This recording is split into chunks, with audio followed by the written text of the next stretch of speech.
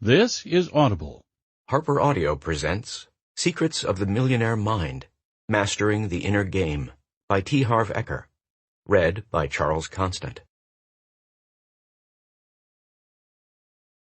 Who the heck is T. Harv Eker, and why should I read this book? People are shocked at the beginning of my seminars when one of the first things I tell them is, "Don't believe a word I say." Why would I suggest that? Because I can only speak from my own experience. None of the concepts and insights I share are inherently true or false, right or wrong. They simply reflect my own results and the amazing results I've seen in the lives of thousands and thousands of my students. Having said that, however, I believe that if you use the principles you learn in this book, you will totally transform your life. Don't just read this book. Study it as if your life depended on it. Then, try the principles out for yourself. Whatever works, keep doing. Whatever doesn't, you're welcome to throw away. I know I may be biased, but when it comes to money, this may be the most important book you have ever read. I understand that's a bold statement, but the fact is, this book provides the missing link between your desires for success and your achievement of success. As you've probably found out by now, those are two different worlds. No doubt you've read other books, listened to tapes or CDs, gone to courses, and learned about numerous get-rich systems, be they in real estate, stocks, or business. But what happened? For most people, not much. They get a short blast of energy, and then it's back to the status quo. Finally, there's an answer. It's simple, it's law, and you're not going to circumvent it. It all comes down to this. If your subconscious financial blueprint is not set for success, nothing you learn, nothing you know, nothing you do will make much of a difference. In the pages of this book, we will demystify for you why some people are destined to be rich and others are destined for a life of struggle. You will understand the root causes of success, mediocrity, or financial failure, and begin changing your financial future for the better. You'll understand how childhood influences shape our financial blueprint and how these influences can lead to self-defeating thoughts and habits. You will experience powerful declarations that will help you replace your non-supportive ways of thinking with mental wealth files so that you think and succeed just as rich people do. You will also learn practical, step-by-step strategies for increasing your income and building wealth. In Part 1 of this book, we will explain how each of us is conditioned to think and act when it comes to money, and outline 4 key strategies for revising our mental money blueprint. In Part 2, we examine the differences between how rich, middle class, and poor people think, and provide 17 attitudes and actions to take that will lead to permanent changes in your financial life. Throughout the book, we will also share just a few examples of the thousands of letters and emails I've received from students who have attended the Millionaire Mind Intensive Seminar and achieved powerful results in their lives. So, what is my experience? Where am I coming from? Was I always successful? I wish. Like many of you, I supposedly had a lot of potential, but had little to show for it. I read all the books, listened to all the tapes, and went to all the seminars. I really wanted to be successful.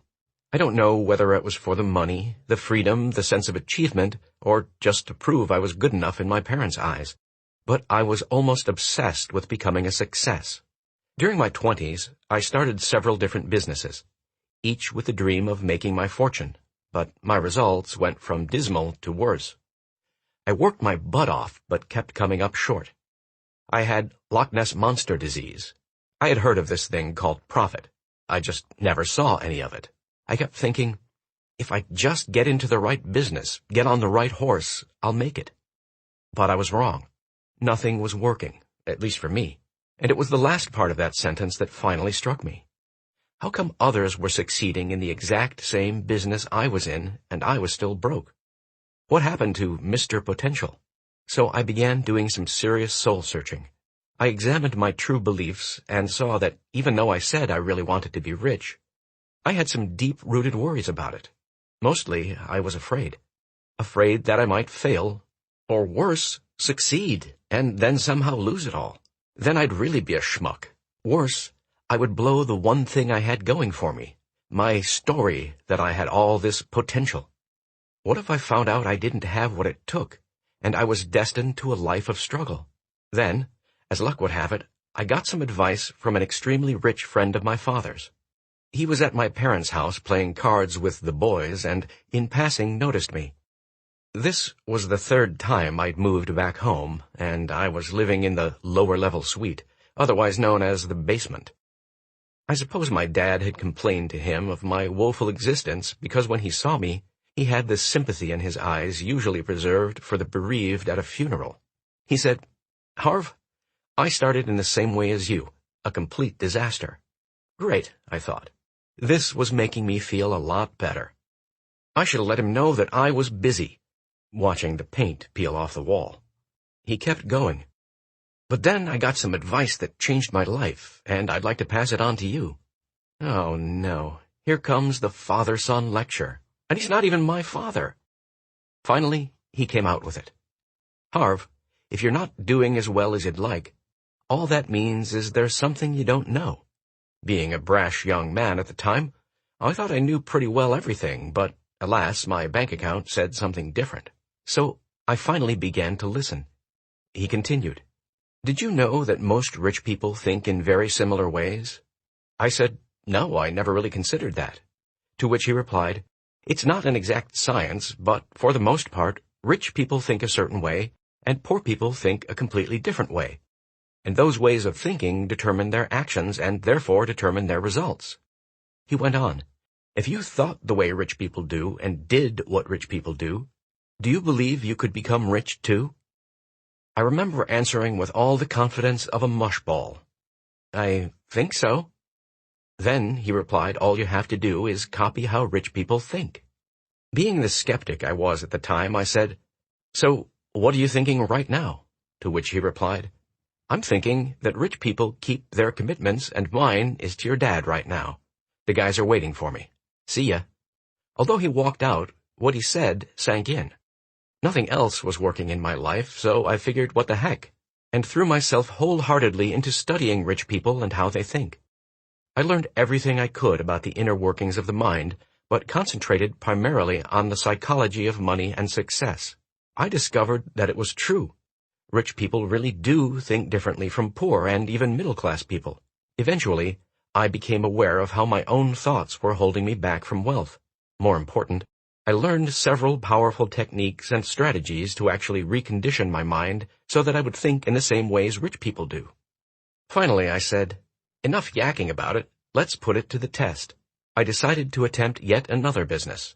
Because I was really into health and exercise, I opened one of the first retail fitness stores in North America. I didn't have any money, so I had to borrow $2,000 on my Visa card to get the business started. I began using what I'd learned by modeling rich people, both in terms of their business strategies and their thinking strategies. The first thing I did was commit to my success and playing to win. I swore I would focus and not even consider leaving this business until I was a millionaire or more. This was radically different from my previous efforts where, because I always thought short-term, I would constantly get sidetracked by either good opportunities or when things got rough. I also began challenging my mental approach whenever I began thinking in financially negative or counterproductive ways. In the past, I believed what my mind said was truth. I learned that in many ways my mind was my biggest obstacle to success. I chose not to entertain thoughts that did not empower me toward my vision of wealth. I used every one of the principles you are going to learn in this book. Did it work? Boy, did it work. The business was so successful that I opened 10 stores in only 2.5 years. I then sold half the company shares to a Fortune 500 company for $1.6 million. After that, I moved to sunny San Diego. I took a couple of years off to refine my strategies and began doing one-on-one business consulting. I presume it was quite effective for people because they kept bringing friends, partners, and associates to our sessions. Soon I was coaching 10 and sometimes 20 people at a time. One of my clients suggested that I might as well open up a school. I thought that was a great idea, so I did.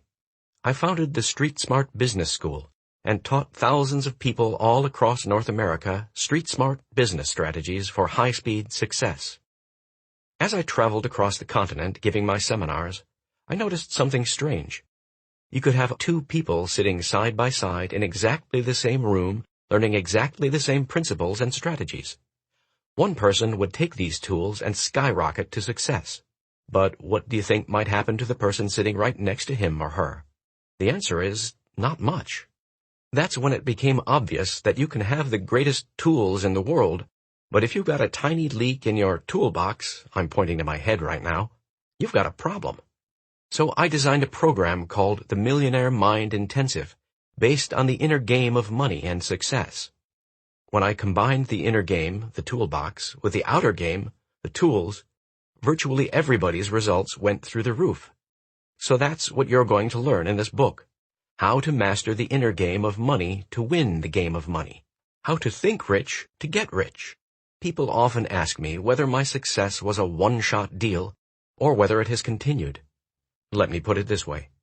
Using the exact principles I teach, I have now earned millions and millions of dollars and am a multi-millionaire several times over. Virtually all my investments and business ventures seem to skyrocket. Some people tell me I have the Midas touch, where everything I get involved in turns to gold. They're right.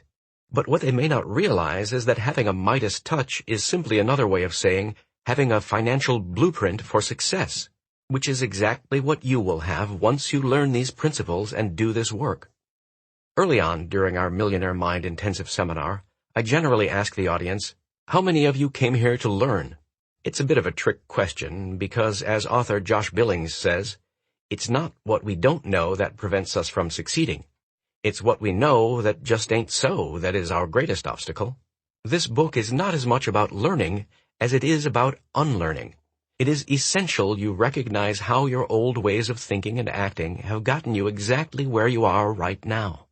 If you're really rich and really happy, fine. But if you're not, I invite you to consider some possibilities that may not fit into your box of what you currently think is right or even appropriate for you.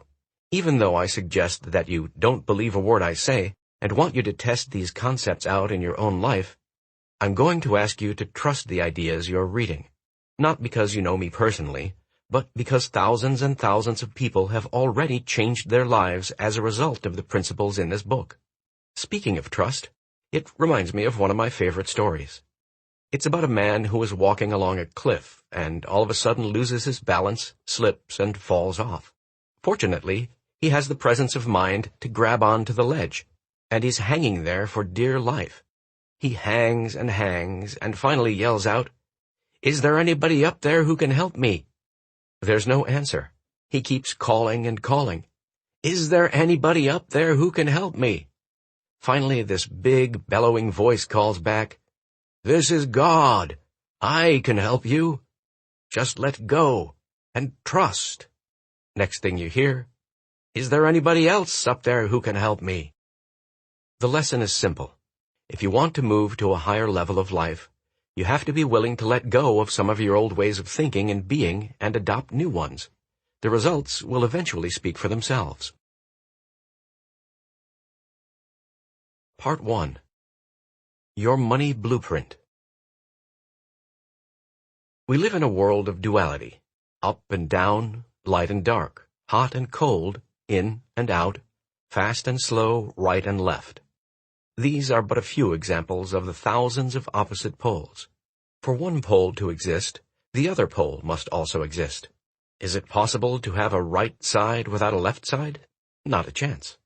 Consequently, just as there are outer laws of money, there must be inner laws. The outer laws include things like business knowledge, money management, and investment strategies. These are essential, but the inner game is just as important. An analogy would be a carpenter and his tools. Having top-of-the-line tools is imperative, but being the top-notch carpenter who masterfully uses those tools is even more critical. I have a saying, it's not enough to be in the right place at the right time. You have to be the right person in the right place at the right time. So, who are you? How do you think? What are your beliefs? What are your habits and traits? How do you really feel about yourself? How confident are you in yourself? How well do you relate to others? How much do you trust others? Do you truly feel that you deserve wealth? What is your ability to act in spite of fear, in spite of worry, in spite of inconvenience, in spite of discomfort? Can you act when you're not in the mood? The fact is that your character, your thinking, and your beliefs are a critical part of what determines the level of your success. One of my favorite authors, Stuart Wilde, puts it this way: the key to success is to raise your own energy. When you do, people will naturally be attracted to you. And when they show up, bill 'em. Wealth principle. Your income can grow only to the extent you do. Why is your money blueprint important? Have you heard of people who have blown up financially? Have you noticed how some people have a lot of money and then lose it, or have excellent opportunities start well but then go sour on them? Now you know the real cause. On the outside, it looks like bad luck, a downturn in the economy, a lousy partner, whatever. On the inside, however, it's another matter. That's why if you come into big money when you're not ready for it on the inside, the chances are your wealth will be short-lived and you will lose it. The vast majority of people simply do not have the internal capacity to create and hold on to large amounts of money, and the increased challenges that go with more money and success. That, my friends, is the primary reason they don't have much money. A perfect example is lottery winners. Research has shown again and again that regardless of the size of their winnings, most lottery winners eventually return to their original financial state, the amount they can comfortably handle. On the other hand, the opposite occurs for self-made millionaires. Notice that when self-made millionaires lose their money, they usually have it back within a relatively short time. Donald Trump is a good example. Trump was worth billions, lost everything, and then a couple of years later got it all back again and more. Why does this phenomenon occur? Because even though some self-made millionaires may lose their money, they never lose the most important ingredient in their success: their millionaire mind. Of course, in the Donald's case, it's his billionaire mind. Do you realize Donald Trump could never be just a millionaire? If Donald Trump had a net worth of only $1 million, how do you think he'd feel about his financial success? Most people would agree that he'd probably feel broke, like a financial failure. That's because Donald Trump's financial thermostat is set for billions, not millions. Most people's financial thermostats are set for generating thousands, not millions of dollars. Some people's financial thermostats are set for generating hundreds, not even thousands. And some people's financial thermostats are set for below zero. They're frickin' freezing, and they don't have a clue as to why. The reality is that most people do not reach their full potential. Most people are not successful. Research shows that 80% of individuals will never be financially free in the way they'd like to be, and 80% will never claim to be truly happy. The reason is simple. Most people are unconscious. They are a little asleep at the wheel. They work and think on a superficial level of life, based only on what they can see. They live strictly in the visible world. The roots create the fruits. Imagine a tree. Let's suppose this tree represents the tree of life. On this tree there are fruits. In our life, our fruits are called our results. So we look at the fruits, our results, and we don't like them. There aren't enough of them. They're too small, or they don't taste good. So what do we tend to do? Most of us put even more attention and focus on the fruits, our results. But what is it that actually creates those particular fruits? It's the seeds and the roots that create those fruits. It's what's under the ground that creates what's above the ground. It's what's invisible that creates what's visible. So what does that mean? It means that if you want to change the fruits, you will first have to change the roots. If you want to change the visible, you must first change the invisible. Of course, some say that seeing is believing. The question I have for such people is, why do you bother paying your electric bill? Although you cannot see electricity, you can certainly recognize and use its power. If you have any doubts as to whether it exists, just stick your finger in an electric socket, and I guarantee that your doubts will quickly disappear. In my experience, what you cannot see in this world is far more powerful than anything you can see. You may or may not agree with this statement, but to the extent that you do not apply this principle in your life, you must be suffering. Why? Because you are going against the laws of nature, whereby what is under the ground creates what is above the ground, where what is invisible creates what is visible. As humans, we are a part of nature, not above it. Consequently, when we align with the laws of nature and work on our roots, our inner world, our life flows smoothly. When we don't, life gets rough. In every forest, on every farm, in every orchard on earth, it's what's under the ground that creates what's above the ground. That's why placing your attention on the fruits that you have already grown is futile. You cannot change the fruits that are already hanging on the tree. You can, however, change tomorrow's fruits. But to do so, you will have to dig below the ground and strengthen the roots. One of the most important things you can understand is that we do not live on only one plane of existence. We live in at least 4 different realms at once. These 4 quadrants are the physical world, the mental world, the emotional world, and the spiritual world. What most people never realize is that the physical realm is merely a printout of the other 3. For example, let's suppose you've just written a letter on your computer. You hit the printer key and the letter comes out of your printer. You look at your hard copy, and lo and behold, you find a typo. So you take out your trusty eraser and rub out the typo. Then you hit print again, and out comes the same typo. Oh my gosh, how could this be? You just erased it. So this time you get a bigger eraser and you rub even harder and longer. You even study a 300-page manual called Effective Erasing. Now you've got all the tools and knowledge you need. You're ready. You hit print, and there it is again. No way, you cry out in stunned amazement. How could this be? What's going on here? Am I in the Twilight Zone?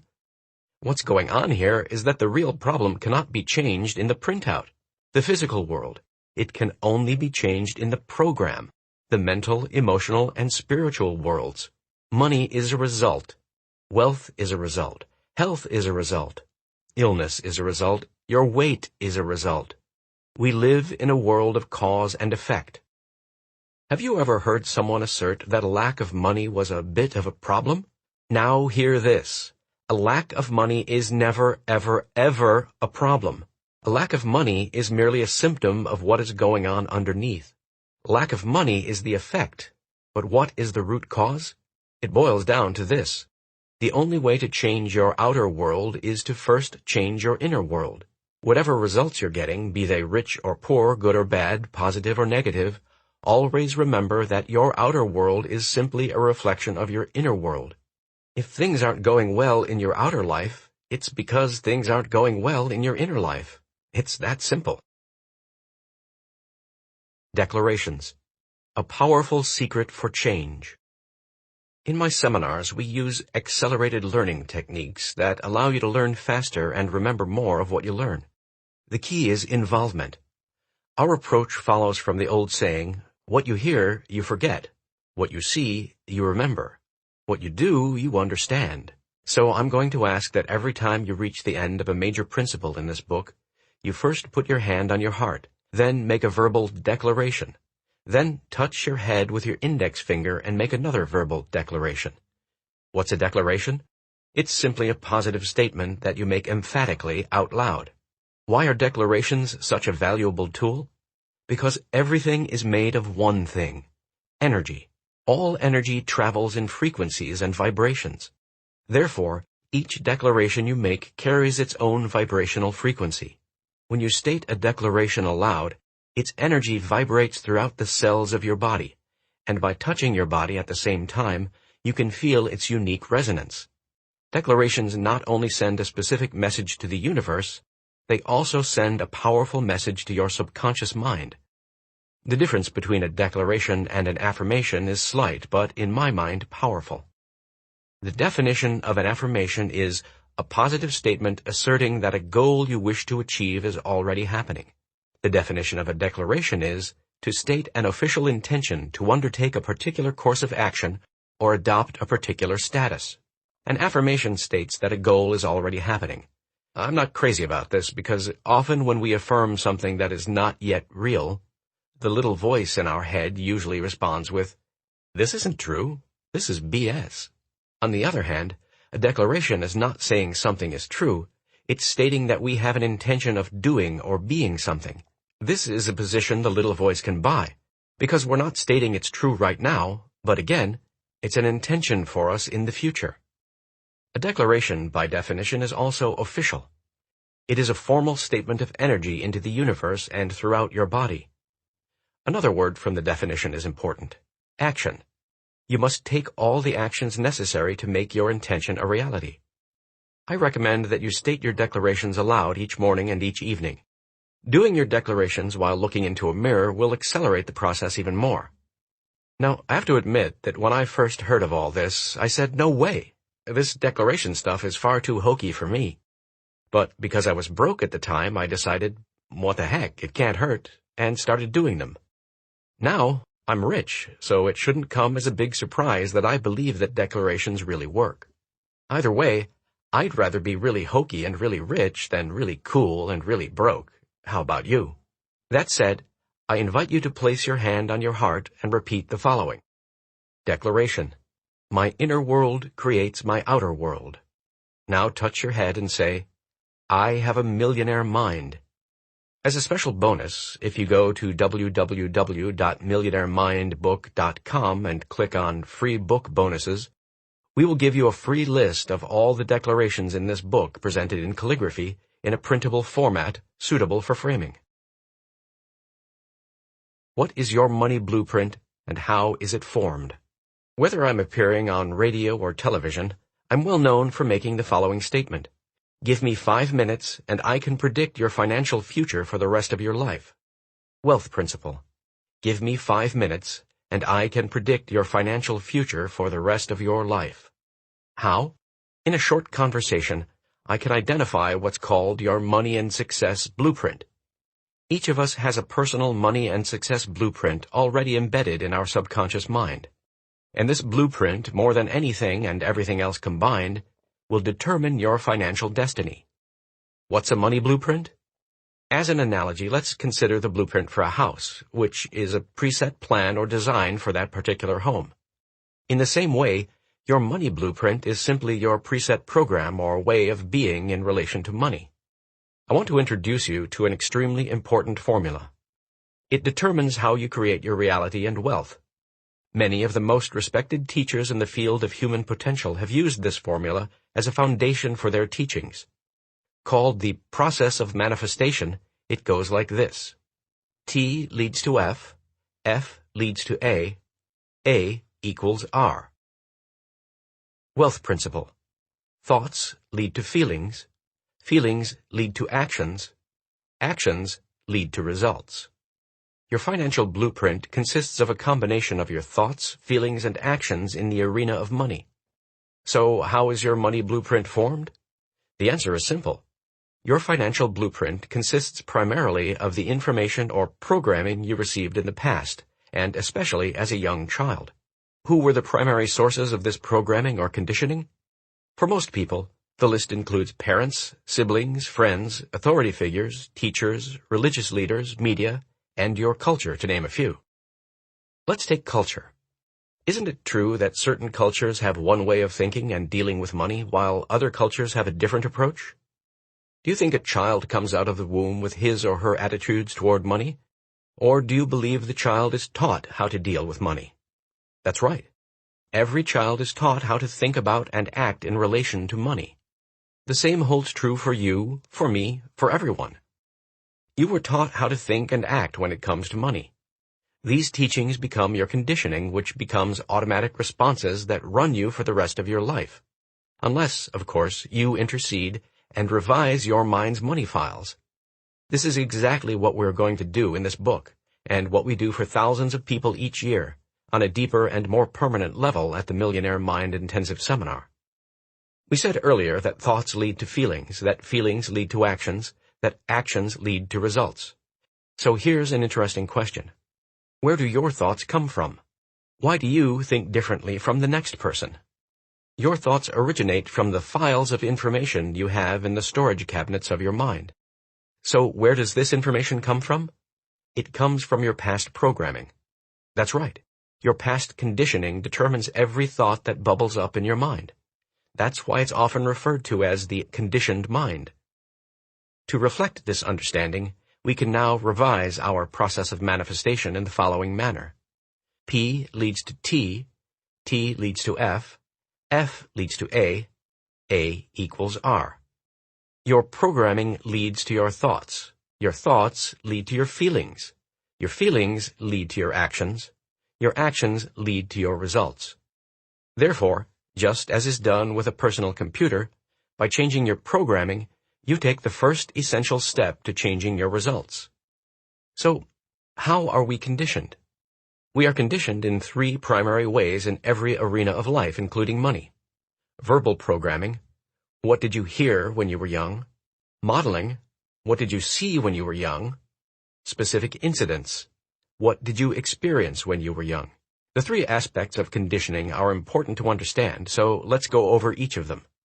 In Part 2 of this book, you will learn how to recondition yourself for wealth and success. The first influence, verbal programming. Let's begin with verbal programming. What did you hear about money, wealth, and rich people when you were growing up?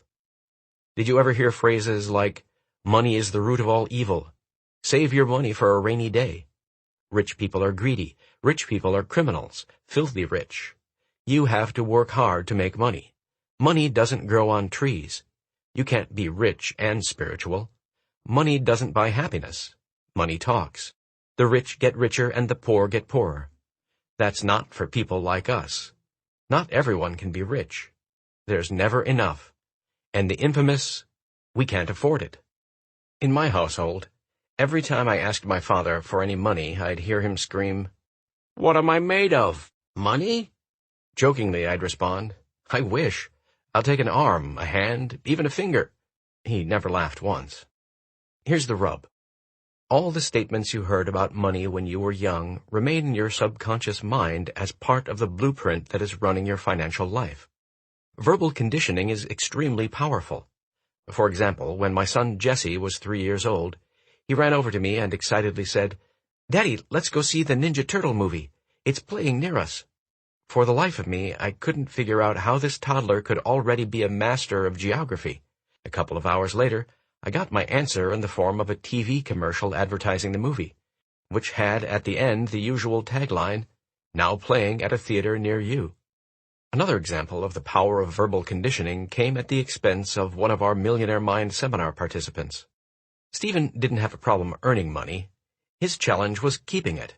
At the time Stephen came to the course, he was earning over $800,000 a year and had been doing so for the past 9 years.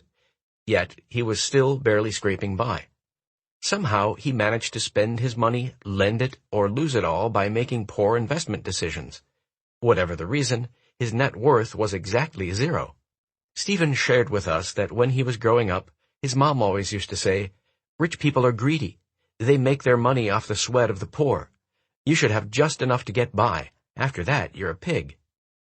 It doesn't take a rocket scientist to figure out what was going on inside Stephen's subconscious mind. No wonder he was broke.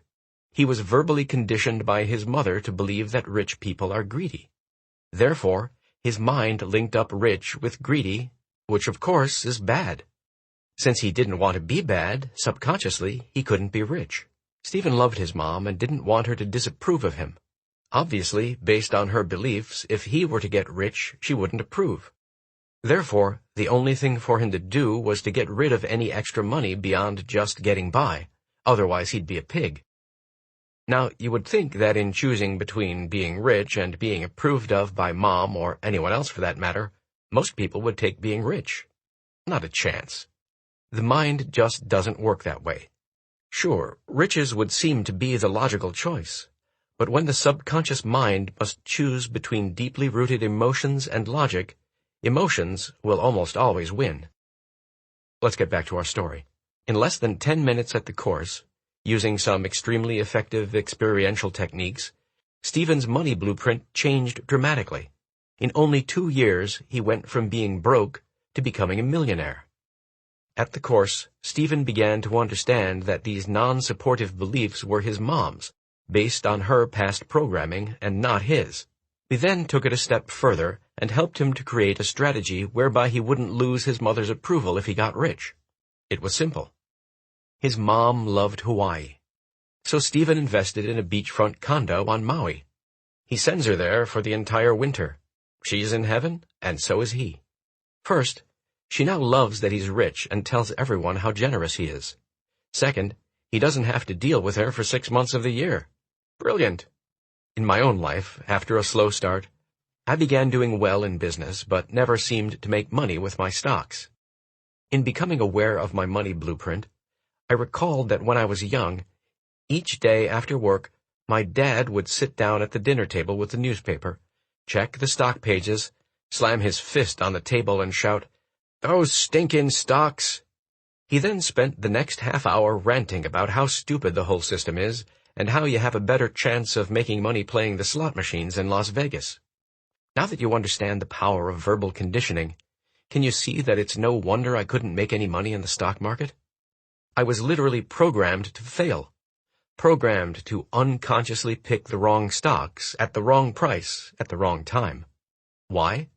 To subconsciously validate my money blueprint that said stocks stink. All I can say is, by digging out this massive toxic weed from my inner financial garden, I began getting inundated with more fruits. Virtually the day after I reconditioned myself, the stocks I chose began to boom, and I've continued to have amazing success in the stock market ever since.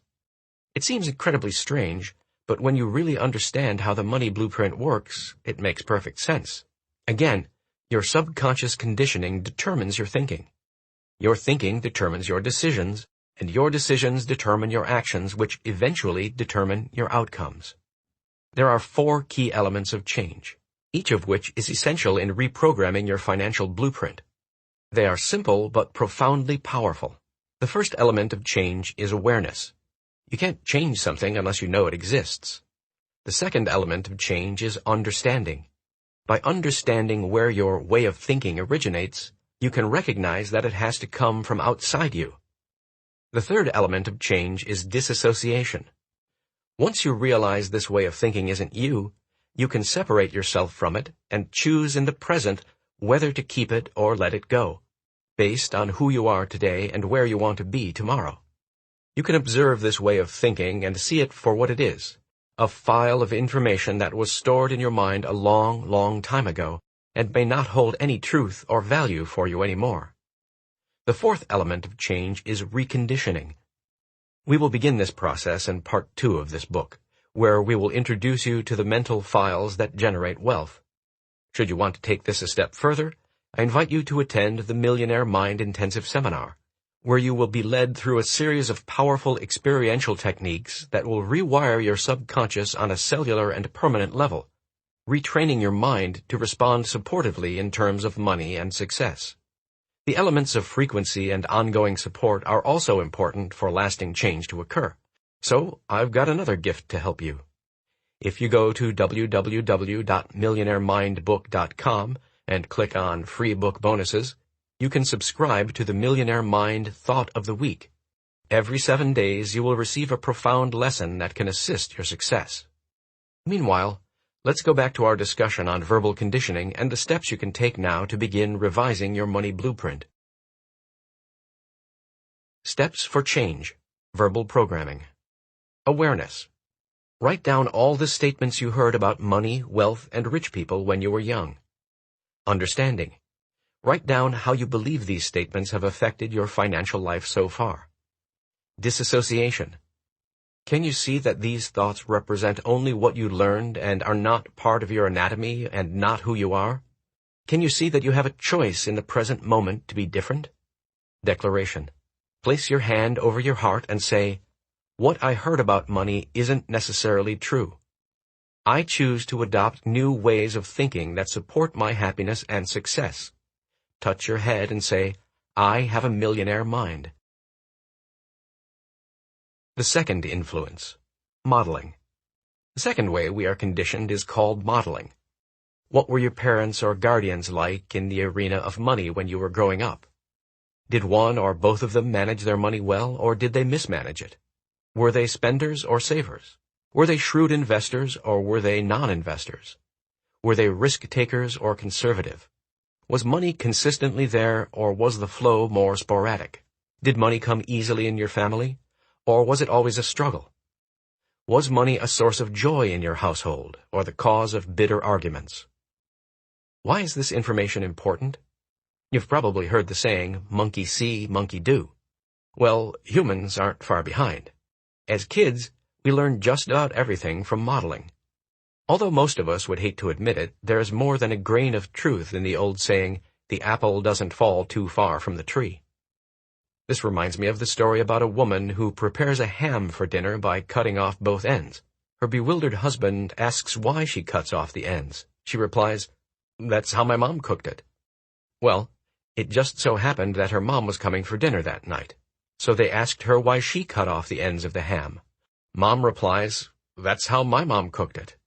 So they decide to call Grandma on the phone and ask why she cut off the ends of the ham.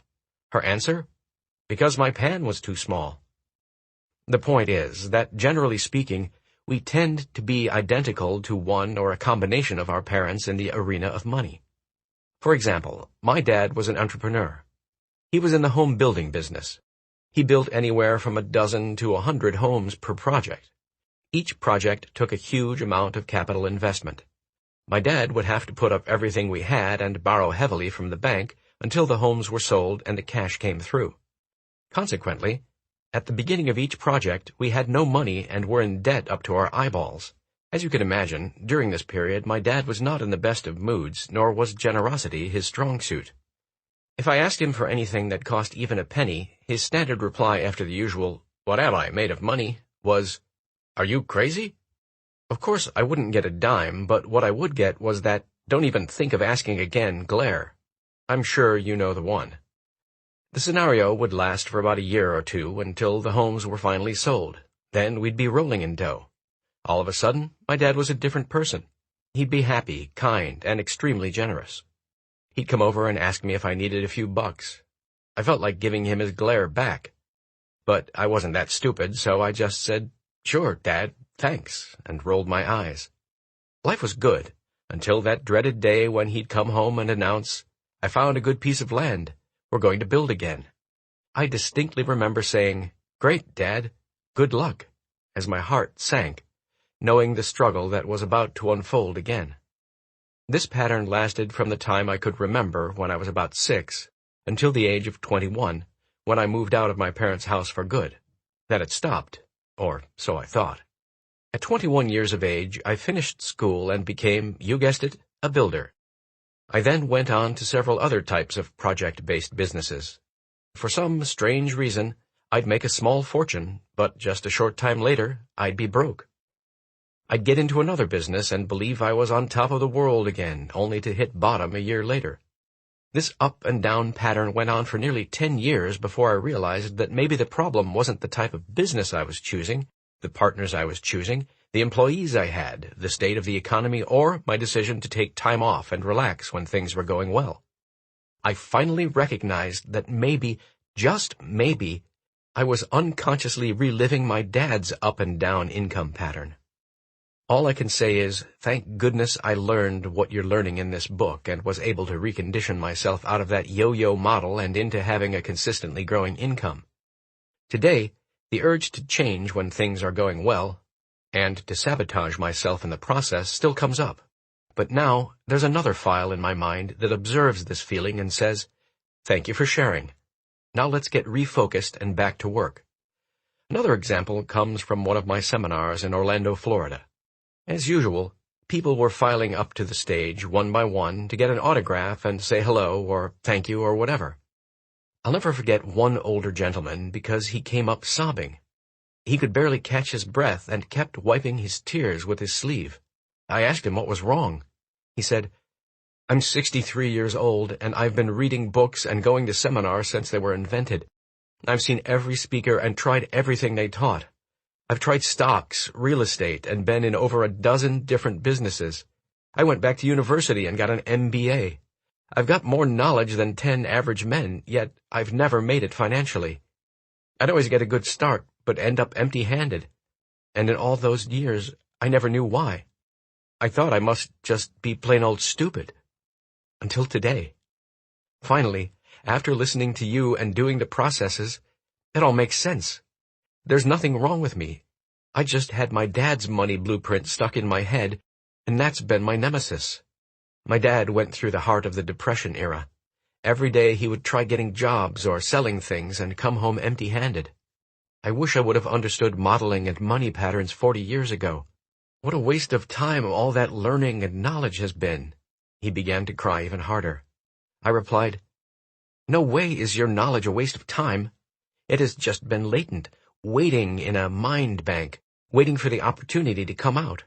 Now that you've formulated a success blueprint, everything you've ever learned will become usable and you will skyrocket to success." For most of us, when we hear the truth, we know it. He started to lighten up and began breathing deeply again. Then a big grin came across his face. He gave me the biggest hug and said, "Thank you, thank you, thank you." Last I heard from him, everything was booming. He has accumulated more wealth in the last 18 months than in the past 18 years combined. I love it. Again, you can have all the knowledge and skills in the world, but if your blueprint isn't set for success, you're financially doomed. We often get seminar participants whose parents were involved in World War II or who lived through the Depression.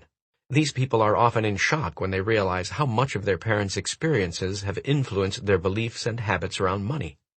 Some spend like crazy because you could easily lose all your money, so you might as well enjoy it while you can. Others go the opposite route. They hoard their money and save for a rainy day. A word of wisdom. Saving for a rainy day might sound like a good idea, but it can create big problems. One of the principles we teach in another of our courses is the power of intention. If you are saving your money for a rainy day, what are you going to get? Rainy days. Stop doing that. Instead of saving for a rainy day, focus on saving for a joyous day or for the day you win your financial freedom. Then, by virtue of the law of intention, that's exactly what you'll get. Earlier we said that most of us tend to be identical to one or both parents in the arena of money, but there's also the flip side of the coin. Some of us end up being exactly the opposite of one or both parents. Why would that happen? Do the words anger and rebellion ring a bell? In short, it just depends on how ticked off you were at them. Unfortunately, as little kids, we can't say to our parents, "Mom and Dad, have a seat. I'd like to discuss something with you. I'm not fond of the way you're managing your money, or, for that matter, your lives, and therefore, when I become an adult, I'll be doing things quite differently. I hope you understand. Good night now and pleasant dreams." No. It doesn't go quite that way. Instead, when our buttons are pushed, we generally freak out, and what comes out sounds more like, "I hate you. I'll never be like you. When I grow up, I'm going to be rich. Then I'll get whatever I want, whether you like it or not." Then we run to our bedroom, slam the door, and start pounding our pillow or whatever else is at hand to vent our frustration. Many people who come from poor families become angry and rebellious about it. Often they either go out and get rich, or at least have the motivation to do so. But there's one little hiccup, which is actually a big burp. Whether such people get rich or work their buns off trying to become successful, they are not usually happy. Why? Because the root of their wealth or motivation for money is anger and resentment. Consequently, money and anger become linked in their minds, and the more money such individuals have or strive for, the angrier they get. Eventually, the higher self says, "I'm tired of being angry and stressed out. I just want to be peaceful and happy." So they ask the same mind that created the link what to do about this situation. To which their mind answers, "If you want to get rid of your anger, you're going to have to get rid of your money." So they do. They subconsciously get rid of their money. They overspend, or make a poor investment decision, or get a financially disastrous divorce, or they sabotage their success in some other way. But no matter, because now these folks are happy, right? Wrong. Things are even worse because now they're not just angry, they're broke and angry. They got rid of the wrong thing. They got rid of the money instead of the anger, the fruit instead of the root. Meanwhile, the real issue is, and always was, the anger between them and their parents. And until that anger is resolved, they will never be truly happy or peaceful regardless of how much money they have or don't have. The reason or motivation you have for making money or creating success is vital. If your motivation for acquiring money or success comes from a non-supportive root such as fear, anger, or the need to prove yourself, your money will never bring you happiness. Why? Because you can't solve any of these issues with money. Take fear, for instance. During my seminars, I ask the audience, how many of you would cite fear as your primary motivation for success? Not many people put up their hand. However, then I ask, how many of you would cite security as one of your main motivators for success? Almost everyone puts up his or her hand. But get this, security and fear are both motivated by the same thing. Seeking security comes from insecurity, which is based in fear. So, will more money dissolve the fear? You wish. But the answer is absolutely not. Why? Because money is not the root of the problem. Fear is. What's even worse is that fear is not just a problem, it's a habit. Therefore, making more money will only change the kind of fear we have. When we were broke, we were most likely afraid we'd never make it or never have enough. Once we make it, however, our fear usually changes to, what if I lose what I've made? Or, everyone's going to want what I have? Or, I'm going to get creamed in taxes.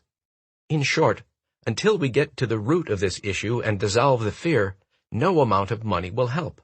Of course, given the choice, most of us would rather worry about having money and losing it than not having it at all, but neither are overly enlightened ways to live. As with those of us driven by fear, many people are motivated to achieve financial success to prove they are good enough. We'll cover this challenge in detail in part 2 of this book, but for now, just realize that no amount of money can ever make you good enough. Money can't make you something you already are. Again, as with fear, the always having to prove yourself issue becomes your habitual way of living. You don't even recognize it's running you. You call yourself a high achiever, a hard driver, determined, and all these traits are fine. The only question is why? What is the root engine that drives all this? For people who are driven to prove they are good enough, no amount of money can ease the pain of that inner wound that makes everything and everyone in their life not enough. No amount of money, or anything else for that matter, will ever be enough for people who feel they are not good enough themselves. Again, it's all about you. Remember, your inner world reflects your outer world. If you believe you are not enough, you will validate that belief and create the reality that you don't have enough.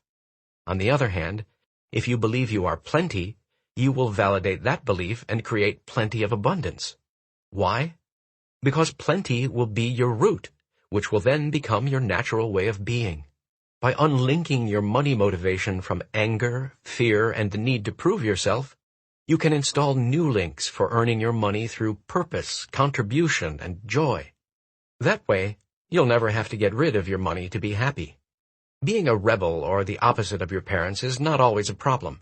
To the contrary, if you were a rebel, often the case with second-born children, and your folks had poor money habits, it's probably a good thing that you are their opposite. On the other hand, if your parents were successful and you're rebelling against them, you could be in for serious financial difficulties. Either way, what's important is to recognize how your way of being relates to one or both of your parents in the arena of money. Steps for change. Modeling.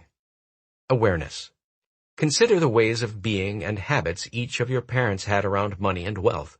Write down how you may be identical or opposite to either of them. Understanding. Write down the effect this modeling has had on your financial life. Disassociation. Can you see this way of being is only what you learned and isn't you? Can you see you have a choice in the present moment to be different? Declaration. Place your hand over your heart and say, what I modeled around money was their way. I choose my way. Touch your head and say, I have a millionaire mind. The third influence. Specific incidents. The third primary way in which we are conditioned is by specific incidents. What did you experience when you were young around money, wealth, and rich people? These experiences are extremely important because they shape the beliefs, or rather the illusions, you now live by. Let me give you an example. A woman who was an operating room nurse attended the Millionaire Mind Intensive Seminar. Josie had an excellent income, but somehow she always spent all of her money. When we dug a little deeper, she revealed that when she was 11 years old, she remembers being at a Chinese restaurant with her parents and her sister. Her mom and dad were having yet another bitter argument about money. Her dad was standing up, screaming and slamming his fist on the table. She remembers him turning red, then blue, then falling to the floor from a heart attack. She was on the swim team at school and had CPR training, which she administered, but to no avail. Her father died in her arms. And so, from that day forth, Josie's mind linked money with pain. It's no wonder, then, that as an adult she subconsciously got rid of all her money in an effort to get rid of her pain. It's also interesting to note that she became a nurse. Why? Is it possible that she was still trying to save her dad?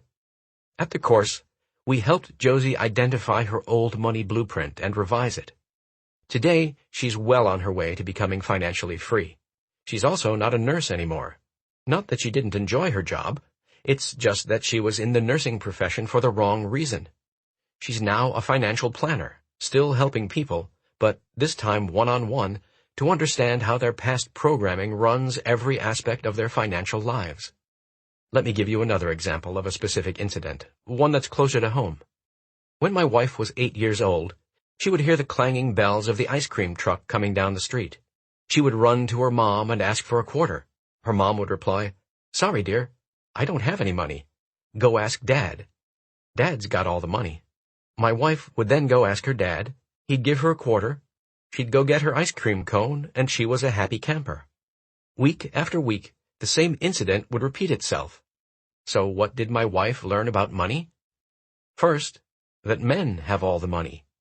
So once we got married, what do you think she expected from me? That's right, money. And I'll tell you what, she wasn't asking for quarters anymore. Somehow she'd graduated. Second, she'd learned that women don't have money. If her mom, the deity, didn't have money, obviously this was the way she should be. To validate that way of being, she would subconsciously get rid of all her money. She was quite precise about it, too. If you gave her $100, she'd spend $100. If you gave her $200, she'd spend $200. If you gave her $500, she'd spend $500, and if you gave her $1,000, she'd spend $1,000. Then she took one of my courses and learned all about the art of leverage. I gave her $2,000, she spent $10,000. I tried to explain, no, honey, leverage means we're the ones who are supposed to get the $10,000, not spend it. Somehow it just wasn't sinking in. The only thing we ever fought about was money. It almost cost us our marriage. What we didn't know at the time was that the meanings each of us attributed to money were radically different. To my wife, money meant immediate pleasure, as in enjoying her ice cream.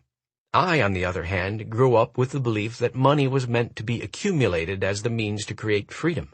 As far as I was concerned, whenever my wife spent money, she wasn't spending money, she was spending our future freedom. And as far as she was concerned, whenever I held her back from spending, I was taking away her pleasure in life. Thank goodness we learned how to revise each of our money blueprints and, more importantly, create a third money blueprint specifically for the relationship.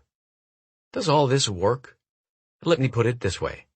I've witnessed 3 miracles in my life. 1, the birth of my daughter. 2, the birth of my son. 3, my wife and I not fighting about money anymore. Statistics show that the #1 cause of all relationship breakups is money. The biggest reason behind the fights people have about money is not the money itself, but the mismatch of their blueprints. It doesn't matter how much money you have or don't have. If your blueprint doesn't match that of the person you're dealing with, you'll have a major challenge. This goes for married couples, dating couples, family relationships, and even business associates. The key is to comprehend that you are dealing with blueprints, not money. Once you recognize a person's money blueprint, you can deal with your partner in a way that works for both of you. You can begin by becoming aware that your partner's money files are probably not the same as yours. Instead of getting upset, choose understanding. Do your best to find out what's important to your partner in the arena of money, and identify his or her motivations and fears.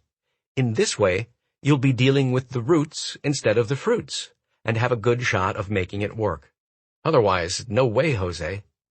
One of the most important things you will learn, should you decide to attend the Millionaire Mind Intensive Seminar, is how to recognize your partner's money blueprint, as well as how to create a brand new blueprint between both of you that helps you as partners get what you really want. It is truly a blessing to be able to do this, as it alleviates one of the biggest causes of pain for most people. Steps for change. Specific incidents. Here's an exercise you can do with your partner. Sit down and discuss the history each of you brings to your thoughts about money. What you heard when you were young. What was modeled in your family, and any emotional incidents that occurred. Also, find out what money really means to your partner. Is it pleasure, or freedom, or security, or status? This will assist you in identifying each other's current money blueprint and may help you discover why you might be disagreeing in this area. Next, discuss what you want today, not as individuals, but as a partnership. Decide and agree upon your general goals and attitudes with regard to money and success. Then create a list of these attitudes and actions you both agree to live by and write them down. Post them on the wall, and if ever there's an issue, gently, very gently, remind each other what you decided together when you were both objective, unemotional, and outside the grip of your old money blueprints. Awareness. Consider a specific emotional incident you experienced around money when you were young. Understanding. Write down how this incident may have affected your current financial life. Disassociation. Can you see this way of being is only what you learned and isn't you? Can you see you have a choice in the present moment to be different? Declaration. Place your hand on your heart and say, I release my non-supportive money experiences from the past and create a new and rich future. Touch your head and say, I have a millionaire mind. Success story from Deborah Chamitoff. From Deborah Chamitoff to T. Harv Eker. Subject, Financially Free. Harv. Today I have 18 sources of passive income, and I no longer need a job. Yes, I am rich, but more importantly, my life is enriched, joyful, and abundant. But it wasn't always this way. Money used to be a burden to me. I trusted strangers to manage my financial affairs just so I wouldn't have to deal with it. I lost almost everything during the last stock market crash, and I didn't even realize it until it was too late. Most importantly, I lost my self-respect. Paralyzed with fear, shame, and hopelessness, I withdrew from everyone and everything around me. I continued to punish myself right up until I was dragged to the millionaire mind. During that transformational weekend, I reclaimed my power and resolved to take control of my own financial destiny. I embraced the declarations of wealth and forgave myself for past mistakes, truly believing that I deserved to be wealthy. And now, I'm actually having fun managing my own money.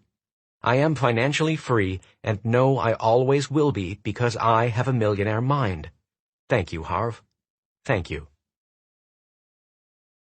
So what is your money blueprint set for?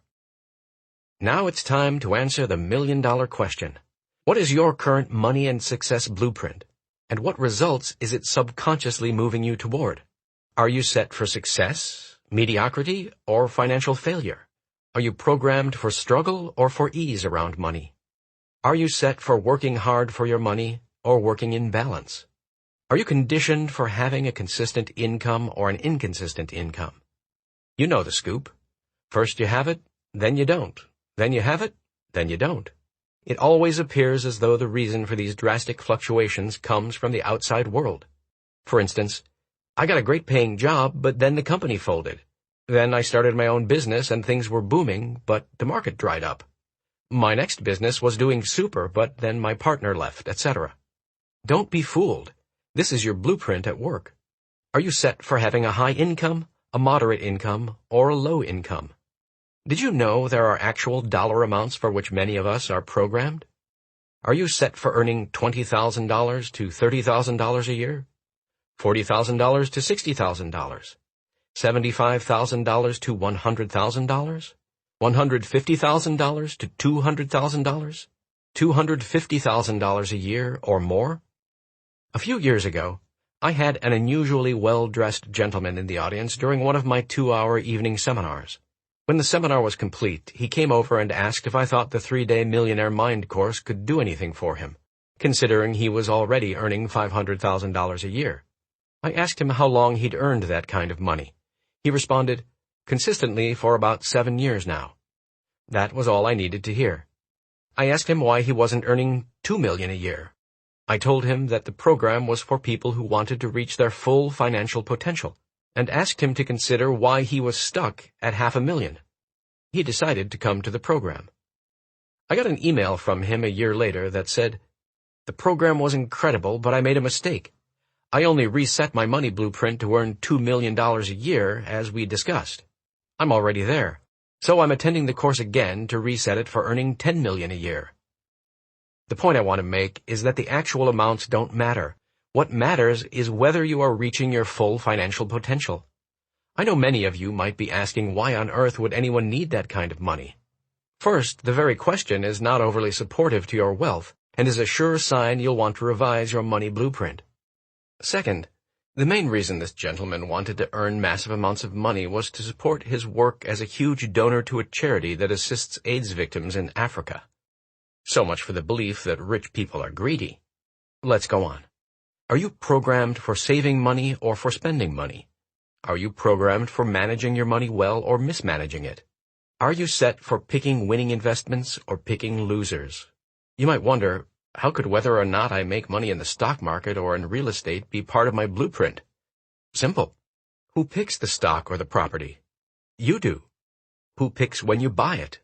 You do. Who picks when you sell it? You do. I guess you've got something to do with the equation. I have an acquaintance in San Diego named Larry. Larry is a magnet when it comes to making money. He definitely has a high-income blueprint. But he has the kiss of death when it comes to investing his money. Whatever he buys drops like a rock. Would you believe his dad had the exact same problem? Duh. I keep in close touch with Larry so I can ask him for investment advice. It is always perfect. Perfectly wrong. Whatever Larry suggests, I go the other way. I love Larry. On the other hand, notice how many other people seem to have what we termed earlier the Midas touch. Everything they get involved with turns to gold. Both the Midas touch and the kiss of death syndromes are nothing more than the manifestations of money blueprints. Once again, your money blueprint will determine your financial life, and even your personal life. If you are a woman whose money blueprint is set for low, chances are you will attract a man who is also set for low so you can stay in your financial comfort zone and validate your blueprint. If you are a man who is set for low, chances are you will attract a woman who is a spender and gets rid of all your money, so you can stay in your financial comfort zone and validate your blueprint. Most people believe the success of their business is primarily dependent on their business skills and knowledge, or at least their timing of the marketplace. I hate to be the one to break it to you, but that's la-la land, which is another way of saying not a chance. How well your business does is a result of your money blueprint. You will always validate your blueprint. If you have a blueprint that is set for earning $100,000 a year, that's exactly how well the business will do, enough to earn you about $100,000 a year. If you're a salesperson and your blueprint is set for earning $50,000 a year, and somehow you make a huge sale that makes you $90,000 that year, either the sale will cancel, or if you do end up with the $90,000, get ready for a crummy year to follow to make up for it and bring you back to the level of your financial blueprint. On the other hand, if you're set for earning $50,000 and you've been in a slump for a couple of years, don't worry, you'll get it all back. You have to. It's the subconscious law of the mind and money. Someone in this position would probably walk across the street, get hit by a bus, and end up with exactly $50,000 a year in insurance. It's simple. One way or another, if you're set for $50,000 a year, eventually that's what you'll get. So again, how can you tell what your money blueprint is set for? One of the most obvious ways is to look at your results. Look at your bank account. Look at your income. Look at your net worth. Look at your success with investments. Look at your business success. Look at whether you're a spender or a saver. Look at whether you manage money well. Look at how consistent or inconsistent you are. Look at how hard you work for your money. Look at your relationships that involve money. Is money a struggle, or does it come to you easily? Do you own a business, or do you have a job? Do you stick with one business or job for a long time, or do you jump around a lot? Your blueprint is like a thermostat. If the temperature in the room is 72 degrees, chances are good that the thermostat is set for 72 degrees. Now, here's where it gets interesting. Is it possible that because the window is open and it is cold outside, the temperature in the room can drop to 65 degrees? Of course. But what will eventually happen? The thermostat will kick in and bring the temperature back to 72. Also, is it possible that because the window is open and it's hot outside, the temperature in the room can go up to 77 degrees? Sure it could. But what will eventually happen? The thermostat will kick in and bring the temperature back to 72. The only way to permanently change the temperature in the room is to reset the thermostat. In the same way, the only way to change your level of financial success permanently is to reset your financial thermostat, otherwise known as your money blueprint. You can try anything and everything else you want.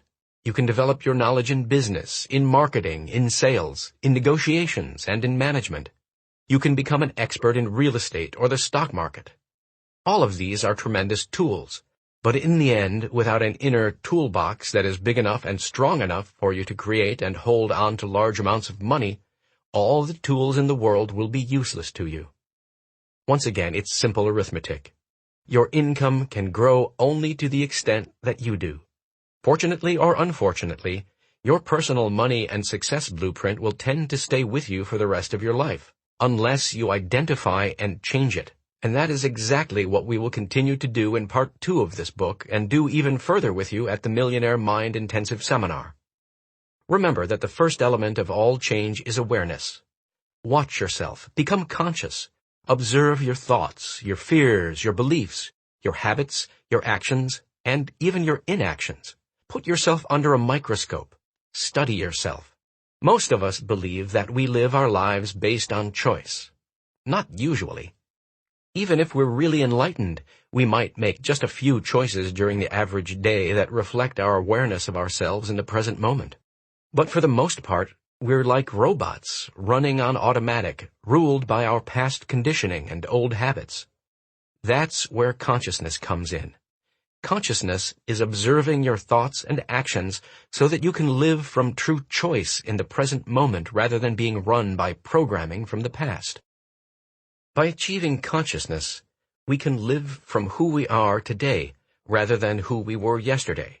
In this way, we can respond appropriately to situations, tapping the full range and potential of our skills and talents, rather than inappropriately reacting to events driven by the fears and insecurities of the past. Once you are conscious, you can see your programming for what it is, simply a recording of information you received and believed in the past, when you were too young to know any better. You can see that this conditioning is not who you are, but who you learned to be. You can see that you are not the recording, but the recorder. You are not the content in the glass, but the glass itself. You are not the software, but the hardware. Yes, genetics may play a role, and yes, spiritual aspects may come into play, but much of what shapes who you are comes from other people's beliefs and information. As I suggested earlier, beliefs are not necessarily true or false, right or wrong, but regardless of their validity, beliefs are opinions that are passed around and then down from generation to generation to you. Knowing this, you can consciously choose to release any belief or way of being that is not supportive to your wealth, and you can replace it with one that is. In our course, we teach that no thought lives in your head rent-free. Each thought you have will either be an investment or a cost. It will either move you toward happiness and success or away from it. It will either empower you or disempower you. That's why it is imperative you choose your thoughts and beliefs wisely. Realize that your thoughts and beliefs aren't who you are, and they are not necessarily attached to you. As precious as you believe them to be, they have no more importance and meaning than you give them. Nothing has meaning except for the meaning you give it. Recall how at the beginning of this book I suggested you don't believe a word I say? Well, if you really want to take off in your life, don't believe a word you say. And if you want instant enlightenment, don't believe a thought you think. Meanwhile, if you're like most people, you're going to believe something, so you might as well adopt beliefs that support you, rich beliefs. Remember, thoughts lead to feelings, which lead to actions, which lead to results. You can choose to think and act like rich people do, and therefore create the results that rich people create. The question is, how do rich people think and act? That's exactly what you'll discover in part 2 of this book. If you want to change your financial life forever, read on. Declaration. Place your hand on your heart and say, I observe my thoughts and entertain only those that empower me. Touch your head and say, I have a millionaire mind. Success story from Rhonda and Bob Baines. From Rhonda and Bob Baines to T. Harv Eker. Subject, We Feel Free. We went to the Millionaire Mind Intensive not really knowing what to expect. We were very impressed with the results. Before attending the seminar, we were having a lot of money problems. We never seemed to get ahead. We would continually be in debt and not know why. We would pay off our credit cards, usually from a large bonus at work, only to get back into debt within 6 months. It did not matter how much money we made. We were very frustrated and argued a lot. Then we attended Millionaire Mind. While listening to Harv, my husband and I kept squeezing each other's leg and smiling and looking at each other. We heard so much information that had us saying, No wonder. Oh, so that's why. Everything makes sense now. We were very excited. We learned how he and I think so differently when it comes to money, how he is a spender and how I am an avoider. What a horrible combination. After hearing the information, we stopped blaming each other and started understanding each other, and ultimately started to appreciate and love each other more. It is almost a year later, and we still do not argue about money. We just talk about what we learned. We are no longer in debt. In fact, we have money in savings, the first time in our 16-year relationship. Yeah. We now not only have money for our future, but we also have enough money for our normal everyday expenses, playing, education, long-term savings for a home, and we even have money to share and give away. It feels wonderful knowing that we can use money in those areas and not feel guilty because we allocated and dedicated it for that purpose. We feel free. Thank you very much, Harv. Part 2. The Wealth Files. 17 Ways Rich People Think and Act Differently from Poor and Middle-Class People. In Part 1 of this book, we discussed the process of manifestation. Recall that thoughts lead to feelings, feelings lead to actions, and actions lead to results. Everything begins with your thoughts, which are produced by your mind.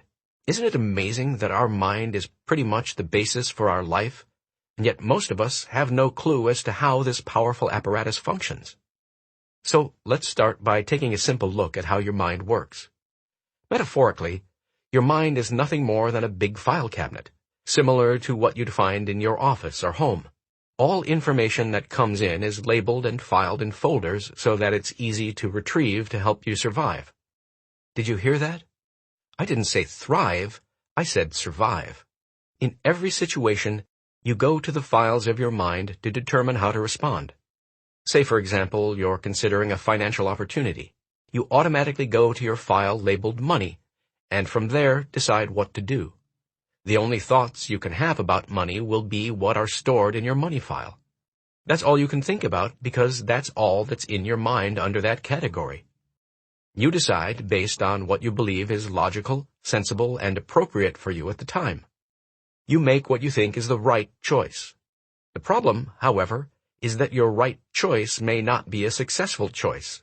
In fact, what makes perfect sense to you may consistently produce perfectly poor results. For instance, let's say my wife is in the mall. That shouldn't be too hard for me to imagine. She sees this green purse. It's on sale for 25% off. She immediately goes to her mind files with the question, should I get this purse?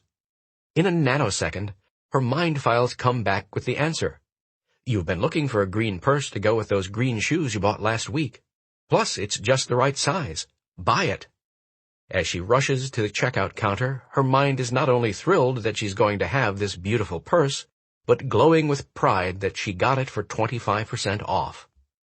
To her mind, this purchase makes perfect sense. She wants it, she believes she needs it, and it is such a deal. However, At no point did her mind come up with the thought, "True, this is a really nice purse, and true, this is a great deal, but right now I'm $3,000 in debt, so I'd better hold off." She didn't come up with that information because no file in her head contains that.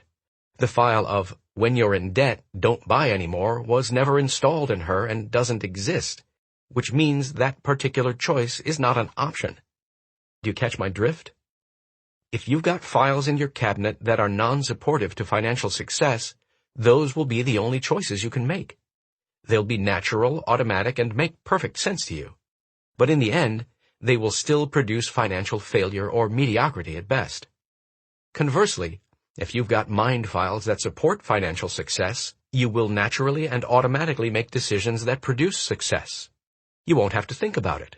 Your normal way of thinking will result in success, kind of like Donald Trump. His normal way of thinking produces wealth. When it comes to money, wouldn't it be incredible if you could inherently think how rich people think? I sure hope you said absolutely, or something to that effect. Well, you can. As we stated previously, the first step to any change is awareness, meaning the first step to thinking the way rich people think is to know how rich people think.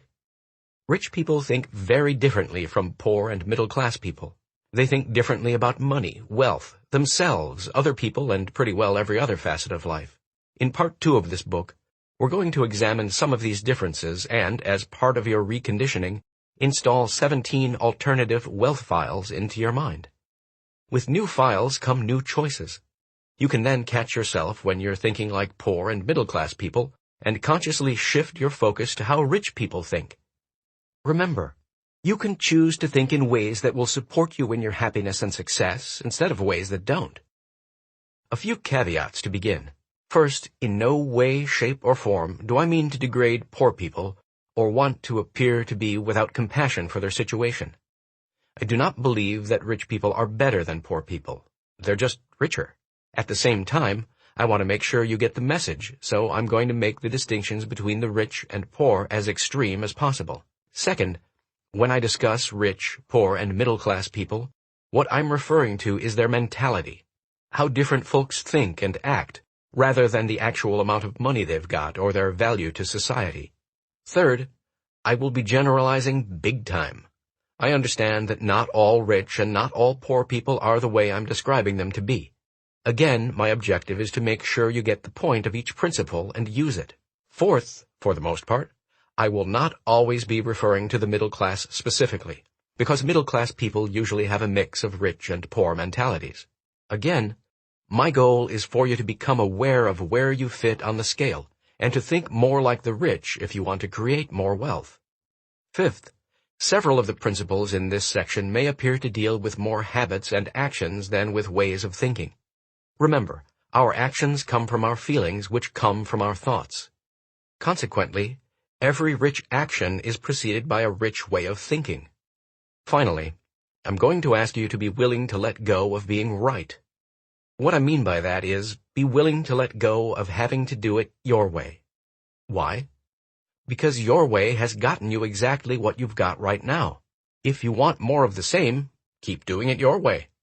If you're not yet rich, however, maybe it's time you consider a different way, especially one that comes from someone who is really, really rich and has put thousands of others on the road to wealth too. It's up to you.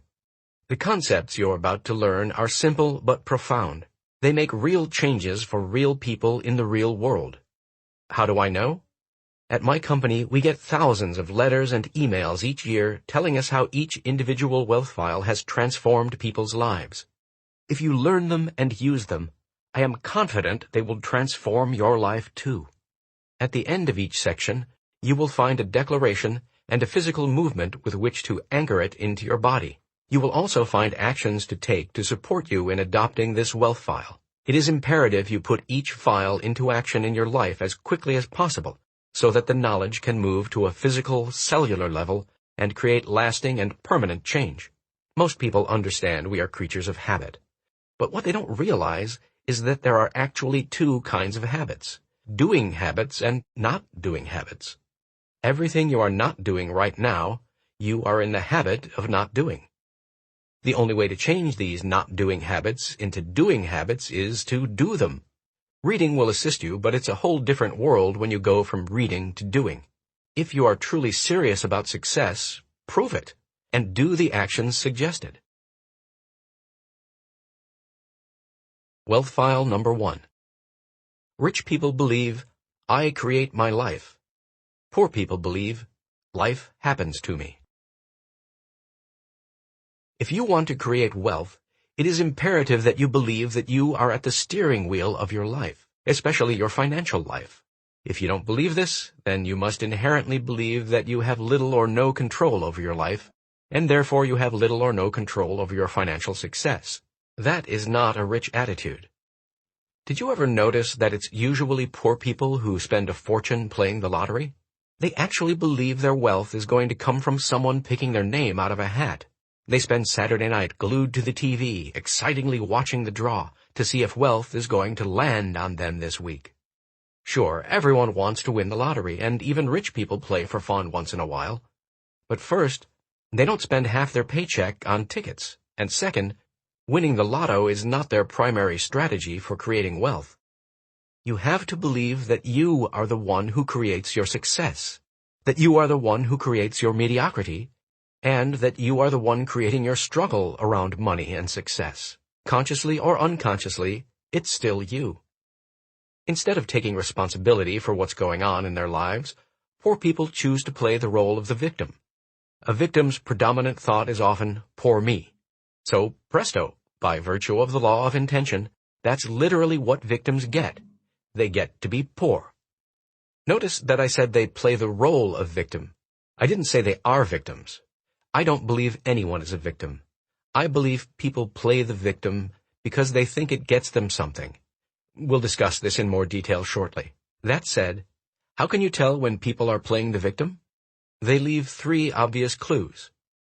Now, before we talk about these clues, I want you to realize that I fully understand that none of these ways of being has anything to do with anyone reading this book. But maybe, just maybe, you might know someone who can relate. And maybe, just maybe, you might know that person intimately. Either way, I suggest you pay close attention to this section. Victim clue number 1. Blame. When it comes to why they're not rich, most victims are professionals at the blame game. The object of this game is to see how many people and circumstances you can point the finger at without ever looking at yourself. It's fun for victims, at least. Unfortunately, it's not such a blast for anyone else who is unlucky enough to be around them. That's because those in close proximity to victims become easy targets. Victims blame the economy. They blame the government. They blame the stock market. They blame their broker. They blame their type of business. They blame their employer. They blame their employees. They blame their manager. They blame the head office. They blame their upline or their downline. They blame customer service. They blame the shipping department. They blame their partner. They blame their spouse. They blame God. And, of course, they always blame their parents.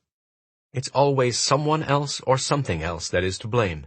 The problem is anything or anyone but them. Victim clue number 2. Justifying.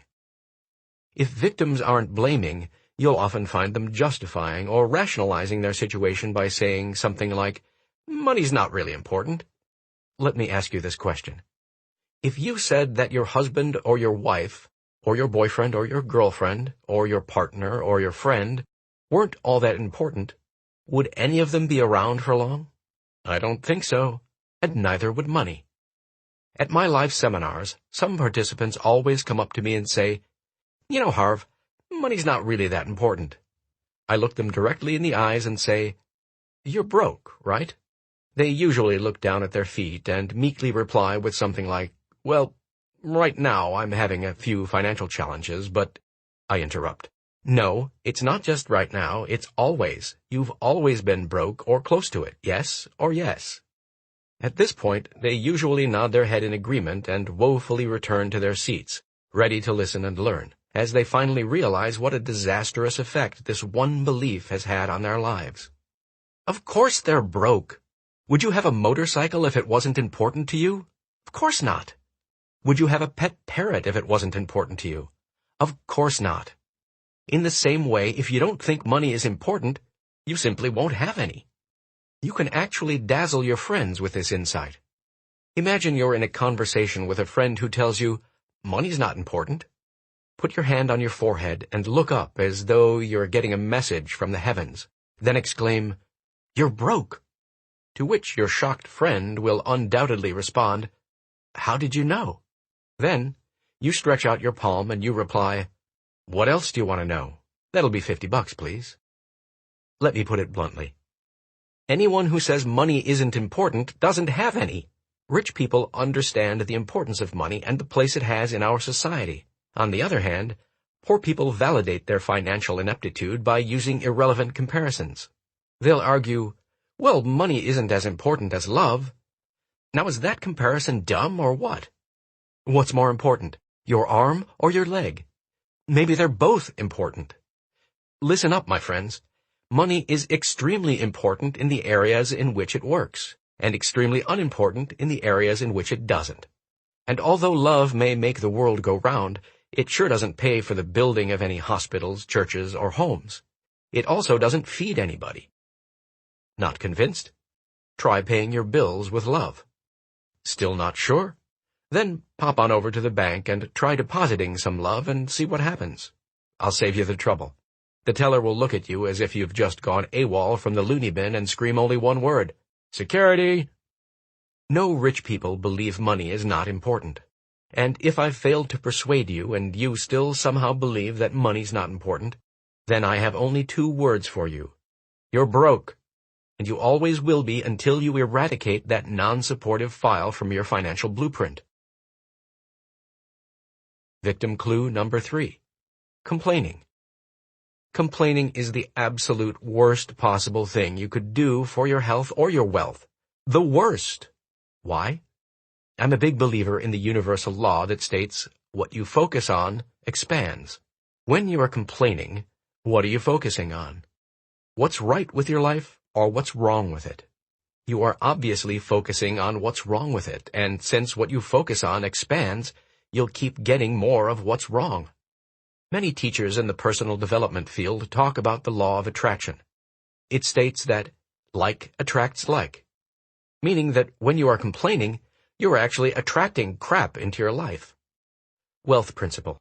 When you are complaining, you become a living, breathing crap magnet. Have you ever noticed that complainers usually have a tough life? It seems that everything that could go wrong does go wrong for them. They say, "Of course I complain. Look how crappy my life is." And now that you know better, you can explain to them, "No, it's because you complain that your life is so crappy. Shut up, and don't stand near me." Which brings us to another point. You have to make darn sure not to put yourself in the proximity of complainers. If you absolutely have to be nearby, make sure you bring a steel umbrella, or the crap meant for them will get you too. I stay as far away from complainers as possible because negative energy is infectious. Plenty of people, however, love to hang out and listen to complainers. Why? It's simple. They're waiting for their turn. You think that's bad? Wait till you hear what happened to me. Here's some homework that I promise will change your life. For the next 7 days, I challenge you to not complain at all. Not just out loud, but in your head as well. But you have to do it for the full 7 days. Why? Because for the first few days, you may still have some residual crap coming to you from before. Unfortunately, crap doesn't travel at the speed of light, you know. It travels at the speed of crap. So it might take a while to clear out.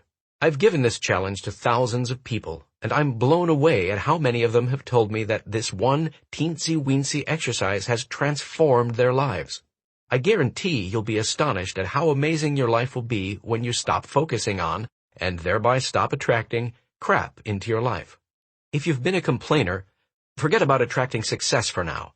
For most people, just getting to neutral would be a great start. Blame, justification, and complaining are like pills. They are nothing more than stress reducers. They alleviate the stress of failure. Think about it. If a person weren't failing in some way, shape, or form, would he or she need to blame, justify, or complain? The obvious answer is no. From now on, As you hear yourself disastrously blaming, justifying, or complaining, cease and desist immediately.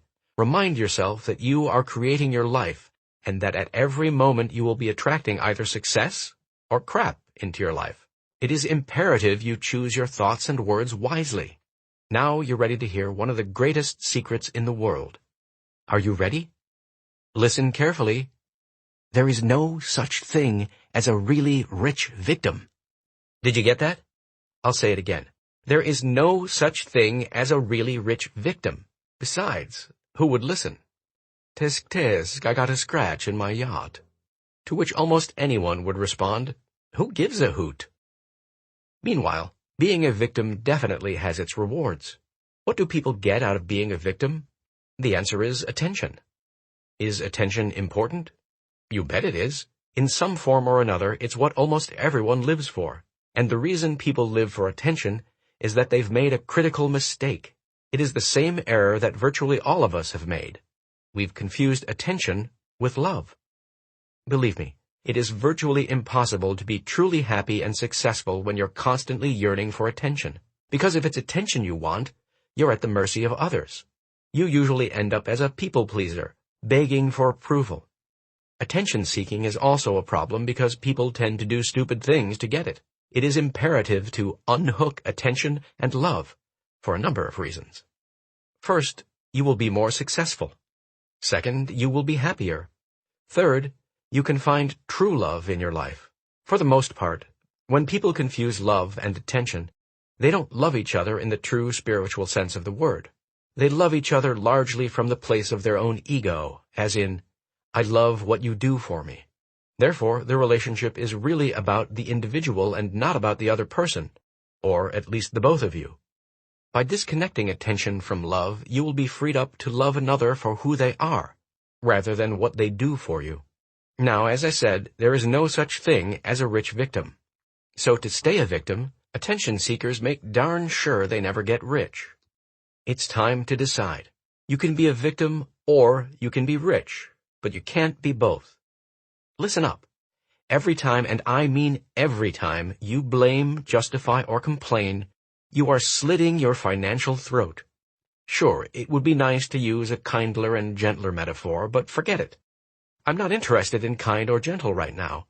I'm interested in helping you see exactly what the heck you're doing to yourself. Later, once you get rich, we can be kinder and gentler. How's that?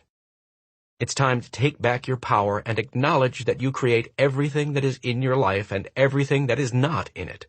Realize that you create your wealth, your non-wealth, and every level in between. Declaration. Place your hand on your heart and say, I create the exact level of my financial success.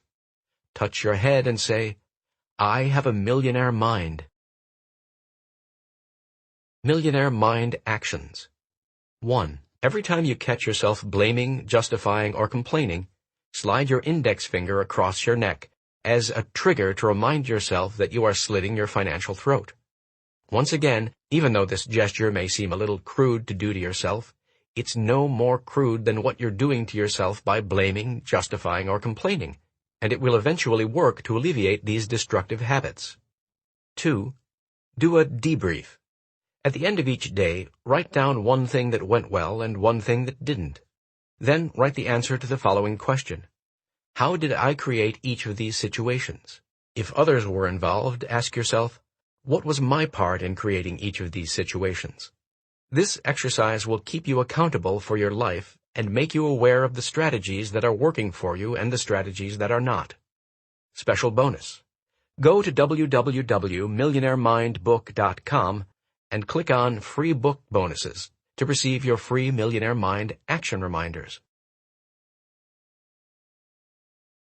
Wealth File Number 2. Rich people play the money game to win. Poor people play the money game to not lose. Poor people play the money game on defense rather than offense. Let me ask you, if you were to play any sport or any game strictly on defense, what are the chances of your winning that game? Most people would agree slim or none. Yet, that's exactly how many people play the money game. Their primary concern is survival and security instead of creating wealth and abundance. So what is your goal? What is your objective? What is your true intention? The goal of truly rich people is to have massive wealth and abundance. Not just some money, but lots of money. So what is the big goal of poor people? To have enough to pay the bills, and on time would be a miracle. Again, let me remind you of the power of intention. When your intention is to have enough to pay the bills, that's exactly how much you'll get. Just enough to pay the bills and not a dime more. Middle-class people at least go a step further. Too bad it's a tiny step. Their big goal in life also happens to be their favorite word in the whole wide world. They just want to be comfortable. I hate to break the news to you, but there's a huge difference between being comfortable and being rich. I have to admit, I didn't always know that. But one of the reasons I believe I have the right to even write this book is that I've had the experience of being on all three sides of the proverbial fence. I've been extremely broke, as in having to borrow $1 for gas for my car. But let me qualify that. First, it wasn't my car. Second, the dollar came in the form of 4 quarters. Do you know how embarrassing it is for an adult to pay for gas with 4 quarters? The kid at the pump looked at me as if I were some kind of vending machine robber and then just shook his head and laughed. I don't know if you can relate, but it was definitely one of my financial low points and, unfortunately, just one of them. Once I got my act together, I graduated to the level of being comfortable. Comfortable is nice. At least you go out to decent restaurants for a change. But pretty much all I could order was chicken. Now, there's nothing wrong with chicken if that's what you really want, but often it's not. In fact, people who are only financially comfortable usually decide on what to eat by looking at the right-hand side of the menu, the price side. What would you like for dinner tonight, dear? I'll have this $7.95 dish. Let's see what it is. Surprise, surprise, it's the chicken. For the 19th time this week. When you're comfortable, you don't dare allow your eyes to look at the bottom of the menu, for if you did, you might come across the most forbidden words in the middle-class dictionary. Market price. And even if you were curious, you'd never ask what the price actually is. First, because you know you can't afford it. Second, it's downright embarrassing when you know the waiter doesn't believe you when he tells you that the dish is $49 with side dishes extra, and you say, "You know what, for some reason, I have a real craving for chicken tonight." I have to say that for me personally, one of the best things about being rich is not having to look at the prices on the menu anymore. I eat exactly what I want to eat, regardless of the price. I can assure you, I didn't do that when I was broke or comfortable. It boils down to this. If your goal is to be comfortable, chances are you'll never get rich. But if your goal is to be rich, chances are you'll end up mighty comfortable. One of the principles we teach in our program is, if you shoot for the stars, you'll at least hit the moon. Poor people don't even shoot for the ceiling in their house, and then they just wonder why they're not successful. Well, they just found out. You get what you truly intend to get. If you want to get rich, your goal has to be rich. Not to have enough to pay the bills and not just to have enough to be comfortable. Rich means rich. Declaration. Place your hand on your heart and say, "My goal is to become a millionaire and more." Touch your head and say, "I have a millionaire mind." Millionaire Mind Actions. 1. Write down 2 financial objectives that demonstrate your intention to create abundance, not mediocrity or poverty.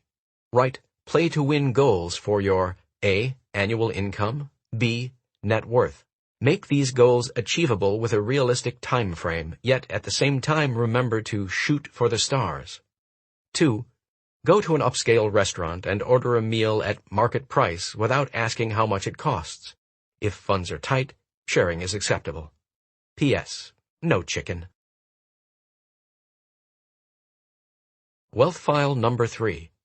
Rich people are committed to being rich. Poor people want to be rich. Ask most people if they want to be rich, and they'd look at you as if you were crazy. "Of course I want to be rich," they'd say. The truth, however, is that most people don't really want to be rich. Why? Because they have a lot of negative wealth files in their subconscious mind that tell them there is something wrong with being rich. At our Millionaire Mind Intensive Seminar, one of the questions we ask people is, what are some of the possible negatives about being rich or trying to get rich? Here's what some people have to say. See if you can relate to any of these. What if I make it and lose it? Then I'll really be a failure. I'll never know if people like me for myself or for my money. I'll be at the highest tax bracket and have to give half my money to the government. It's too much work. I could lose my health trying. My friends and family will say, "Who do you think you are?" and criticize me. Everyone's going to want a handout. I could be robbed. My kids could be kidnapped. It's too much responsibility. I'll have to manage all that money. I'll have to really understand investments. I'll have to worry about tax strategies and asset protection and have to hire expensive accountants and lawyers. Yuck, what a hassle. And on it goes. As I mentioned earlier, each of us has a wealth file inside the cabinet called our mind. This file contains our personal beliefs that include why being rich would be wonderful. However, for many people, this file also includes information as to why being rich might not be so wonderful. This means they have mixed internal messages about wealth. One part of them gleefully says, "Having more money will make life a lot more fun." But then another part screams, "Yeah, but I'm going to have to work like a dog. What fun is that?" One part says, "I'll be able to travel the world." Then the other part chirps in, "Yeah, and everyone in the world will want a handout." These mixed messages may seem innocent enough, but in reality, they are one of the major reasons most people never become rich. You can look at it like this.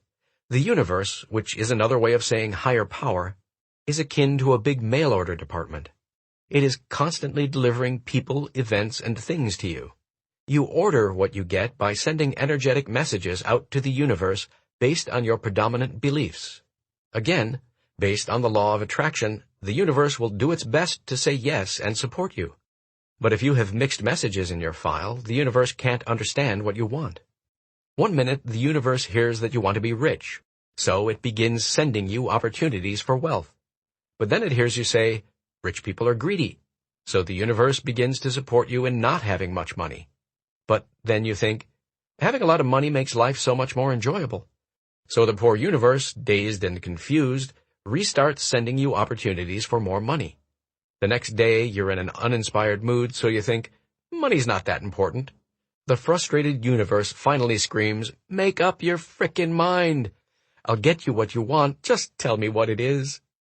The number one reason most people don't get what they want is that they don't know what they want.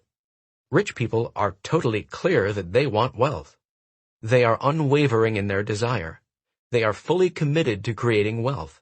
As long as it's legal, moral, and ethical, they will do whatever it takes to have wealth. Rich people do not send mixed messages to the universe. Poor people do. By the way, when you read that last paragraph, if a little voice inside your head said something to the effect of, "Rich people don't care if it's legal, moral, or ethical," you are definitely doing the right thing in reading this book. You'll soon find out what a detrimental way of thinking that is. Poor people have plenty of good reasons as to why getting and actually being rich might be a problem. Consequently, they are not 100% certain they really want to be rich. Their message to the universe is confusing. Their message to others is confusing. And why does all of this confusion happen? Because their message to themselves is confusing. Earlier, we talked about the power of intention. I know it might be hard to believe, but you always get what you want. What you subconsciously want, not what you say you want. You might emphatically deny this and respond, "That's crazy. Why would I want to struggle?" And my question for you is exactly the same. I don't know. Why would you want to struggle? If you want to discover the reason, I invite you to attend the Millionaire Mind Intensive Seminar, where you will identify your money blueprint. The answer will be staring you in the face. Put bluntly, if you are not achieving the wealth you say you desire, there's a good chance it's because first, you subconsciously don't really want wealth, or second, you're not willing to do what it takes to create it. Let's explore this further. There are actually 3 levels of so-called wanting. The first level is, I want to be rich. That's another way of saying, I'll take it if it falls in my lap. Wanting alone is useless. Have you noticed that wanting doesn't necessarily lead to having? Notice also that wanting without having leads to more wanting. Wanting becomes habitual and leads only to itself, creating a perfect circle that goes exactly nowhere. Wealth does not come from merely wanting it. How do you know this is true? With a simple reality check.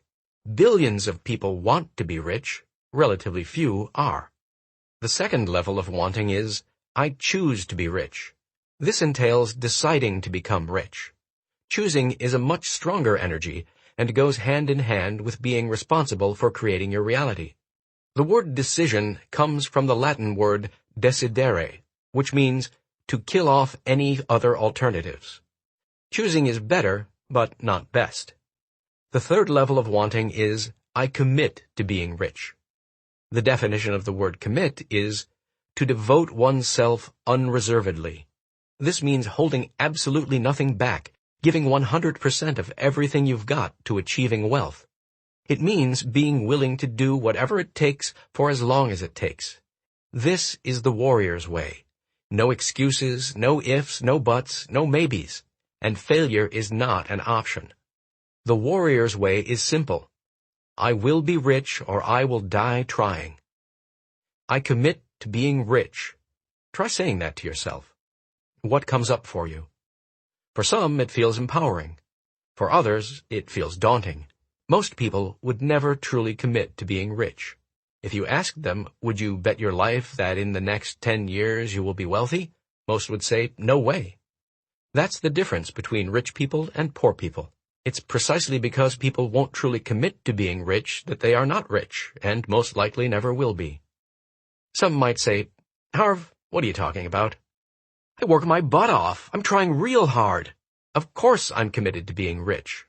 And I would reply, that you're trying means little. The definition of commitment is to devote oneself unreservedly. The key word is unreservedly, which means you're putting everything, and I mean everything you've got into it. Most people I know who are not financially successful have limits on how much they are willing to do, how much they are willing to risk, and how much they are willing to sacrifice.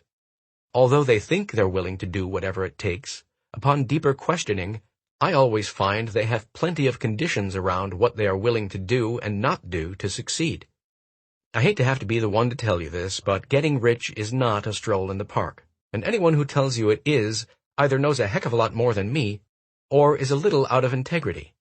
In my experience, getting rich takes focus, courage, knowledge, expertise, 100% of your effort, a never-give-up attitude, and, of course, a rich mindset.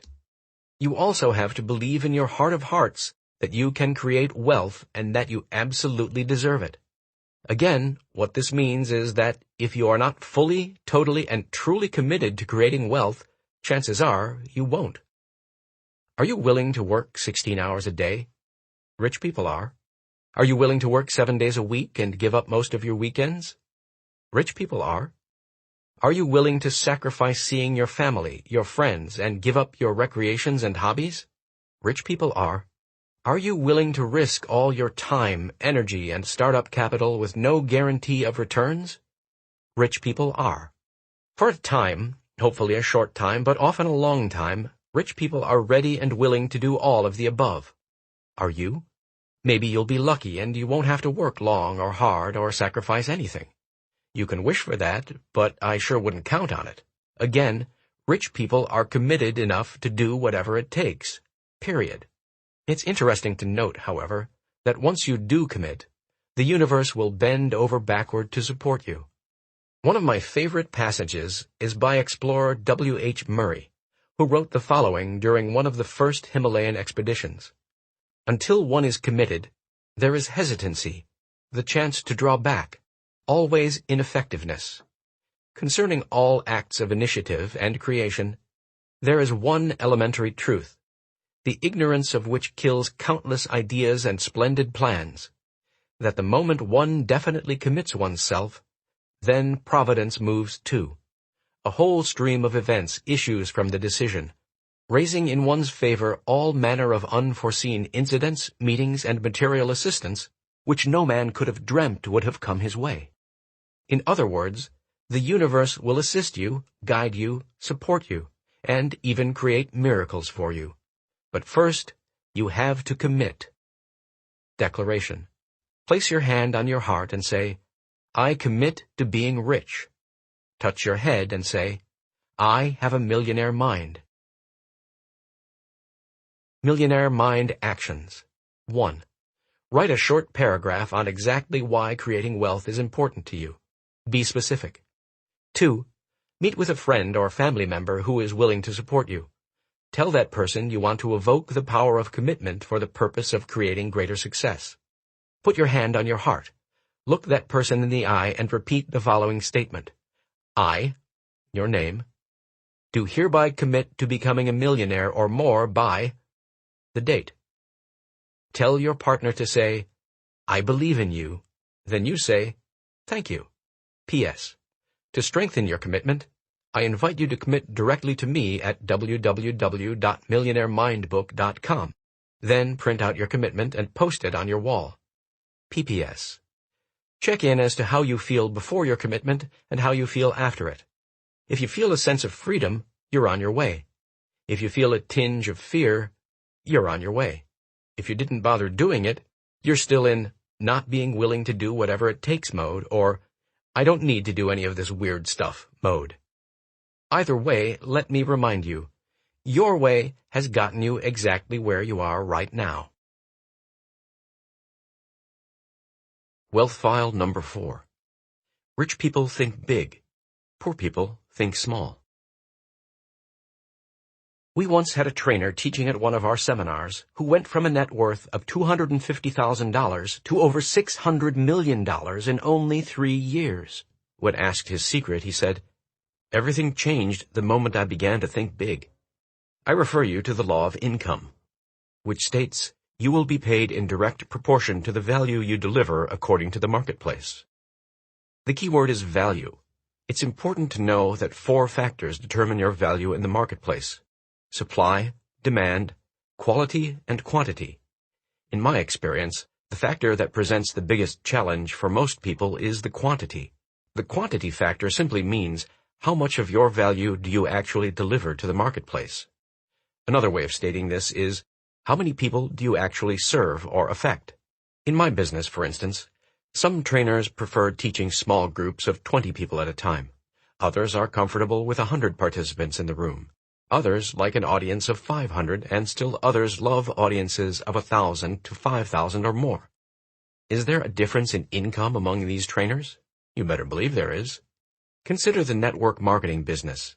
Is there a difference in income between someone who has 10 people in his or her downline and someone who has 10,000 people? I would think so. Near the beginning of this book, I mentioned that I owned a chain of retail fitness stores. From the moment I even considered going into this business, my intention was to have 100 successful stores and affect tens of thousands of people. My competitor, on the other hand, who started 6 months after me, had the intention of owning 1 successful store. In the end, she earned a decent living. I got rich. How do you want to live your life? How do you want to play the game? Do you want to play in the big leagues or in the little leagues? In the majors or the minors? Are you going to play big or play small? It's your choice. Most people choose to play small. Why? First, because of fear. They're scared to death of failure, and they're even more frightened of success. Second, people play small because they feel small. They feel unworthy. They don't feel they're good enough or important enough to make a real difference in people's lives. But hear this. Your life is not just about you. It's also about contributing to others. It's about living true to your mission and reason for being here on this earth at this time.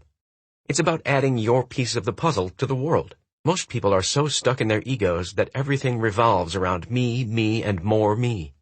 But if you want to be rich in the truest sense of the word, it can't only be about you. It has to include adding value to other people's lives. One of the greatest inventors and philosophers of our time, Buckminster Fuller, said, "The purpose of our lives is to add value to the people of this generation and those that follow." We each came to this earth with natural talents, things we're just naturally good at.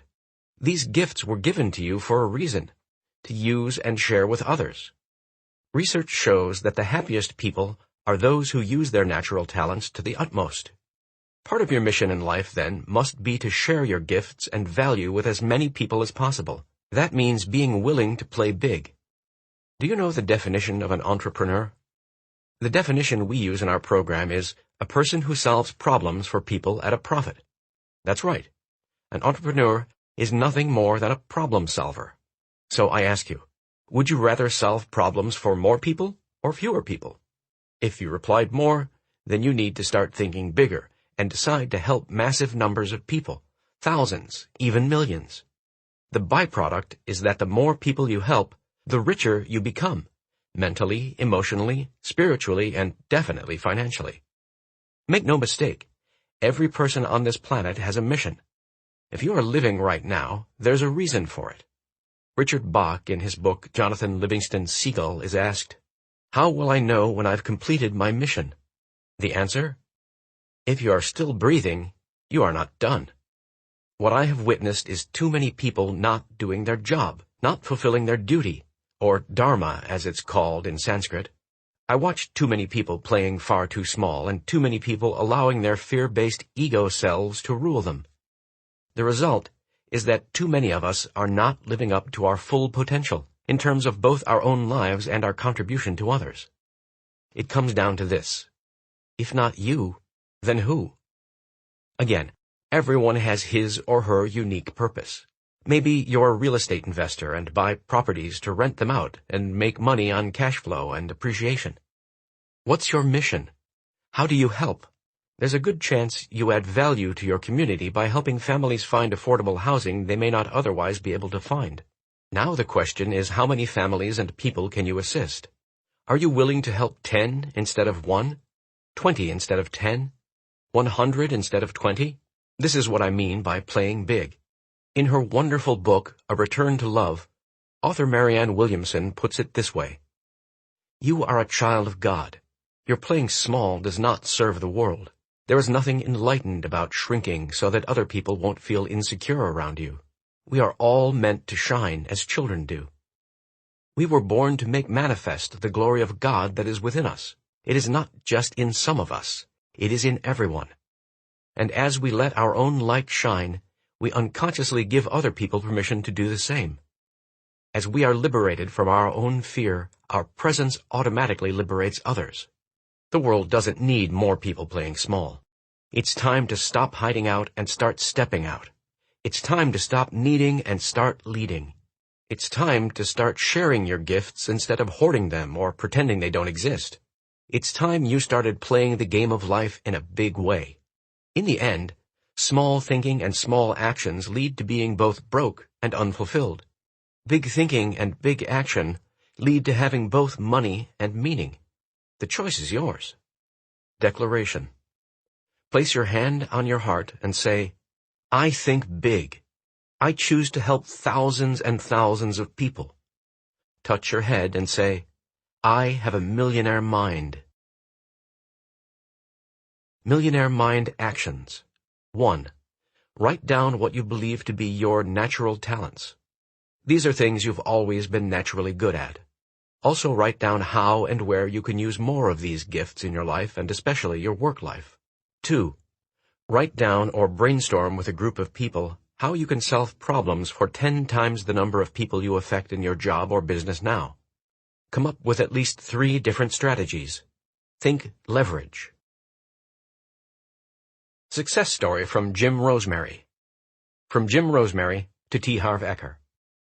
If someone had said to me I would have doubled my income and simultaneously doubled my time off, I would have said that was not possible. But that is exactly what has happened.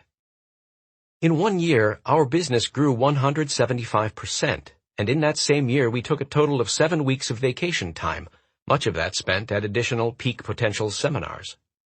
This is astounding considering we had experienced minimal growth over the previous 5 years and struggled to get even 2 weeks of time off a year. As a result of knowing Harv Eker and being involved with Peak Potentials, I have a deeper understanding of myself and a greater appreciation for the abundance in my life. My relationship with my wife and children has been immeasurably enhanced. I now see more opportunities than I ever thought possible. I feel that I truly am on the right path to success in all its facets. Wealth file number 5. Rich people focus on opportunities. Poor people focus on obstacles. Rich people see opportunities. Poor people see obstacles. Rich people see potential growth. Poor people see potential loss. Rich people focus on the rewards. Poor focus on the risks. It comes down to the age-old question, is the glass half empty or half full? We're not talking about positive thinking here. We're talking about your habitual perspective on the world. Poor people make choices based upon fear. Their minds are constantly scanning for what is wrong or could go wrong in any situation. Their primary mindset is, what if it doesn't work? Or more often, it won't work. Middle-class people are slightly more optimistic. Their mindset is, I sure hope this works. Rich people, as we've said earlier, take responsibility for the results in their lives and act upon the mindset, it will work because I'll make it work. Rich people expect to succeed.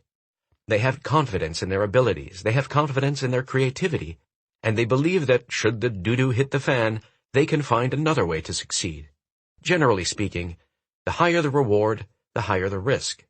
Because they constantly see opportunity, rich people are willing to take a risk. Rich people believe that, if worse comes to worst, they can always make their money back. Poor people, on the other hand, expect to fail. They lack confidence in themselves and in their abilities. Poor people believe that should things not work out, it would be catastrophic. And because they constantly see obstacles, they are usually unwilling to take a risk. No risk, no reward. For the record, being willing to risk doesn't necessarily mean that you are willing to lose. Rich people take educated risks. This means that they research, do their due diligence, and make decisions based on solid information and facts. Do rich people take forever to get educated? No. They do what they can in as short a time as possible, then make an informed decision to go for it or not. Although poor people claim to be preparing for an opportunity, what they are usually doing is stalling. They're scared to death, hemming and hawing for weeks, months, and even years on end, and by then the opportunity usually disappears. Then they rationalize the situation by saying, I was getting ready. Sure enough, but while they were getting ready, the rich guy got in, got out, and made another fortune. I know what I'm about to say may sound a little strange, considering how much I value self-responsibility. However, I do believe a certain element of what many people call luck is associated with getting rich, or, for that matter, with being successful at anything. In football, it might be the opposing team's player fumbling on your own 1-yard line with less than a minute to go, allowing your team to win the game. In golf, it could be the errant shot that hits an out-of-bounds tree and bounces back onto the green just 3 inches from the hole. In business, how many times have you heard of a guy who plops some money down on a piece of land in the boonies, and 10 years later some conglomerate decides it wants to build a shopping center or office building on it? This investor gets rich. So, was it a brilliant business move on his part, or sheer luck? My guess is that it's a bit of both.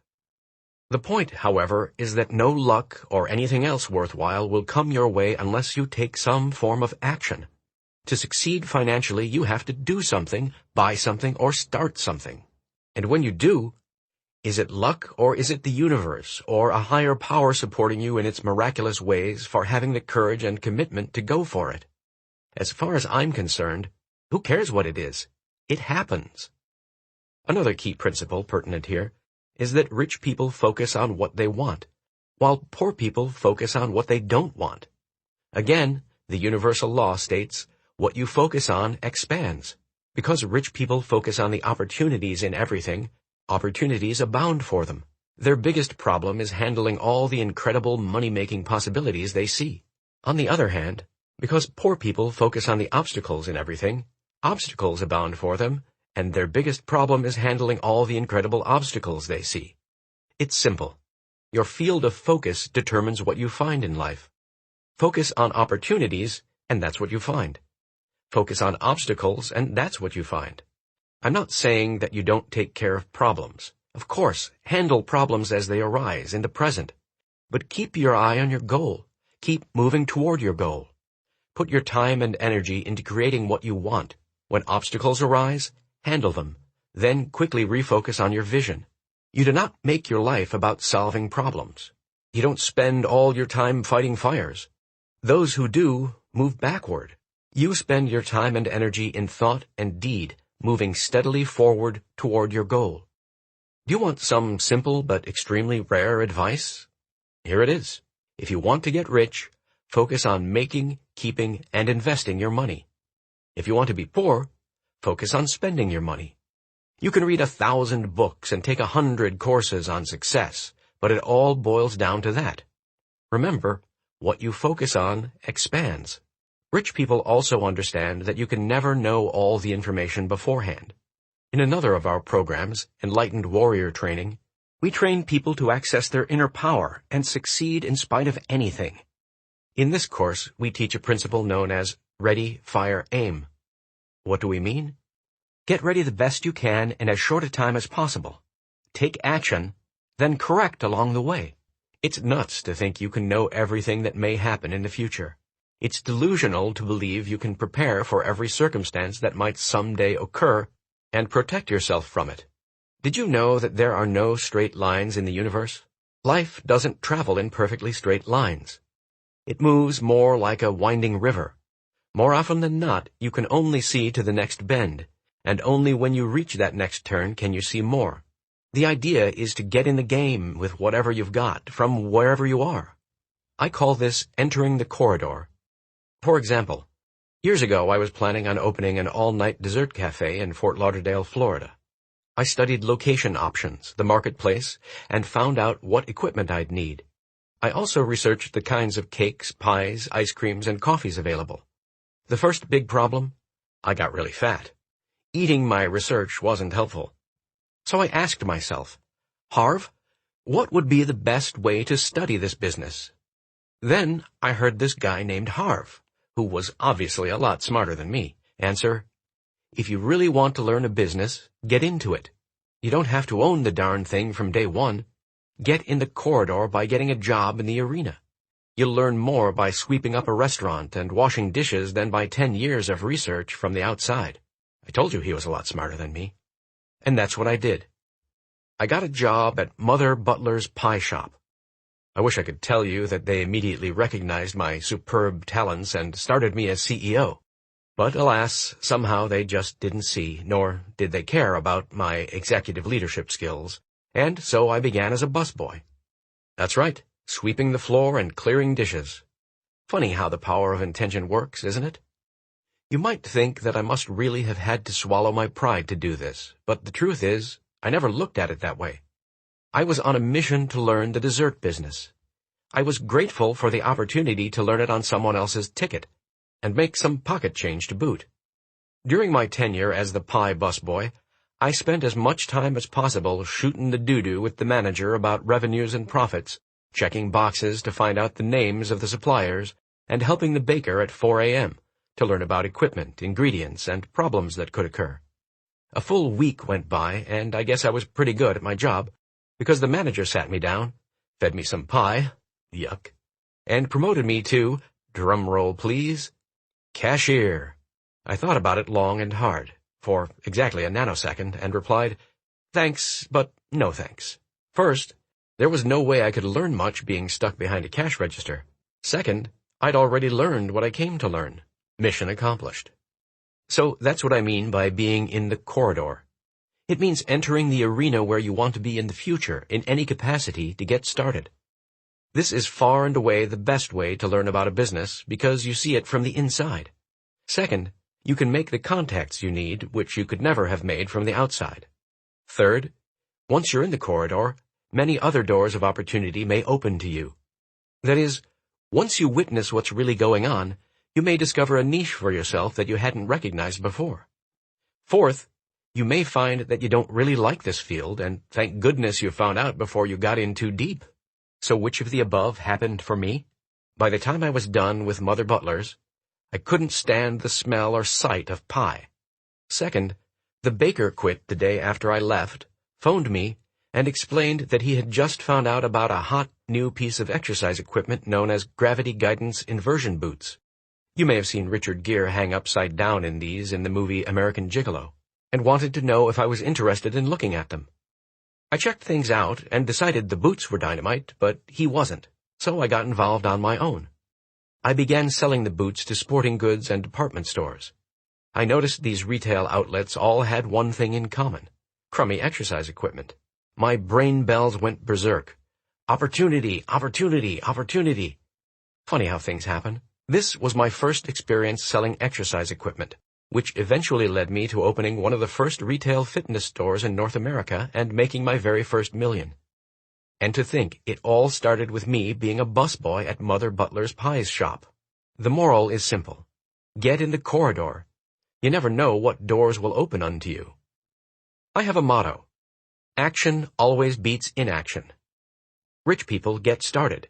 They trust that once they get in the game, they can make intelligent decisions in the present moment, make corrections, and adjust their sales along the way. Poor people don't trust in themselves or their abilities, so they believe they have to know everything in advance, which is virtually impossible. Meanwhile, they don't do squat. In the end, with their positive, ready, fire, aim attitude, rich people take action and usually win.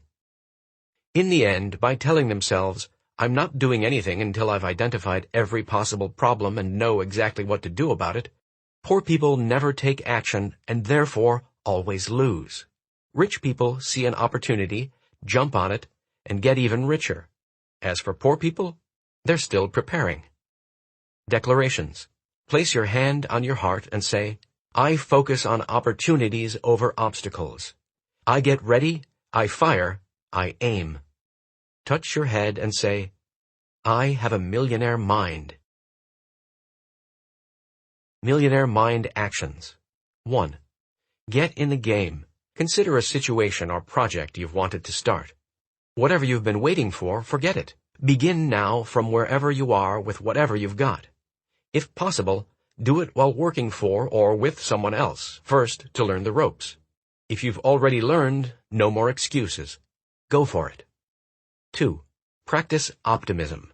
Today, whatever anyone says is a problem or an obstacle, reframe it into an opportunity. You'll drive negative people nuts, but hey, what's the difference? That's what they're constantly doing to themselves anyway. 3. Focus on what you have, not on what you don't have. Make a list of 10 things you are grateful for in your life and read the list aloud. Then read it each morning for the next 30 days. If you don't appreciate what you've got, you won't get any more, and you don't need any more. Wealth File Number 6. Rich people admire other rich and successful people. Poor people resent rich and successful people. Poor people often look at other people's success with resentment, jealousy, and envy. Or they snip, they're so lucky, or whisper under their breath, those rich jerks. You have to realize that if you view rich people as bad in any way, shape, or form, and you want to be a good person, then you can never be rich. It's impossible. How can you be something you despise? It's amazing to witness the resentment and even outright anger that many poor people have toward the rich. As if they believe that rich people make them poor. Yep, that's right. Rich people took all the money, so there's none left for me. Of course, this is perfect victim talk. I want to tell you a story, not to complain, but simply to relate a real-world experience I had with this principle. In the old days, when I was, let's say, financially challenged, I used to drive a clunker. Changing lanes in traffic was never a problem. Almost everybody would let me in.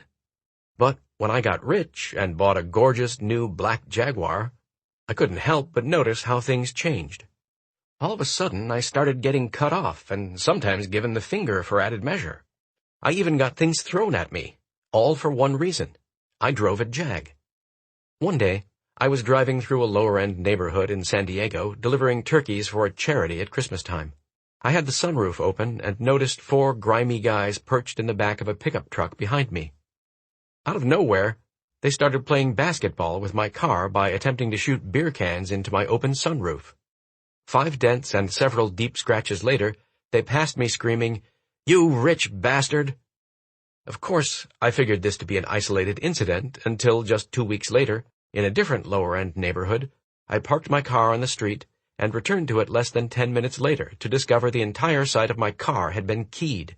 The next time I went to that area of town, I rented a Ford Escort, and amazingly, I didn't have a single problem. I'm not implying that poorer neighborhoods have bad people, but in my experience, they sure seem to have plenty of folks who resent the rich. Who knows, maybe it's some kind of chicken and egg thing. Is it because they're broke that they resent the rich? Or because they resent rich people that they're broke? As far as I'm concerned, who cares? It's all the same, they're still poor.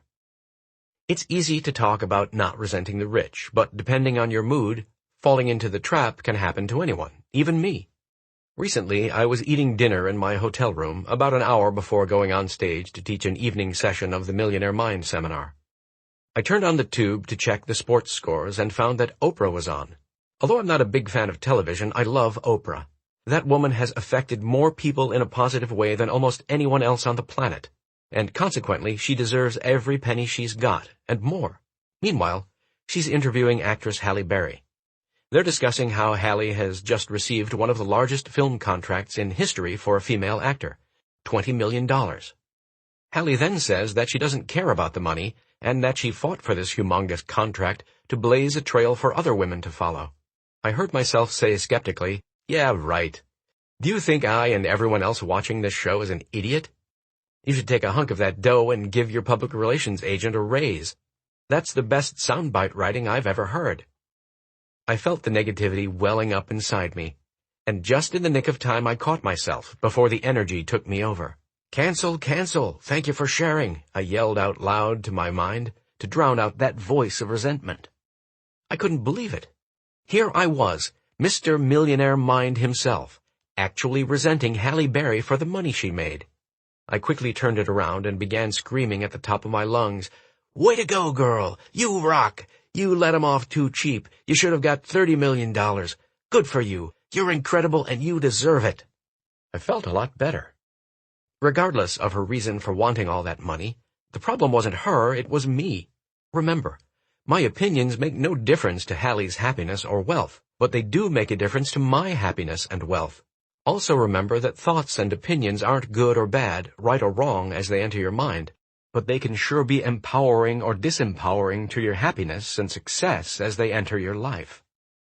The moment I felt that negative energy run through me, my observation alarms went off, and as I've trained myself to do, I immediately neutralized the negativity in my mind.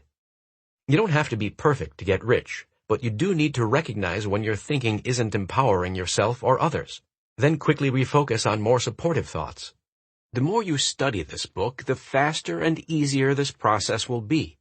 And if you attend the Millionaire Mind Intensive Seminar, you will dramatically accelerate your progress.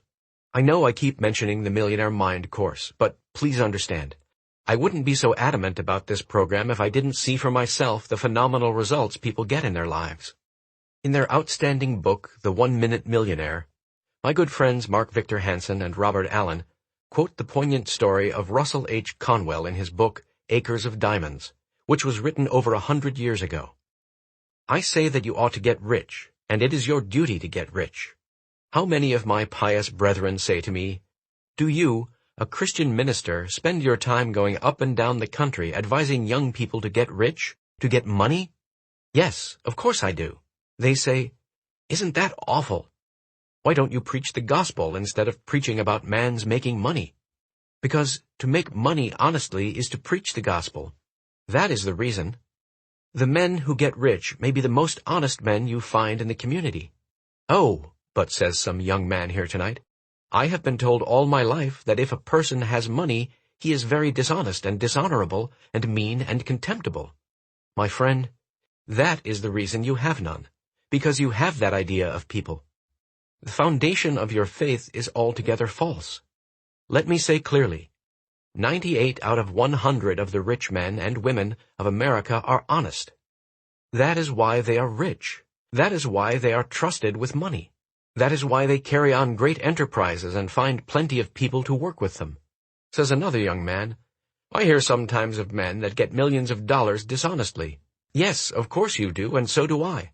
But they are so rare a thing, in fact, that the newspapers talk about them all the time as a matter of news until you get the idea that all the other rich men got rich dishonestly. My friend, You drive me out into the suburbs of Philadelphia and introduce me to the people who own their homes around this great city. So beautiful homes with gardens and flowers. Those magnificent homes so lovely in their art. And I will introduce you to the very best people in character as well as in enterprise in our city.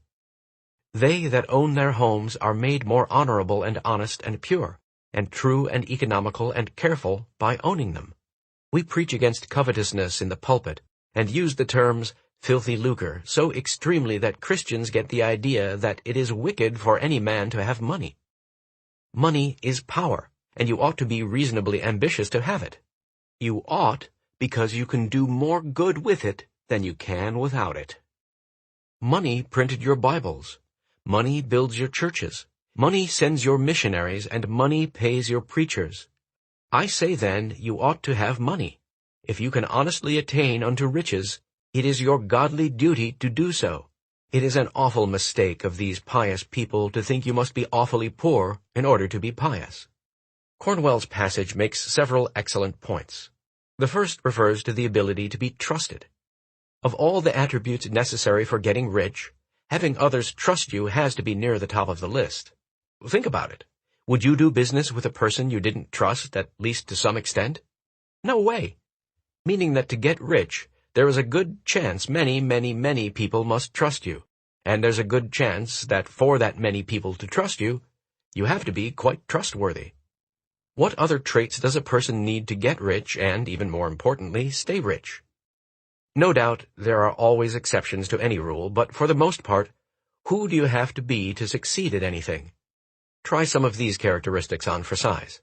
Positive, reliable, focused, determined, persistent, hard-working, energetic, good with people, a competent communicator, semi-intelligent, and an expert in at least one area.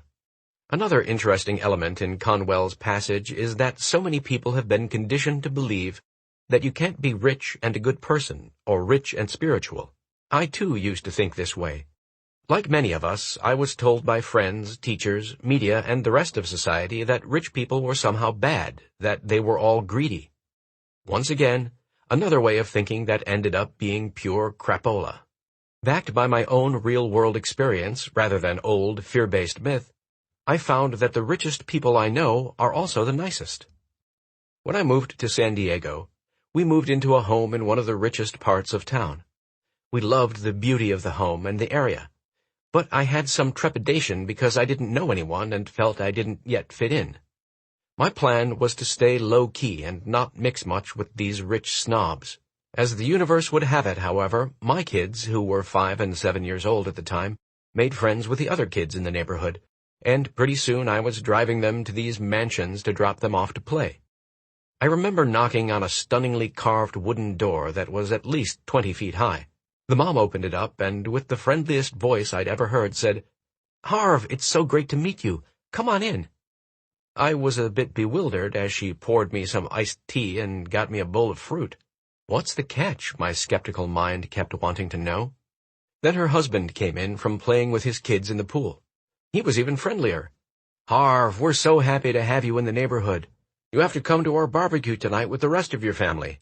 We'll introduce you to everybody, and we're not taking no for an answer. By the way, do you golf? I'm playing tomorrow at the club. Why don't you come as my guest?"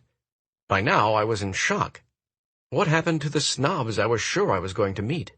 I left and went back home to tell my wife we were going to the barbecue. "Oh my," she said. "What will I wear?" "No, honey, you don't understand," I said. "These people are incredibly nice and totally informal. Just be who you are." We went, and that evening met some of the warmest, kindest, most generous, most loving people of our lives. At one point, the conversation shifted to a charity drive that one of the guests was heading up. One after another, the checkbooks came out. I couldn't believe it. I was actually watching a lineup to give this woman money. But each check came with a catch. The agreement was that there would be reciprocity and that the woman would support the charity the donor was involved in. That's right. To a T, every person there either headed up or was a major player in a charity. Our friends who had invited us were involved in several. In fact, each year they made it their goal to be the single largest donor in the entire city to the Children's Hospital Fund. They not only gave tens of thousands of dollars themselves, but every year they organized a dinner gala that raised hundreds of thousands more. Then there was the vein doctor. We became quite close with his family, too. He was among the top varicose vein doctors in the world and made a fortune, somewhere in the range of 5,000 to 10,000 per surgery, doing 4 or 5 surgeries per day. I bring him up because every Tuesday was free day, when he would do surgeries on people in the city who couldn't afford to pay. On this day, he would work from 6 a.m. to 10 p.m., doing as many as 10 surgeries, all for free. On top of this, he headed up his own organization whose mission was to get other doctors to do free days for people in their communities, too. Needless to say, my old conditioned belief that rich people were greedy snobs dissipated in the light of reality. Now I know the opposite is true. In my experience, the richest people I know are the nicest people I know. They are also the most generous. Not to say that people who aren't rich aren't nice or generous, but I can safely say the idea that all rich people are somehow bad is nothing more than ignorance. The fact is, resenting the rich is one of the surest ways to stay broke. We are creatures of habit, and to overcome this or any other habit we need to practice. Instead of resenting rich people, I want you to practice admiring rich people. I want you to practice blessing rich people, and I want you to practice loving rich people. That way, unconsciously, you know that when you become rich, other people will admire you, bless you, and love you instead of resent the heck out of you the way you might do them now. One of the philosophies I live by comes from ancient Huna wisdom, the original teachings of the Hawaiian elders. It goes like this: bless that which you want. If you see a person with a beautiful home, bless that person and bless that home. If you see a person with a beautiful car, bless that person and bless that car. If you see a person with a loving family, bless that person and bless that family. If you see a person with a beautiful body, bless that person and bless their body. The point is, if you resent what people have in any way, shape, or form, you can never have it. Regardless, if you see a person in a gorgeous black Jaguar with the sunroof open, don't throw beer cans at it. Declarations. Place your hand on your heart and say, I admire rich people. I bless rich people. I love rich people. And I'm going to be one of those rich people too. Touch your head and say, I have a millionaire mind. Millionaire mind actions. 1. Practice the Huna philosophy, bless that which you want. Drive around or buy magazines. Look at beautiful homes, gorgeous cars, and read about successful businesses. Whatever you see that you like, bless it, and bless the owners or the people involved. 2. Write and send a short letter or email to someone you know of, not necessarily personally, who is highly successful in any arena, telling them how much you admire and honor them for their achievements. Wealth file number 7. Rich people associate with positive, successful people. Poor people associate with negative or unsuccessful people. Successful people look at other successful people as a means to motivate themselves. They see other successful people as models to learn from. They say to themselves, if they can do it, I can do it. As I mentioned earlier, modeling is one of the primary ways that people learn. Rich people are grateful that others have succeeded before them so that they now have a blueprint to follow that will make it easier to attain their own success. Why reinvent the wheel? There are proven methods for success that work for virtually everyone who applies them. Consequently, the fastest and easiest way to create wealth is to learn exactly how rich people who are masters of money play the game. The goal is to simply model their inner and outer strategies. It just makes sense. If you take the exact same actions and have the exact same mindset, chances are you will get the exact same results. That's what I did, and that's what this entire book is about. Contrary to the rich, when poor people hear about other people's success, they often judge them, criticize them, mock them, and try to pull them down to their own level. How many of you know people like this? How many of you know family members like this? The question is, how can you possibly learn from or be inspired by someone you put down? Whenever I'm introduced to an extremely rich person, I create a way to get together with them. I want to talk to them, learn how they think, exchange contacts, and if we have other things in common, possibly become personal friends with them. By the way, If you think I'm wrong for preferring to be friends with rich people, perhaps you'd rather I pick friends who are broke? I don't think so. As I've mentioned before, energy is contagious, and I have no interest in subjecting myself to theirs. I was recently doing a radio interview, and a woman called in with an excellent question. What do I do if I'm positive and want to grow, but my husband is a downer? Do I leave him? Do I try and get him to change? What? I hear this question at least 100 times a week when I'm teaching our courses. Almost everyone asks the same question. What if the people I'm closest to aren't into personal growth and even put me down for it? Here's the answer I gave the woman on the call, what I tell people at our courses, and what I'm suggesting to you. First, don't bother trying to get negative people to change or come to the course. That's not your job. Your job is to use what you've learned to better yourself and your life. Be the model. Be successful. Be happy. Then maybe, and I stress maybe, they'll see the light in you and want some of it. Again, energy is contagious. Darkness dissipates in light. People actually have to work hard to stay dark when light is all around them. Your job is simply to be the best you can be. If they choose to ask you your secret, tell them.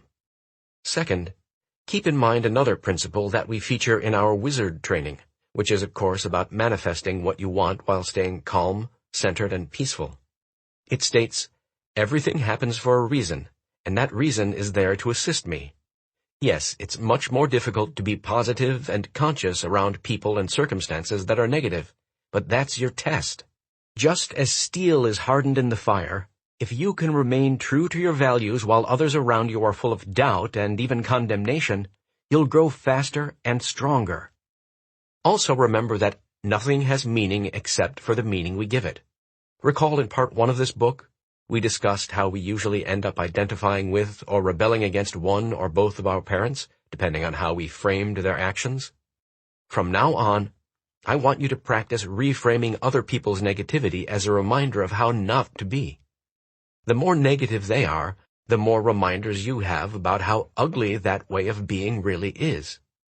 I'm not suggesting you tell them this. Just do it without condemning them for how they are. For if you do begin to judge, criticize, and put them down for who they are and what they do, then you are no better than them. Worst comes to worst, if you just can't handle their non-supportive energy anymore, if it's bringing you down to a point where you're not able to grow, you may have to make some courageous decisions about who you are and how you want to live the rest of your life. I'm not suggesting you do anything rash, but I, for one, would never live with a person who was negative and pooh-poohed my desire to learn and grow, be it personally, spiritually, or financially. I wouldn't do that to myself because I respect myself and my life, and I deserve to be as happy and successful as possible. The way I figure it, there are over 6.3 billion people in the world, and there's no way I'm going to saddle myself with a downer. Either they move up, or I move on. Again, energy is contagious. Either you affect people, or infect people. The same holds true the opposite way around. Either people affect or infect you. Let me ask you a question. Would you hug and hold a person you knew had a severe case of the measles? Most people would say, no way, I don't want to catch the measles. Well, I believe negative thinking is like having measles of the mind. Instead of itching, you get bitching. Instead of scratching, you get bashing. Instead of irritation, you get frustration. Now, do you really want to be close to people like that? I'm sure you've heard the saying, birds of a feather flock together. Did you know that most people earn within 20% of the average income of their closest friends? That's why you'd better watch whom you associate with and choose whom you spend your time with carefully. From my experience, rich people don't just join the country club to play golf. They join to connect with other rich and successful people. There's another saying that goes, it's not what you know, it's who you know. As far as I'm concerned, you can take that to the bank. In short, if you want to fly with the eagles, don't swim with the ducks. I make it a point to only associate with successful, positive people, and just as importantly, I disassociate from negative ones. I also make it a point to remove myself from toxic situations. I see no reason for infecting myself with poisonous energy. Among these I would include arguing, gossiping, and backstabbing. I would also include watching mindless television, unless you use it specifically as a relaxation strategy instead of your sole form of entertainment. When I watch TV, it's usually sports. First, because I enjoy seeing masters at anything at work, or in this case, play. And second, because I enjoy listening to the interviews after the games. I love listening to the mindset of champions, and to me, anyone who has made it as far as the big leagues in any sport is a champion. Any athlete at that level has outcompeted tens of thousands of other players to get there at all, which makes each of them incredible to me. I love hearing their attitude when they win. It was a great effort from the entire team. We did well, but we still have improvements to make. It goes to show you that hard work pays off. I also love listening to their attitude when they lose. It's only one game. We'll be back. We're just going to forget about this one and put our focus on the next game. We'll go back and talk about where we can do better, and then do whatever it takes to win. During the 2004 Olympic Games, Perdita Felicien, a Canadian and the reigning world champion in the 100-meter hurdles, was heavily favored to win the gold medal. In the final race, she hit the first hurdle and fell hard. She wasn't able to complete the race. Extremely upset, she had tears in her eyes as she lay there in bewilderment. She had prepared for this moment 6 hours a day, every day of the week for the past 4 years. The next morning, I saw her news conference. I wish I had taped it. It was amazing to listen to her perspective. She said something to the effect of, "I don't know why it happened, but it did, and I'm going to use it. I'm going to focus even more and work even harder for the next 4 years. Who knows what my path would have been had I won? Maybe it would have dulled my desire.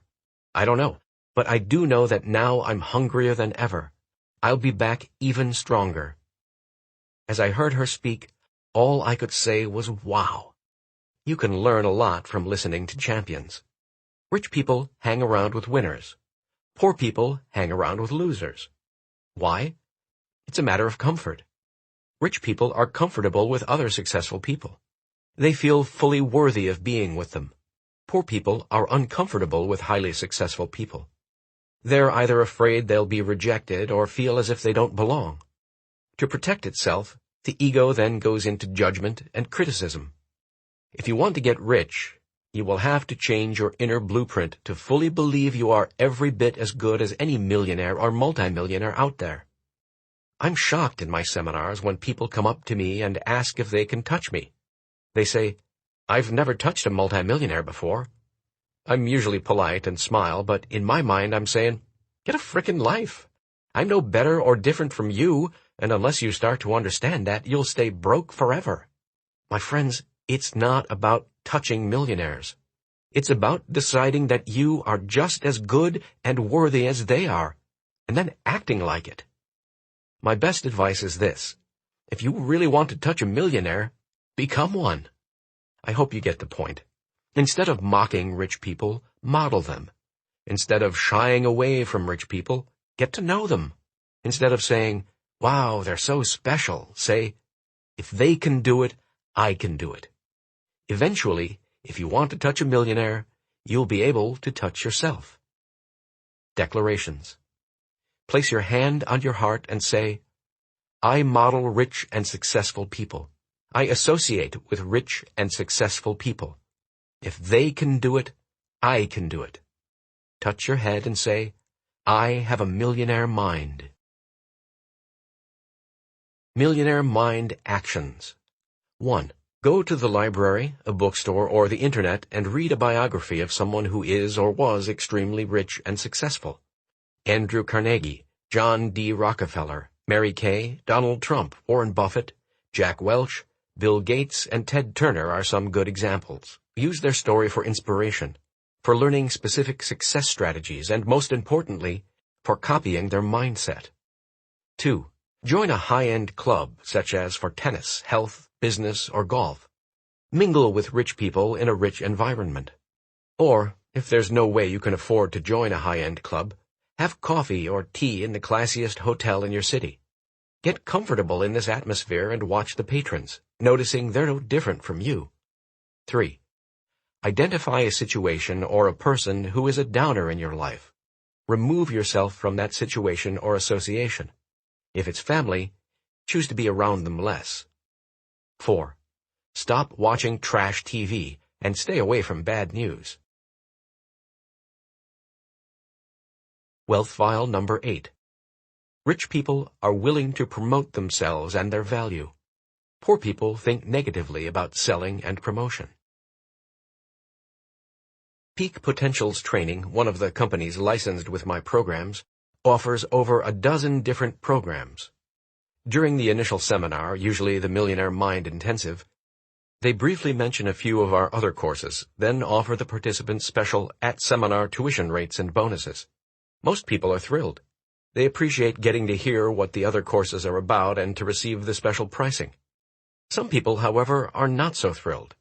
They resent any promotion regardless of how it might benefit them. If this sounds in any way like you, it's an important characteristic to notice about yourself. Resenting promotion is one of the greatest obstacles to success. People who have issues with selling and promotion are usually broke. It's obvious. How can you create a large income in your own business or as a representative of one if you aren't willing to let other people know that you, your product, or your service exists?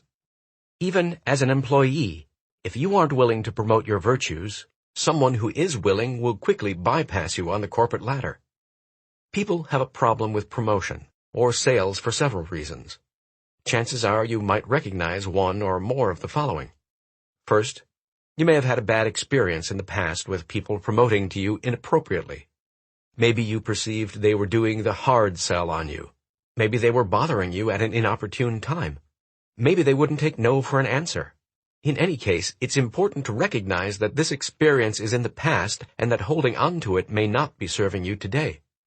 Second, you may have had a disempowering experience when you tried to sell something to someone and that person totally rejected you. In this instance, your distaste for promotion is merely a projection of your own fear of failure and rejection. Again, realize that the past does not necessarily equal the future. Third, your issue might come from past parental programming. Many of us were told that it's impolite to toot your own horn.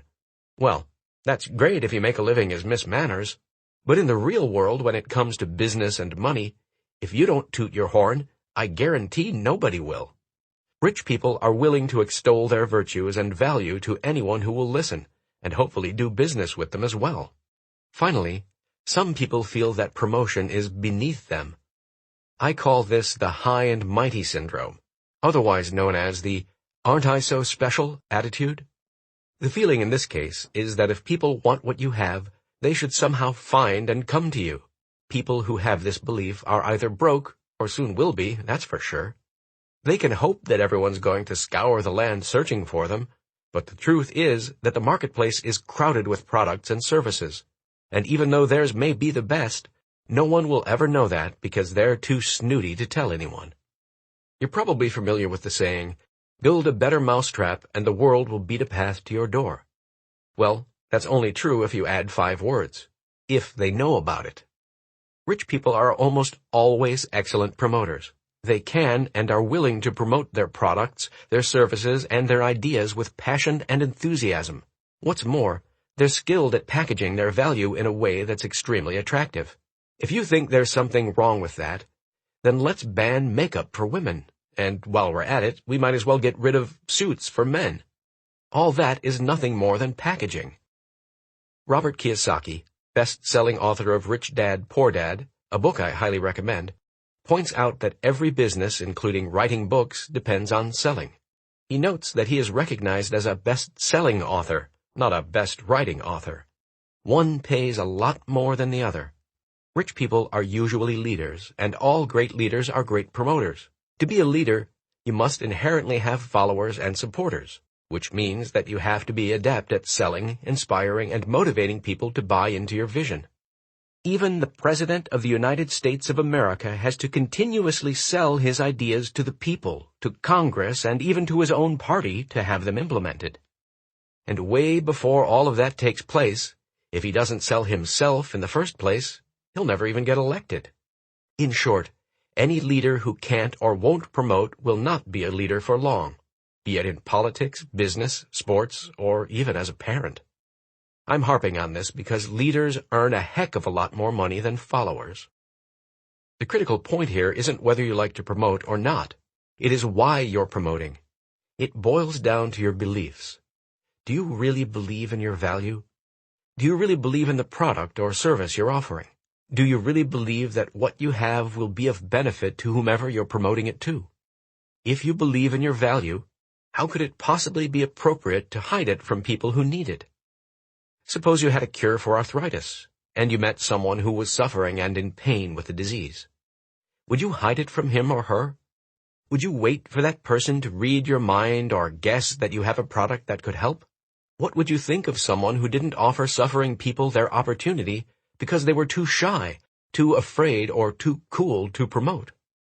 More often than not, people who have a problem with promotion don't fully believe in their product or don't fully believe in themselves. Consequently, it's difficult for them to imagine that other people believe so strongly in their value that they want to share it with everyone who comes their way and in any way they can. If you believe that what you have to offer can truly assist people, it's your duty to let as many people as possible know about it. In this way, you not only help people, you get rich. Declaration. Place your hand on your heart and say, I promote my value to others with passion and enthusiasm. Touch your head and say, I have a millionaire mind. Millionaire Mind Actions. 1.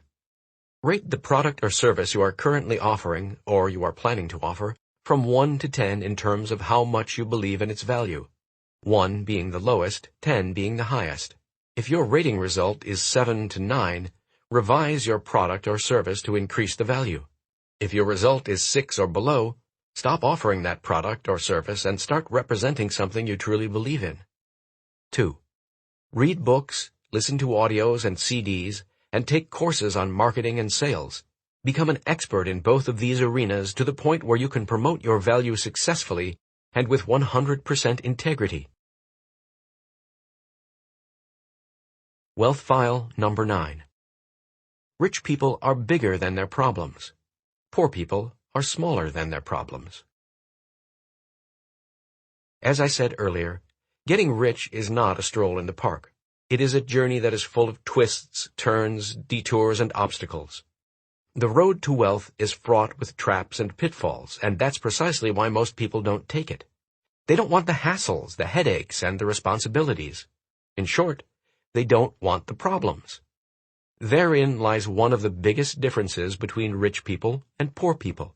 Rich and successful people are bigger than their problems, while poor and unsuccessful people are smaller than their problems.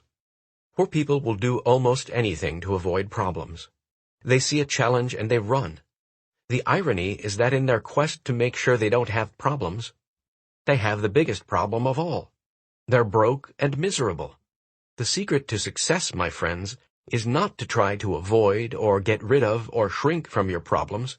The secret is to grow yourself so that you are bigger than any problem. On a scale of 1 to 10, 1 being the lowest, imagine you are a person with a level 2 strength of character and attitude looking at a level 5 problem. Would this problem appear to be big or little?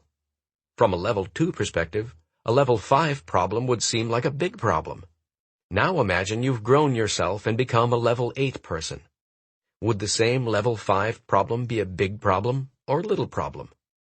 Magically, the identical problem is now a little problem. Finally, imagine you've really worked hard on yourself and become a level 10 person. Now, is this same level 5 problem a big problem or a little problem? The answer is that it's no problem. It doesn't even register in your brain as a problem.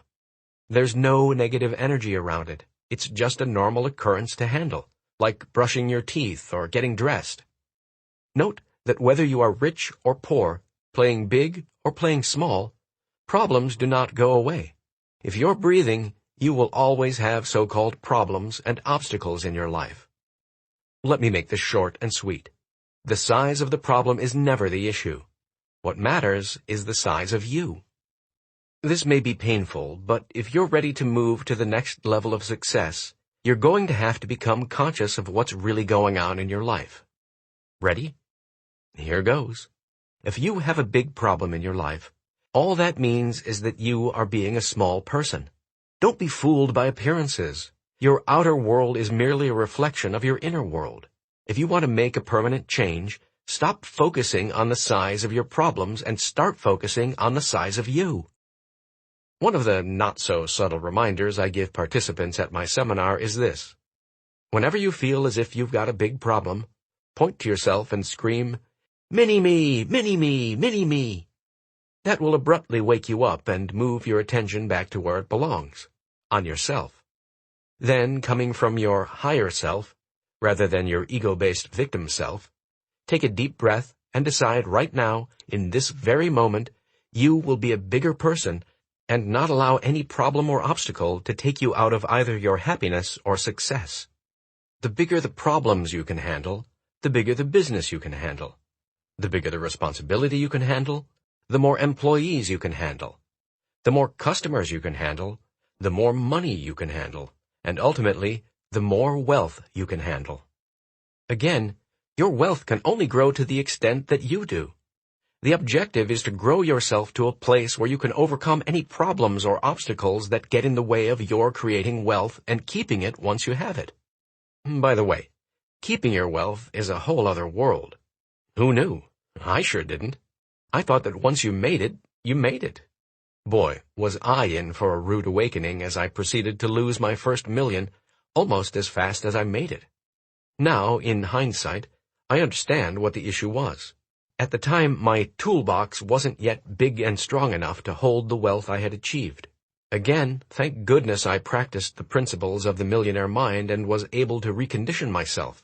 Not only did I make that million back, but because of my new money blueprint, I've made millions and millions more. Best of all, I've not only kept it, but it keeps growing at a phenomenal rate. Think of yourself as your container for wealth. If your container is small and your money is big, what's going to happen?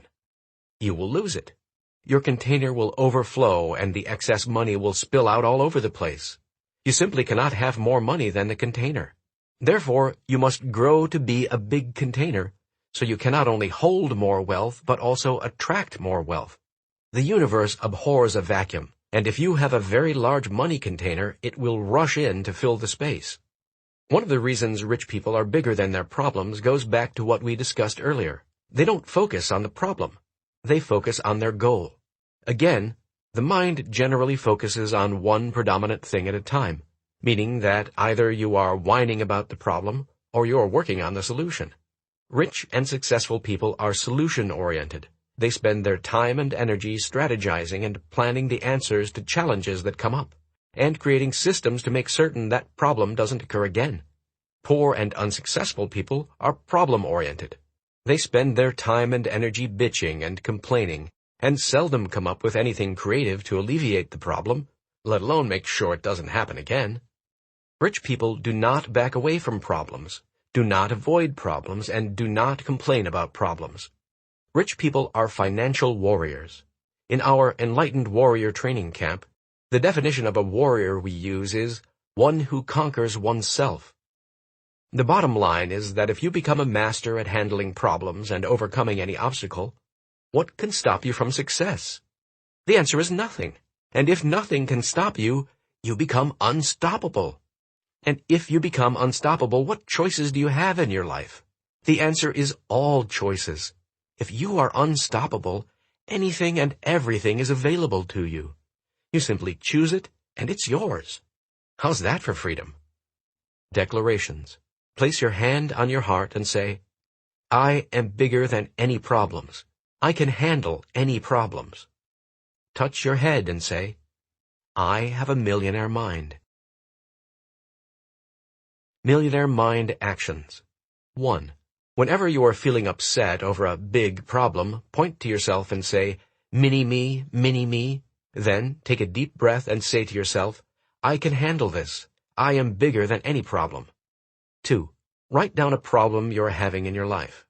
Then list 10 specific actions you can take to resolve or at least improve this situation. This will move you from problem thinking into solution thinking.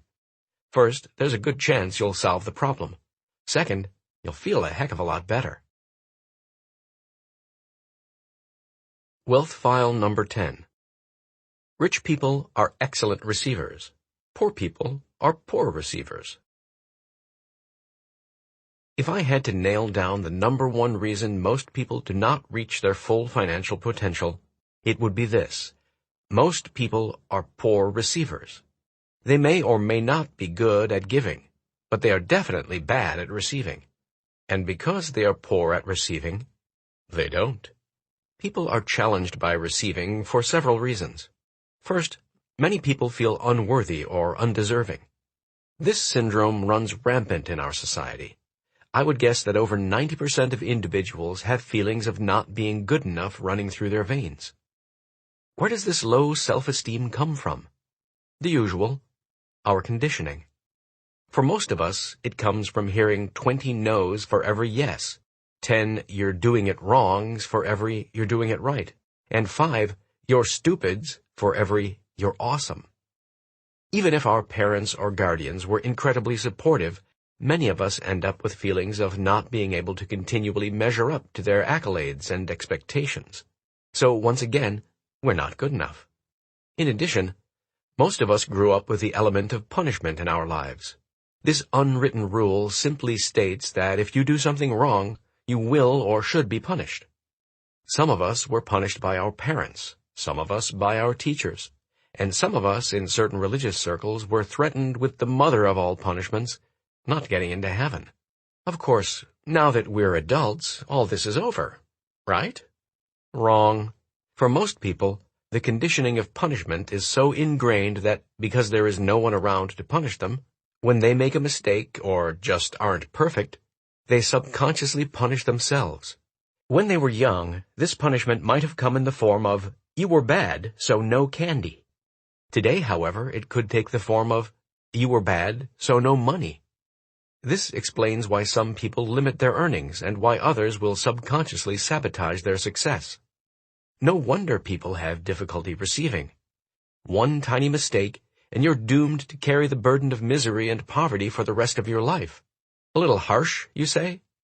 Since when did the mind become logical or compassionate? Again, the conditioned mind is a file folder filled with past programming, made-up meanings, and stories of drama and disaster. Making sense is not its strong suit. Here's something I teach in my seminars that might make you feel better. In the end, it doesn't matter whether you feel worthy or not. You can be rich either way. Plenty of wealthy people don't feel overly worthy. In fact, it's one of the major motivations for people to get rich, to prove themselves and their worth to themselves and to others. The idea that self-worth is necessary for net worth is just that, an idea, but it doesn't necessarily hold water in the real world. As we said earlier, getting rich to prove yourself may not make you the happiest camper, so you're better off creating wealth for other reasons. But what's important here is for you to realize that your feeling of unworthiness won't prevent you from getting rich. From a strictly financial point of view, this could actually be a motivational asset. Having said that, I want you to get what I'm going to share with you loud and clear. This could easily be one of the most important moments in your life. Are you ready? Here goes. Recognize that whether you are worthy or not is all a made-up story. Again, nothing has meaning except for the meaning we give it. I don't know about you, but I've never heard of anybody who went through the stamping lineup at birth. Can you imagine God stamping each person's forehead as he or she came through? Worthy, unworthy, worthy, worthy, unworthy. Yuck, definitely unworthy. Sorry, I don't think it works that way. There's no one who comes around and stamps you worthy or unworthy. You do that. You make it up. You decide it. You and you alone determine if you're going to be worthy. It's simply your perspective. If you say you're worthy, you are. If you say you're not worthy, you're not. Either way, you will live into your story. This is so critical, I'm going to repeat that again. You will live into your story. It's that simple. So, why would people do this to themselves? Why would people make up the story that they're not worthy? It's just the nature of the human mind, the protective part of us that's always looking for what's wrong. Ever notice that a squirrel doesn't worry about these things? Can you imagine a squirrel saying, "I'm not going to collect many nuts this year to prepare for winter because I'm not worthy"? Doubtful, because these low-intelligence creatures would never do that to themselves. Only the most evolved creature on the planet, the human being, has the ability to limit itself like this. One of my own sayings is, if a 100-foot oak tree had the mind of a human, it would only grow to be 10 feet tall. So here's my suggestion. Since it's a lot easier to change your story than your worthiness, instead of worrying about changing your worthiness, change your story. It's a lot faster and cheaper. Simply make up a new and much more supportive story and live into that. Oh, but I couldn't do that, you say. I'm not qualified to decide that I'm worthy. That has to come from someone else. Sorry, I say, that's not quite accurate, which is a nice way of saying bull-poo. It wouldn't make a difference what anyone says or said in the past, because you have to believe it and buy into it for it to have any effect, and that can't come from anyone else but you. But just to make you feel better, let's play the game, and I'll do for you what I do for thousands of participants at the Millionaire Mind Intensive Seminar. I will personally anoint you. This is a special ceremony, so I'm going to ask you to eliminate any distractions right now. Stop munching, stop talking on the phone, stop whatever you're doing. Men, if you like, you can change into a suit and tie, although a tuxedo would be best. Women, a formal evening gown and heels would be perfect. And if you don't have anything that's classy or new enough, this would definitely be an occasion to go buy yourself a brand new dress. Designer label preferred. If you're all ready, let's begin. Please kneel down on one knee and bow your head in respect. Ready? Here goes. By the power invested in me, I hereby anoint you as worthy, from now until forevermore. Okay, we're done. You can stand up now and hold your head high because you're finally worthy. Here's some sage advice. Stop buying into that worthiness or unworthiness crap and start taking the actions you need to take to get rich. The second major reason most people have a problem with receiving is that they have bought into the adage, it's better to give than to receive. Let me put this as elegantly as possible. What a crock. That statement is total hogwash. And in case you haven't noticed, it's usually propagated by people and groups who want you to give and them to receive. The whole idea is ludicrous. What's better, hot or cold, big or small, left or right, in or out? Giving and receiving are two sides of the same coin. Whoever decided that it is better to give than to receive was simply bad at math. For every giver, there must be a receiver. And for every receiver, there must be a giver. Think about it. How could you give if there weren't someone or something there to receive? Both have to be in perfect balance to work 1-to-1, 50-50. And since giving and receiving must always equal each other, they must also be equal in importance. Besides, how does it feel to give? Most of us would agree that giving feels wonderful and fulfilling. Conversely, how does it feel when you want to give and the other person isn't willing to receive? Most of us would agree that it feels terrible. So know this. If you are not willing to receive, then you are ripping off those who want to give to you.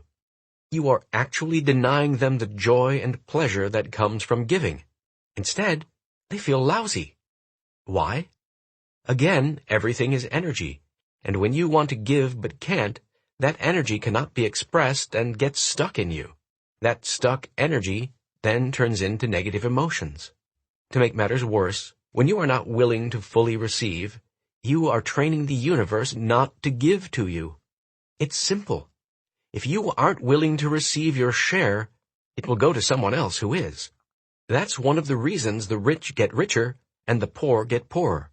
Not because they're any more worthy, but because they are willing to receive while most poor people are not.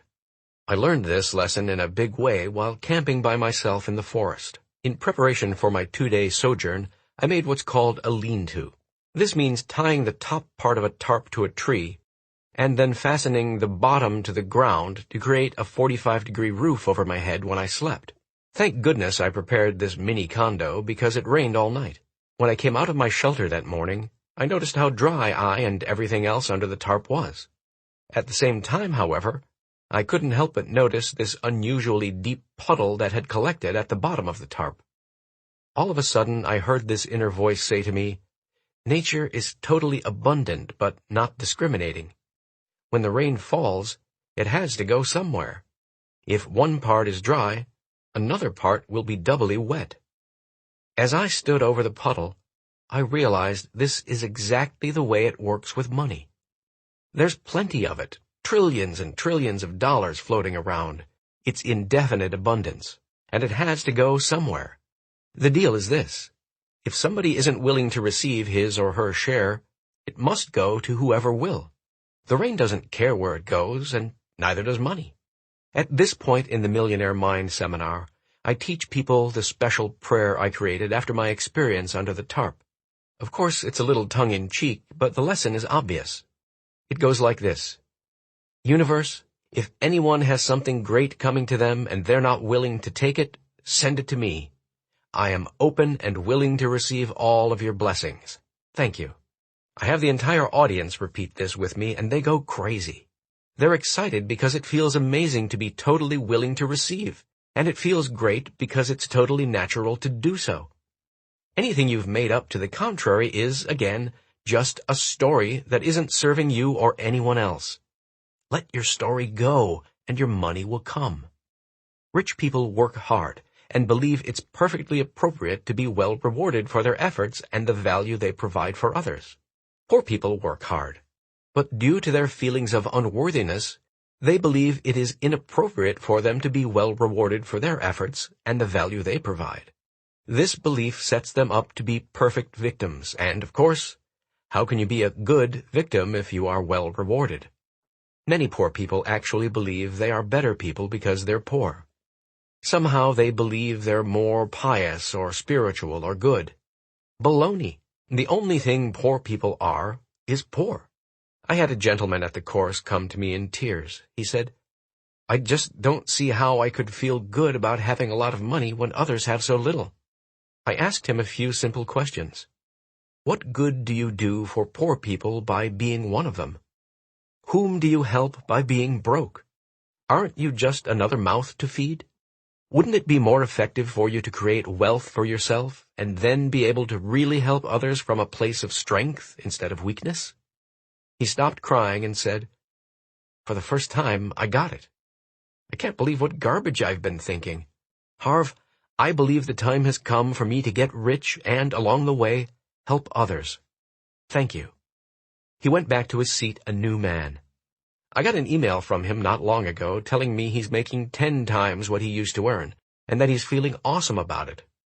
Best of all, he says, it feels tremendous to be able to assist some of his friends and family who are still struggling. This leads me to an important point. If you have the wherewithal to have a lot of money, have it. Why? The truth is that we are extremely fortunate to be living in this society, a society whereby each person is in fact rich, compared to many other parts of the world. Some people just don't ever have the opportunity to have a lot of money. If you are one of the lucky people who do have that ability, and each of you is, or you wouldn't be reading a book like this, then use your wherewithal for all it's worth. Get really rich, and then help people who don't have the opportunity you did. That makes a lot more sense to me than being broke and helping no one. Of course, there are the people who will say, "Money will change me. If I get rich, I might turn into some kind of greedy jerk." First, the only people who say that are poor people. It's just another justification for their failure, and it comes from just another one of the many inner weeds in their financial garden. Don't buy it. Second, let me set the record straight. Money will only make you more of what you already are. If you're mean, money will afford you the opportunity to be meaner. If you're kind, money will afford you the opportunity to be kinder. If you're a jerk at heart, with money you can be jerkier. I know there's no such word, but if you were a real jerk, you'd find a way. If you're generous, more money will simply allow you to be more generous. And anyone who tells you different is broke. So what to do? How do you become a good receiver? First, begin to nurture yourself. Remember, people are creatures of habit, and therefore you will have to consciously practice receiving the best life has to offer. One of the key elements in the money management system we teach in the Millionaire Mind Intensive Seminar is having a play account, where you get to blow a designated amount of money on things that nurture you and allow you to feel like a million. The idea of this account is to help you validate your worthiness and strengthen your receiving muscle. Second, I want you to practice going crazy with excitement and gratitude anytime you find or receive any money. It's funny. When I was broke and I saw a penny on the ground, I would never stoop so low as to pick up a lowly penny. Now that I'm rich, however, I pick up anything that even looks like money, then give it a kiss for good luck and declare out loud, I am a money magnet. Thank you, thank you, thank you. I don't stand there judging the denomination. Money is money, and finding money is a blessing from the universe. Now that I'm fully willing to receive anything and everything that comes my way, I do. Being open and willing to receive is absolutely critical if you want to create wealth. It's also critical if you want to keep it. If you are a poor receiver and you somehow fall into a substantial amount of money, chances are it'll be gone quickly. Again, first the inner, then the outer. First expand your receiving box. Then watch as the money comes in to fill it. Again, the universe abhors a vacuum. In other words, an empty space will always be filled. Have you ever noticed what happens with an empty closet or garage? It usually doesn't stay empty for long, does it? Have you also noticed how strange it is that the time taken for any task will always be equal to the time given? Once you expand your capacity to receive, you will. Also, once you become truly open to receiving, the rest of your life will open up. Not only will you receive more money, but you'll also receive more love, more peace, more happiness, and more fulfillment. Why? Because of another principle I constantly use that states, how you do anything is how you do everything. The way you are in one area is usually the way you are in all areas. If you've been blocking yourself from receiving money, chances are you've been blocking yourself from receiving everything else that's good in life. The mind doesn't usually delineate specifically where you are a poor receiver. In fact, it's just the opposite. The mind has a habit of overgeneralizing and says, the way it is the way it is, everywhere and always. If you're a poor receiver, you're a poor receiver in all areas. The good news is that when you become an excellent receiver, you'll be an excellent receiver everywhere, and open to receiving all that the universe has to offer in all areas of your life. Now the only thing you'll have to remember is to keep saying thank you as you receive all of your blessings. Declaration. Place your hand on your heart and say, I am an excellent receiver. I am open and willing to receive massive amounts of money into my life. Touch your head and say, I have a millionaire mind. Millionaire Mind Actions. Practice being an excellent receiver. Each time someone gives you a compliment of any sort, simply say, thank you. Do not return a compliment to that person at the same time. This allows you to fully receive and own the compliment instead of deflecting it, as most people do. This allows the giver of the compliment the joy of giving the gift without it being thrown back at them. 2. Any, and I mean any, money you receive or find should enthusiastically be celebrated. Go ahead and scream out, I am a money magnet. Thank you, thank you, thank you. This goes for money you find on the ground, for money you get as gifts, for money you get from the government, for money you get as a paycheck, and for money you get from your business. Remember, the universe is set up to support you. If you keep declaring that you are a money magnet, and especially if you have the proof, the universe will simply say, okay, and send you more. 3. Pamper yourself. At least once a month, do something special to nurture yourself and your spirit. Get a massage, a manicure, or a pedicure. Take yourself for an extravagant lunch or dinner. Rent a boat or a weekend cottage. Have someone bring you breakfast in bed. You might have to trade with a friend or family member. Do things that will allow you to feel rich and deserving. Again, the vibrational energy you emit from this kind of experience will send a message to the universe that you live abundantly. And again, the universe will simply do its job and say, okay, and give you opportunities for more. Wealth File Number 11. Rich people choose to get paid based on results. Poor people choose to get paid based on time. Have you ever heard this advice? Go to school, get good grades, get a good job, get a steady paycheck, be on time, work hard, and you'll live happily ever after? I don't know about you, but I'd sure love to see the written guarantee on that one. Unfortunately, this sage advice comes directly from the Book of Fairy Tales, Volume 1, right after the Tooth Fairy story. I'm not going to bother debunking the entire statement. You can do that for yourself by checking your own experience and the lives of everyone around you. What I will discuss is the idea behind the steady paycheck. There's nothing wrong with getting a steady paycheck, unless it interferes with your ability to earn what you're worth. There's the rub. It usually does. Poor people prefer to be paid a steady salary or hourly wage. They need the security of knowing that exactly the same amount of money is coming in at exactly the same time, month in, month out. What they don't realize is that this security comes with a price, and the cost is wealth. Living based in security is living based in fear. What you're actually saying is, I'm afraid I won't be able to earn enough based on my performance, so I'll settle for earning just enough to survive or to be comfortable. Rich people prefer to get paid based on the results they produce, if not totally, then at least partially. Rich people usually own their own business in some form. They make their income from their profits. Rich people work on commission or percentages of revenue. Rich people choose stock options and profit sharing in lieu of higher salaries. Notice there are no guarantees with any of the above. As stated earlier, in the financial world, the rewards are usually proportionate to the risk. Rich people believe in themselves. They believe in their value and in their ability to deliver it. Poor people don't. That's why they need guarantees. Recently, I dealt with a public relations consultant who wanted me to pay her fee of $4,000 per month. I asked her what I'd receive for my $4,000. She replied that I'd see at least $20,000 of coverage per month in the media. I said, what if you don't produce those results or anything close to it? She answered that she would still be putting in the time, so she deserved to get paid. I replied, I'm not interested in paying for your time. I'm interested in paying you for a specific result. And if you don't produce that result, why should I pay you? On the other hand, if you produce even greater results, you should get paid more.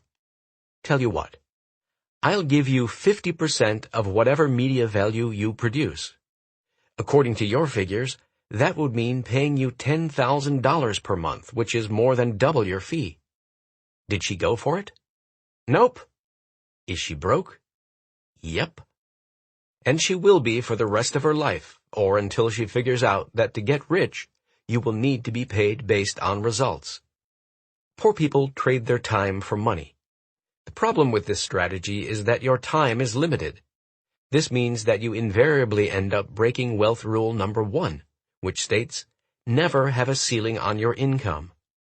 If you choose to get paid for your time, you are pretty much killing your chances for wealth. This rule also applies to personal service businesses, where, again, you generally get paid for your time. That's why lawyers, accountants, and consultants who are not yet partners in their firm, and therefore don't share in the business profits, make a moderate living at best. Suppose you are in the pen business and you get an order for 50,000 pens. If this were the case, what would you do? You'd simply call your supplier, order 50,000 pens, send them off, and happily count your profits. On the other hand, suppose you are a massage therapist and you're fortunate enough to have 50,000 people lined up outside your door, all wanting a massage from you. What do? You kill yourself for not being in the pen business. What else can you do? Try explaining to the last person in line that you may be running a little late, as in their appointment is Tuesday at 3:15, 4 decades from now. I'm not suggesting there's anything wrong with being in a personal service business. Just don't expect to get rich anytime soon unless you create a way to duplicate or leverage yourself. At my seminars, I often meet salaried or hourly wage employees who complain to me that they're not getting paid what they're worth. My response is, in whose opinion? I'm sure your boss thinks you're being compensated fairly. Why don't you get off the salary treadmill and ask to be paid based fully or partially on your performance? Or, if that is not possible, why not work for yourself? Then you'll know you're making exactly what you're worth. Somehow, this advice doesn't seem to appease these people who are obviously terrified of testing their true value in the marketplace. The fear most people have of being paid based on their results is often just a fear of breaking out of their old conditioning. In my experience, most people who are stuck in the steady paycheck rut have past programming that tells them this is the normal way to get paid for your work. You can't blame your parents. I guess you can if you're a good victim. Most parents tend to be overly protective, so it's only natural for them to want their kids to have a secure existence. As you've probably already found out, any work that doesn't provide a steady paycheck usually produces the infamous parental response, "When are you going to get a real job?" I remember when my parents asked me that question. Thank goodness my reply was, "Hopefully never." My mother was devastated. My father, however, said, "Good for you. You'll never get rich working on straight salary for someone else. If you're going to get a job, make sure you get paid on percentage. Otherwise, go work for yourself." I, too, encourage you to work for yourself. Start your own business, work on commission, get a percentage of revenue or company profits, or get stock options. Whatever your vehicle, make certain you create a situation that allows you to get paid based on your results. Personally, I believe just about everyone should own their own business, be it full-time or part-time. The first reason is that by far, the vast majority of millionaires became rich by being in their own business. Secondly, it's extremely difficult to create wealth when the tax man is grabbing almost half of everything you earn. When you own a business, you can save a small fortune in taxes by writing off a portion of your expenses for such things as your car, travel, education, and even your home. For that reason alone, it's worth having your own business. If you don't have a brilliant business idea, not to worry. You can use someone else's. First, you can become a commissioned salesperson.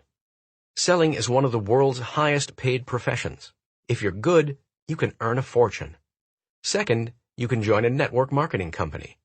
There are dozens of excellent ones, and they have in place all of the products and systems you need to get started immediately. For just a few bucks, you can become a distributor and have all the benefits of owning a business with few of the administrative hassles. If it resonates with you, network marketing can be a dynamite vehicle for wealth.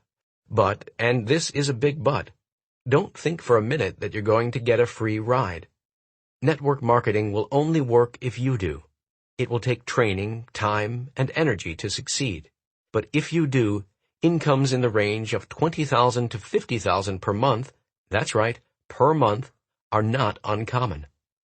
In any case, just signing up and becoming a part-time distributor will give you some excellent tax advantages, and who knows, maybe you'll enjoy the product enough to offer it to others and end up making a nice income to boot.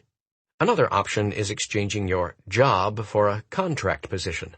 If your employer is willing, he or she can hire your company instead of you to do basically what you're doing now. A few legal requirements have to be fulfilled, but for the most part, if you add 1 or 2 more clients, even part-time, you can get paid as a business owner instead of an employee and enjoy business owner tax benefits. Who knows? Those part-time clients may grow to become full-time clients, which would then give you the opportunity to leverage yourself, hire other people to get all the work done, and eventually you'll be running your own full-on business. You might think, my employer would never go for that. I wouldn't be too sure about that. You have to understand it costs a company a fortune to have an employee. Not only do they have to pay salary or wages, but they have to pay a whack of money on top of that to the government, often to the tune of 25% or more above what the employee earns. Add to that the cost of the benefits package that most employees get, and you've probably got a 50% savings to a company that chooses to hire you as an independent consultant. Of course, you won't be eligible for many of the benefits you got as an employee, but for what you save in taxes alone, you can buy the best of what you need on your own.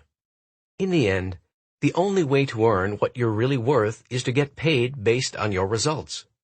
Once again, my dad said it best. You'll never get rich working on straight salary for someone else. If you're going to get a job, make sure you get paid on percentage. Otherwise, go work for yourself. Now that's sage advice. Declaration. Place your hand on your heart and say, I choose to get paid based on my results. Touch your head and say, I have a millionaire mind. Millionaire Mind Actions. 1. If you are currently in a job getting paid based on an hourly wage or salary, create and propose a compensation plan to your employer that would allow you to get paid at least partly based on your individual results as well as the results of the company. If you own your own business, create a compensation plan that allows your employees or even primary suppliers to get paid based more on their results and the results of your company. Put these plans into action immediately. 2. If you are currently in a job and not being paid what you are worth based on the results you are producing, consider starting your own business. You can begin part-time. You could easily join a network marketing company or become a coach, teaching others what you know, or offer your independent consulting services back to the company you originally worked for, but this time paid on performance and results rather than only for your time. Success story from Sean Nitta. Dear Harv, I can't explain how grateful we are that we were introduced to you by one of my wife's friends. At the time, I just received a $10,000 cut in pay. We were desperately looking for options, as we were not making ends meet anymore.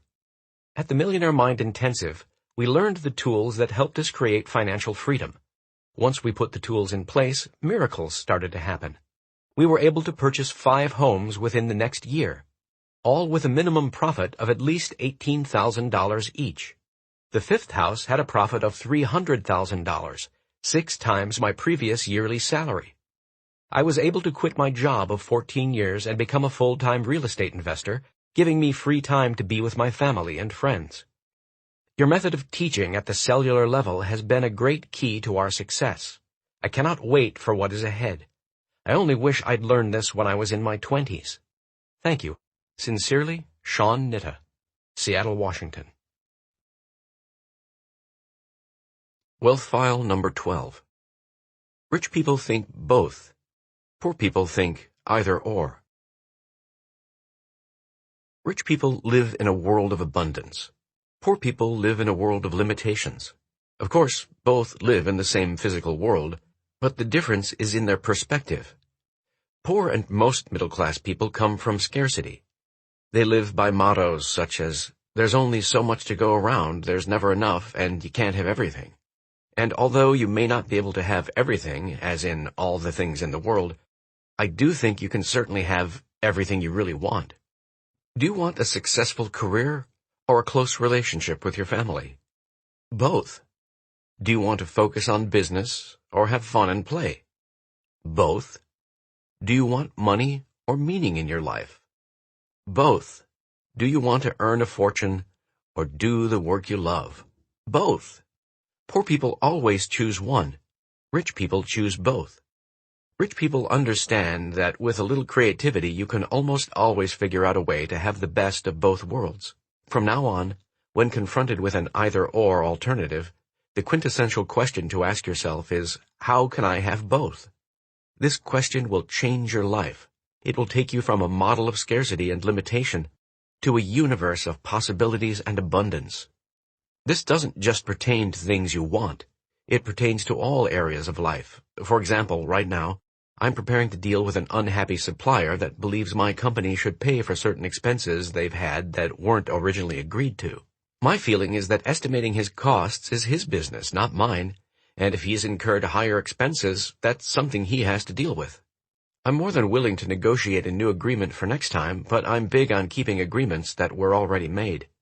Now, in my broke days, I'd go into this discussion with the goal of making my point and making sure I don't pay this guy 1 cent more than we agreed upon. And even though I'd like to keep him as a supplier, this would probably end up in a huge argument. I'd go in thinking either he wins or I win. Today, however, because I've trained myself to think in terms of both, I'm going into this discussion completely open to creating a situation where I'm not going to pay him any more money, and he's going to be extremely happy with the arrangements we do make. In other words, my goal is to have both. Here's another example. Several months ago, I decided to purchase a vacation home in Arizona. I scoured the area I was interested in, and every real estate agent told me if I wanted 3 bedrooms plus a den in that vicinity, I'd have to pay over $1 million. My intention was to keep my investment in this home under $1 million. Most people would either lower their expectations or raise their budget. I held out for both. I recently got a call that the owners of a house in the exact location I wanted, with the number of rooms I wanted, had reduced their price $200,000 to under $1 million. Here's another tribute to the intention of having both. Finally, I always told my parents that I didn't want to slave away at work I didn't enjoy, and that I would get rich doing what I love. Their response was the usual. You're living in a dream world. Life is not a bowl of cherries. They said business is business, pleasure is pleasure. First, you take care of making a living.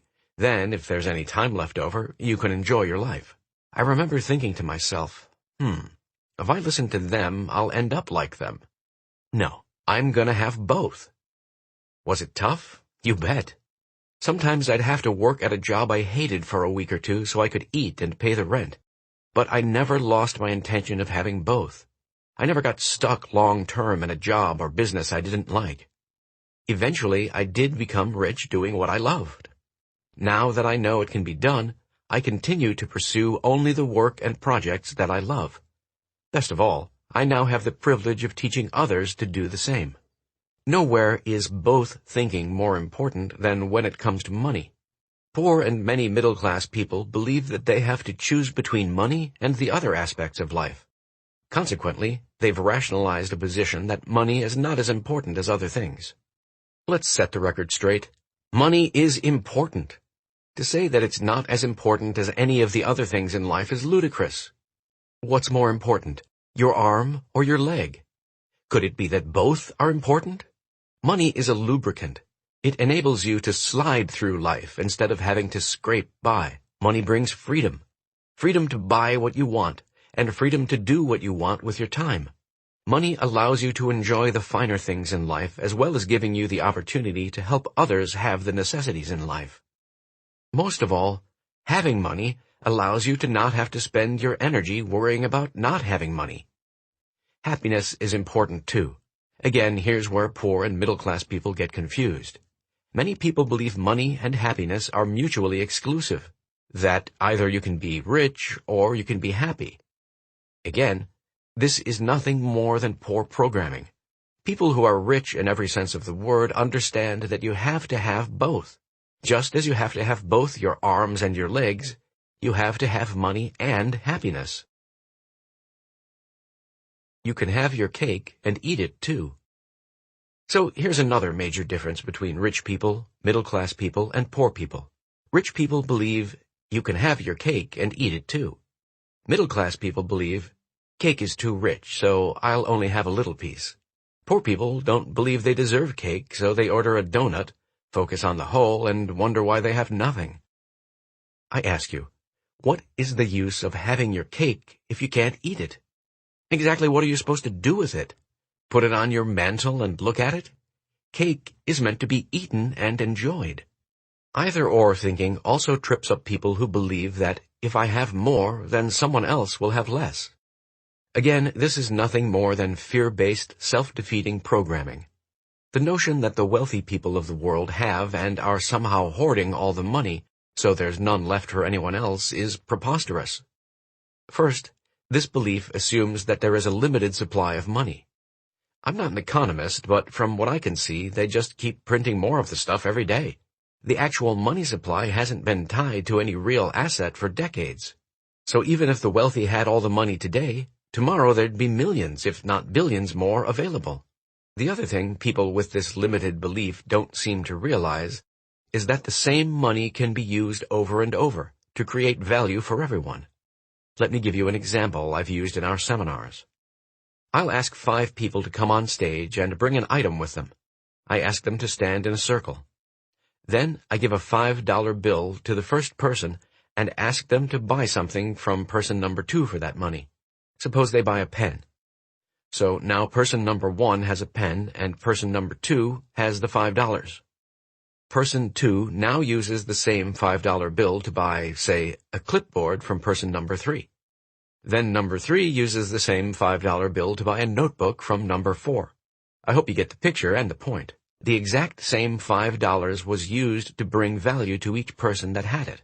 That same $5 went through 5 different people and created $5 worth of value for each, and a total of $25 in value for the group. That $5 did not get depleted and as it circled around, created value for everyone. The lessons are clear. First, money does not get depleted. You can use the same money again and again for years and thousands of people. Second, the more money you have, the more you can put into the circle, which means other people then have more money to trade for more value. This is exactly the opposite of either-or-based thinking. To the contrary, when you have money and use it, you and the person you spend it with both have the value. Put bluntly, if you're so worried about other people and making sure they get their share, as if there is a share, do what it takes to get rich so you can spread more money around. If I can be an example for anything, it would be that you can be a kind, loving, caring, generous, and spiritual person and be really frickin' rich. I strongly urge you to dispel the myth that money is in any way bad or that you will be less good or less pure if you are wealthy. That belief is absolute salami, in case you're tired of bologna. And if you keep eating it, you won't just be fat, you'll be fat and broke. Hey, what do you know? Another example of both. My friends, being kind, generous, and loving has nothing to do with what is or isn't in your wallet. Those attributes come from what is in your heart. Being pure and spiritual have nothing to do with what is or isn't in your bank account. Those attributes come from what's in your soul. To think money makes you good or bad one way or another is either-or thinking and just plain programmed garbage that is not supportive to your happiness and success. It's also not supportive to those around you, especially to children. If you're that adamant about being a good person, then be good enough not to infect the next generation with the disempowering beliefs you may inadvertently have adopted. If you really want to live a life without limits, whatever the situation, let go of either-or thinking and maintain the intention to have both. Declaration. Place your hand on your heart and say, I always think both. Touch your head and say, I have a millionaire mind. Millionaire Mind Actions. 1. Practice thinking and creating ways of having both. Whenever alternatives are presented to you, ask yourself, how can I have both? 2. Become aware that money in circulation adds to everyone's life. Each time you spend money, say to yourself, this money will go through hundreds of people and create value for all of them. 3. Think of yourself as a role model for others, showing that you can be kind, generous, loving, and rich. Wealth File number 13. Rich people focus on their net worth. Poor people focus on their working income. When it comes to money, people in our society typically ask, how much do you make? Seldom do you hear the question, what is your net worth? Few people talk this way, except, of course, at the country club. In country clubs, the financial discussion almost always centers around net worth. Jim just sold his stock options. He's worth over $3 million. Paul's company just went public. He's worth $8 million. Sue just sold her business. She's now worth $12 million. At the country club, you're not going to hear, hey, did you hear that Joe got a raise? Yeah, and a 2% cost of living allowance to boot. If you did hear that, you'd know you're listening to a guest for the day. The true meaning of wealth is net worth, not working income. Always has been, always will be. Net worth is the financial value of everything you own. To determine your net worth, add up the value of everything you own, including your cash and investments such as stocks, bonds, real estate, the current value of your business if you own one, the value of your residence if you own it, and then subtract everything you owe. Net worth is the ultimate measure of wealth because, if necessary, what you own can eventually be liquidated into cash. Rich people understand the huge distinction between working income and net worth. Working income is important, but it is only one of the 4 factors that determine your net worth. The 4 net worth factors are 1. Income, 2. Savings, 3. Investments, 4. Simplification. Rich people understand that building a high net worth is an equation that contains all 4 elements. Because all of these factors are essential, let's examine each one. Income comes in 2 forms: working income and passive income. Working income is the money earned from active work. This includes a paycheck from a day-to-day job or, for an entrepreneur, the profits or income taken from a business. Working income requires that you are investing your own time and labor to earn money. Working income is important because, without it, it is almost impossible to address the other 3 net worth factors. Working income is how we fill up our financial funnel, so to speak. All things being equal, the more working income you earn, the more you can save and invest. Although working income is critical, again, it is only valuable as part of the entire net worth equation. Unfortunately, poor and many middle-class people focus exclusively on working income out of the 4 factors. Consequently, they end up with a low or no net worth. Passive income is money earned without you actively working. We will discuss passive income in greater detail a little later, but for now, consider it another stream of income filling up the funnel, which can then be used for spending, saving, and investing. Savings is also imperative. You can earn wads of money, but if you don't keep any of it, you will never create wealth. Many people have a financial blueprint that is wired for spending. Whatever money they have, they spend. They choose immediate gratification over long-term balance. Spenders have 3 mottos. The first motto is, it's only money, therefore money is something they don't have much of. The second motto is, what goes around comes around. At least they hope so. Because their third motto is, sorry, I can't right now. I'm broke. Without creating income to fill the funnel and savings to keep it there, it is impossible to address the next net worth factor. Once you've begun saving a decent portion of your income, then you can move to the next stage and make your money grow through investing. Generally, the better you are at investing, the faster your money will grow and generate a greater net worth. Rich people take the time and energy to learn about investing and investments.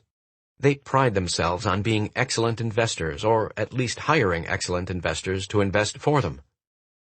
Poor people think investing is only for rich people, so they never learn about it and stay broke. Again, every part of the equation is important. Our 4th net worth factor may well be the dark horse of the bunch, because few people recognize its importance in creating wealth. This is the factor of simplification. It goes hand in hand with saving money, whereby you consciously create a lifestyle in which you need less money to live on. By decreasing your cost of living, you increase your savings and the amount of funds available for investing. To illustrate the power of simplification, here's the story of one of our Millionaire Mind participants. When Sue was only 23, she made a wise choice. She purchased a home. She paid just under $300,000 at the time. 7 years later, in a sizzling hot market, Sue sold her home for over $600,000, meaning she profited over $300,000. She considered buying a new home, but after attending the Millionaire Mind intensive seminar, she recognized that if she invested her money in a secure second mortgage at 10% interest and simplified her lifestyle, she could actually be quite comfortable living on the earnings from her investments and not have to work ever again. Instead of purchasing a new home, she moved in with her sister. Now, at 30 years of age, Sue is financially free. She won her independence not through earning a ton of money, but by consciously scaling back her personal overhead. Yes, she still works because she enjoys it, But she doesn't have to. In fact, she only works 6 months of the year. The rest of the time she spends in Fiji, first because she loves it, and second, she says, her money goes even further there. Because she lives with the locals rather than the tourists, she doesn't spend a lot. How many people do you know who would love to spend 6 months of each year living on a tropical island, never having to work again at the ripe old age of 30? How about 40, 50, 60? Ever? It's all because Sue created a simple lifestyle and, consequently, doesn't need a fortune to live on. So what will it take for you to be happy financially? If you need to live in a mansion, have 3 vacation homes, own 10 cars, take annual trips around the world, eat caviar and drink the finest champagne to enjoy your life, that's fine. But recognize you've set your bar pretty darn high, and it may take you a long, long time to get to a point where you're happy. On the other hand, if you don't need all the toys to be happy, you'll probably reach your financial goal a lot sooner. Again, building your net worth is a 4-part equation. As an analogy, imagine driving a bus with 4 wheels. What would the ride be like if you were driving on 1 wheel only? Probably slow, bumpy, full of struggle, sparks, and going in circles. Does that sound familiar? Rich people play the money game on all 4 wheels. That's why their ride is fast, smooth, direct, and relatively easy. By the way, I use the analogy of a bus because once you are successful, your goal might be to bring others along on the ride with you. Poor and most middle-class people play the money game on 1 wheel only. They believe that the only way to get rich is to earn a lot of money. They believe that only because they've never been there. They don't understand Parkinson's law, which states, expenses will always rise in direct proportion to income. Here's what's normal in our society. You have a car, you make more money, and you get a better car. You have a house, you make more money, and you get a bigger house. You have clothes, you make more money, and you get nicer clothes. You have holidays, you make more money, and you spend more on holidays. Of course, there are a few exceptions to this rule, very few. In general, as income goes up, expenses almost invariably go up too. That's why income alone will never create wealth. This book is called Secrets of the Millionaire Mind. Does millionaire refer to income or net worth? Net worth. Therefore, if your intention is to be a millionaire or more, you must focus on building your net worth, which, as we've discussed, is based on much more than just your income. Make it a policy to know your net worth to the penny. Here's an exercise that can change your financial life forever. Take a blank sheet of paper and title it Net Worth. Then create a simple chart that begins with 0 and ends with whatever your net worth objective is. Note your current net worth as it is today.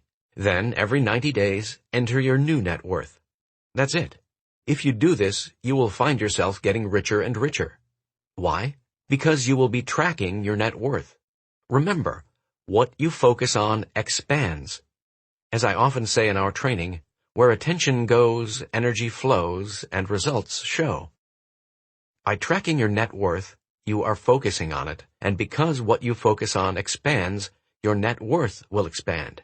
By the way, this law goes for every other part of your life. What you track increases. To that end, I encourage you to find and work with a good financial planner. These professionals can help you track and build your net worth. They will assist you in organizing your finances and introduce you to a variety of vehicles for saving and growing your money. The best way to find a good financial planner is to seek a referral from a friend or associate who is happy with the person he or she uses. I'm not saying to take everything your planner says as gospel, but I am suggesting that you find a qualified professional with the skills to help you plan and track your finances. A good planner can provide you with the tools, software, knowledge, and recommendations to help you build the kind of investing habits that will produce wealth. Generally, I recommend finding a planner who works with an array of financial products, rather than just insurance or just mutual funds. In that way, you can find out about a variety of options, then decide what's right for you. Declaration. Place your hand on your heart and say, I focus on building my net worth. Touch your head and say, I have a millionaire mind. Millionaire Mind Actions. 1. Focus on all 4 net worth factors: increasing your income, increasing your savings, increasing your investment returns, and decreasing your cost of living by simplifying your lifestyle. 2. Create a net worth statement. To do this, add the current dollar value of everything you own, your assets, and subtract the total value of everything you owe, your liabilities. Commit to tracking and revising this statement each quarter. Again, by virtue of the law of focus, what you track will increase. 3. Hire a financial planner who is highly successful and works with a well-known, reputable company. Again, the best way to find a great financial planner is to ask friends and associates for their referrals. Special bonus. Go to www.millionairemindbook.com and click on Free Book Bonuses to receive your free net worth tracking sheet. Wealth File number 14. Rich people manage their money well. Poor people mismanage their money well. Thomas Stanley, in his best-selling book, The Millionaire Next Door, surveyed millionaires from across North America and reported on who they are and how they attained their wealth. The results can be summarized in one short sentence. Rich people are good at managing their money. Rich people manage their money well. Poor people mismanage their money. Wealthy people are not any smarter than poor people. They just have different and more supportive money habits. As we discussed in part 1 of this book, these habits are primarily based on our past conditioning. So first, if you're not managing your money properly, you were probably programmed not to manage money. Second, there's a better than good chance you don't know how to manage your money in a way that's easy and effective. I don't know about you, but where I went to school, Money Management 101 wasn't offered. Instead, we learned about the War of 1812, which, of course, is something I use every single day. It may not be the most glamorous of topics, but it comes down to this. The single biggest difference between financial success and financial failure is how well you manage your money. It's simple. To master money, you must manage money. Poor people either mismanage their money or they avoid the subject of money altogether. Many people don't like to manage their money because, first, they say it restricts their freedom, and second, they say they don't have enough money to manage. As for the first excuse, managing money does not restrict your freedom. To the contrary, it promotes it. Managing your money allows you to eventually create financial freedom so that you never have to work again. To me, that's real freedom. As for those who use the "I don't have enough money to manage" rationale, they're looking through the wrong end of the telescope. Rather than say, "When I have plenty of money, I'll begin to manage it," the reality is, "When I begin to manage it, I'll have plenty of money." Saying, "I'll start managing my money as soon as I get caught up" is like an overweight person saying, "I'll start exercising and dieting as soon as I lose 20 pounds. It's putting the cart before the horse, which leads to going nowhere, or even backward. First, you start properly handling the money you have, then you'll have more money to handle. In the Millionaire Mind Intensive Seminar, I tell a story that hits most people right between the eyes. Imagine you're walking along the street with a 5-year-old. You come across an ice cream store and go inside. You get the child a single scoop of ice cream on a cone because they don't have any cups. As the two of you walk outside, you notice the cone wobbling in the child's tiny hands and, all of a sudden, plop. The ice cream falls out of the cone onto the pavement. The child begins to cry. So back you go into the store, and just as you're about to order for the second time, the child notices a colorful sign with a picture of the triple scooper cone. The child points to the picture and excitedly screams, "I want that one!" Now, here's the question. Being the kind, loving, and generous person that you are, would you go ahead and get this child the triple scooper? Your initial response might be, sure. However, when considering the question a little more deeply, most of our seminar participants respond, no. Because why would you want to set the child up to fail? The child couldn't even handle a single scoop. How could the child possibly handle a triple scoop? The same holds true when it comes to the universe and you. We live in a kind and loving universe, and the rule is, until you show you can handle what you've got, you won't get any more. You must acquire the habits and skills of managing a small amount of money before you can have a large amount. Remember, We are creatures of habit, and therefore the habit of managing your money is more important than the amount. So, how exactly do you manage your money? At the Millionaire Mind Intensive Seminar, we teach what many believe to be an amazingly simple and effective money management method. It's beyond the scope of this book to go over every detail. However, let me give you a couple of the basics so you can get started. Open a separate bank account designated your financial freedom account. Put 10% of every dollar you receive after taxes into this fund.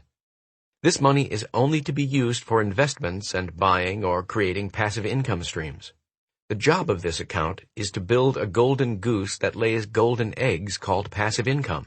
And when do you get to spend this money? Never. It is never spent, only invested. Eventually, when you retire, you get to spend the income from the fund, the eggs, but never the principal itself. In this way, it always keeps growing and you can never go broke. One of our students, named Emma, recently told me her story. 2 years ago, Emma was about to claim bankruptcy.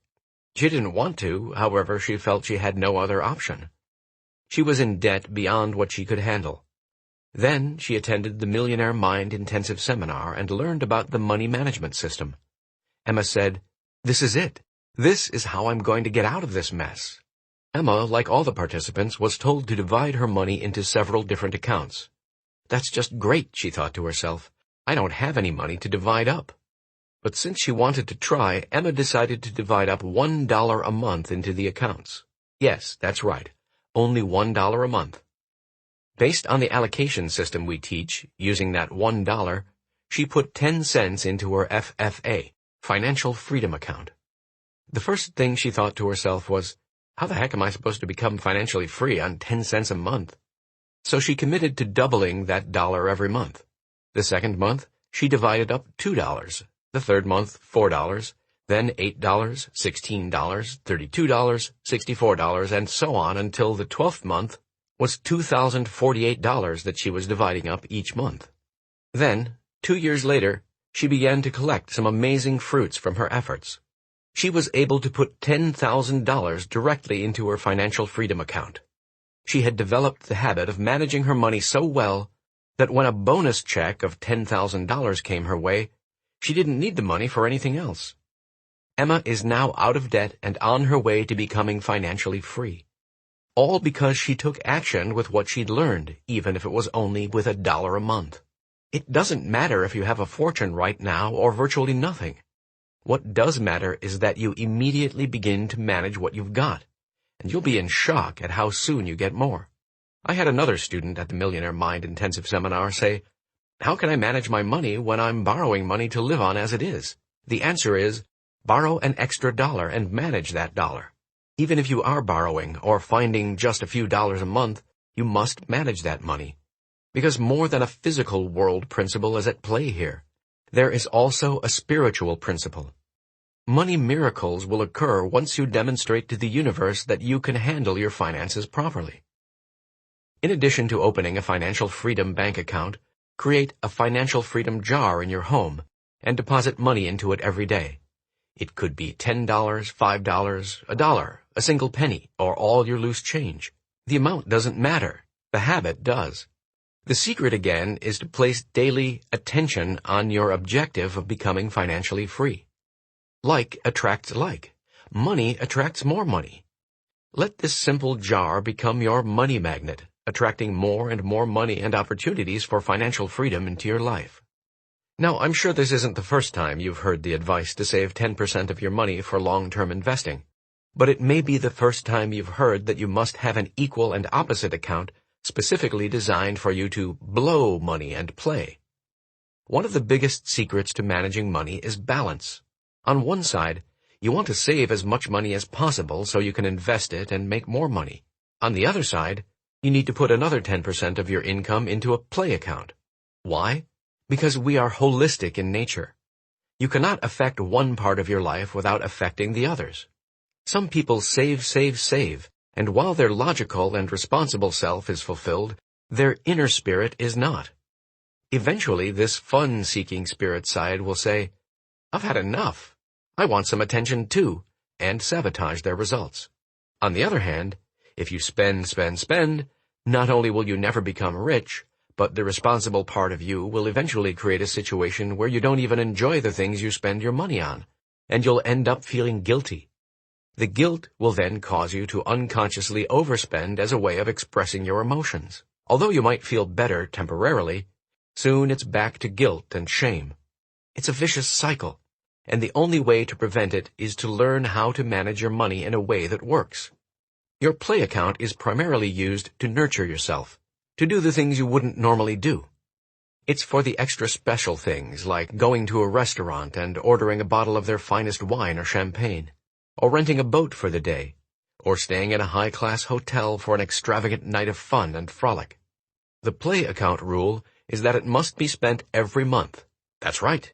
Each month, you have to blow all the money in that account in a way that makes you feel rich. For example, imagine walking into a massage center, dumping all the money from your account on the counter, pointing to the massage therapists and saying, "I want both of you on me, with the hot rocks and the frickin' cucumbers. After that, bring me lunch." Like I said, extravagant. The only way most of us will ever continue to follow our saving plan is by offsetting it with a playing plan that will reward us for our efforts. Your play account is also designed to strengthen your receiving muscle. It also makes managing money a heck of a lot more fun. In addition to the play account and the financial freedom account, I advise you to create 4 more accounts. The other accounts include 10% into your long-term savings for spending account, 10% into your education account, 50% into your necessities account, 10% into your give account. Again, poor people think it's all about income. They believe you have to earn a fortune to get rich. Again, that's male cow manure. The fact is that if you manage your money following this program, you can become financially free on a relatively small income. If you mismanage your money, you can't become financially free even on a huge income. That is why so many high-income professionals, doctors, lawyers, athletes, and even accountants, are basically broke. Because it's not just about what comes in, it's about what you do with what comes in. One of our attendees, John, told me that when he first heard about the money management system, he thought, "How boring. Why would anyone spend their precious time doing that?" Then, later during the seminar, he finally realized if he wanted to be financially free someday, especially sooner than later, he too would have to manage his money, just like the rich. John had to learn this new habit because it definitely wasn't natural for him. He said it reminded him of when he was training for triathlons. He was really good at swimming and cycling. However, he hated running. It hurt his feet, knees, and back. He was stiff after every training session. He was always out of breath and his lungs burned every time, even if he wasn't going fast. He used to dread running. However, he knew that if he was to become a top triathlete, he had to learn to run and accept it as part of what it took to succeed. Whereas in the past, John avoided running, he now decided to run every day. After a few months, he began enjoying running and actually looked forward to it each day.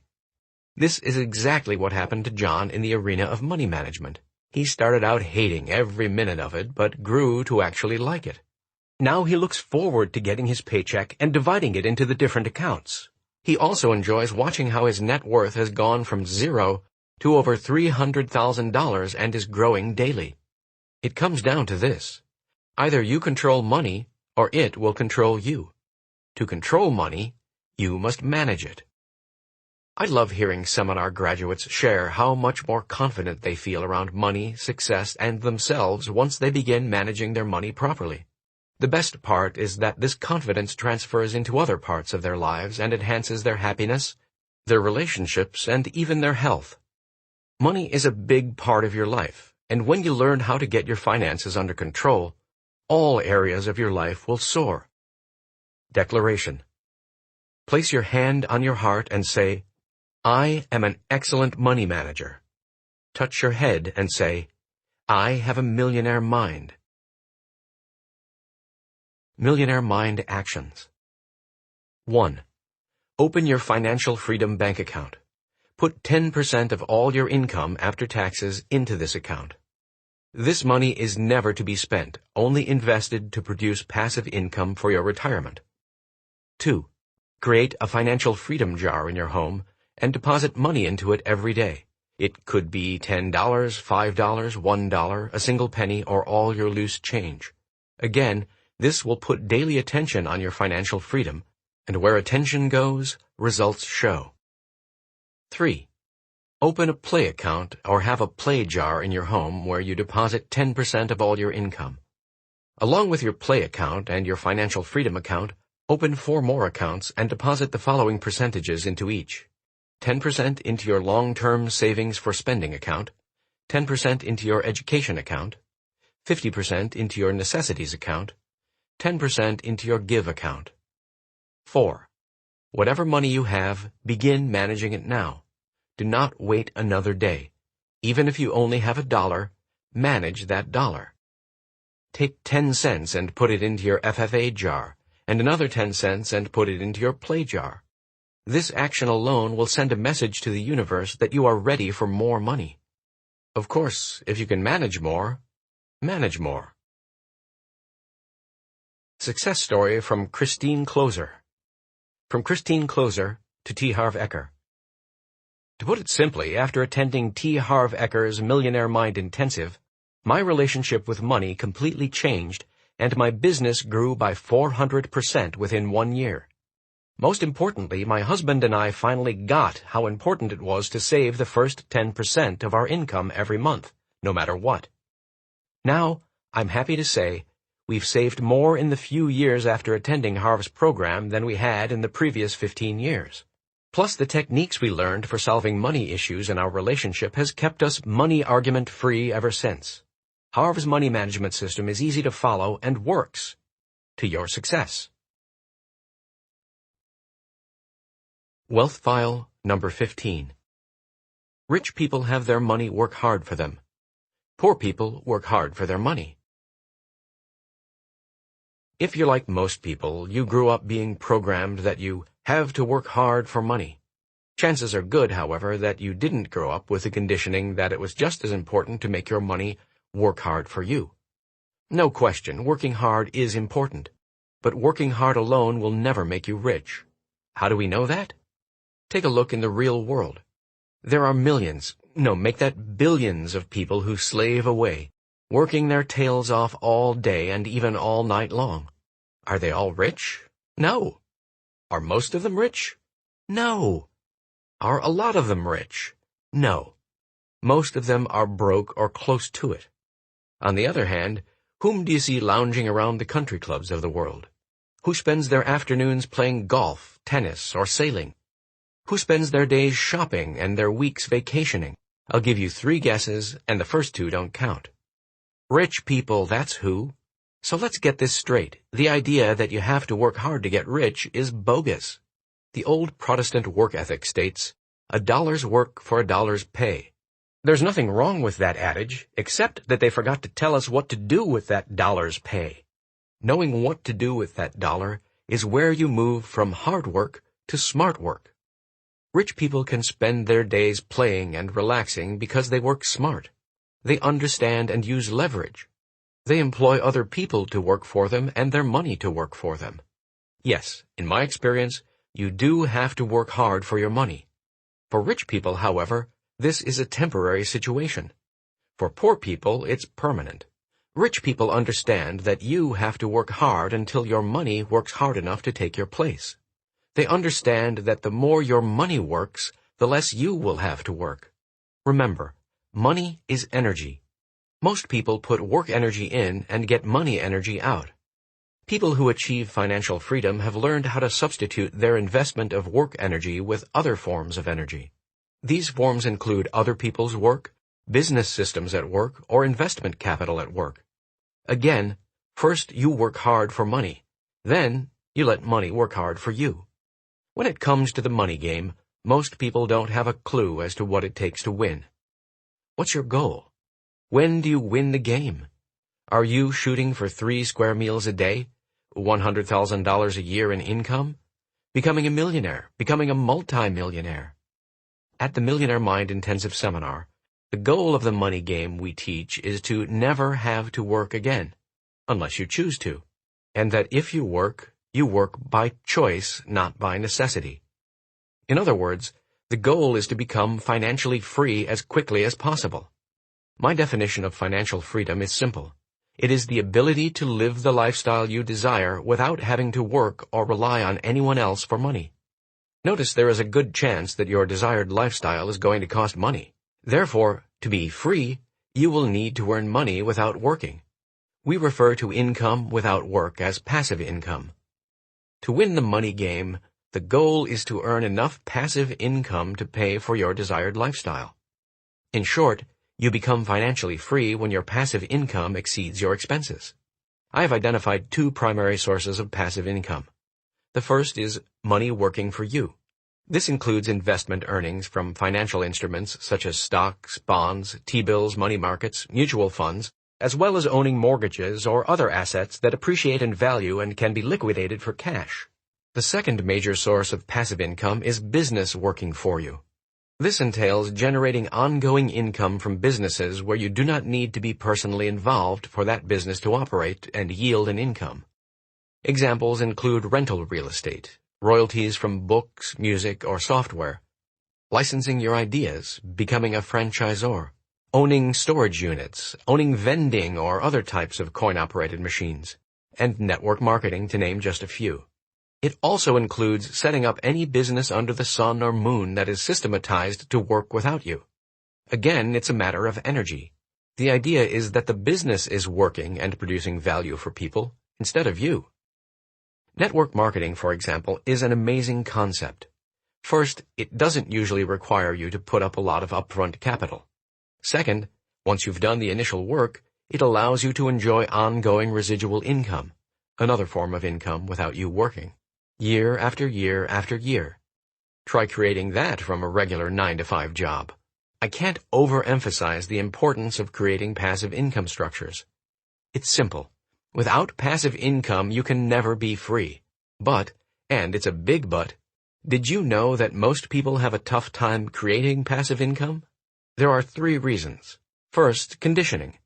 Most of us were actually programmed not to earn passive income.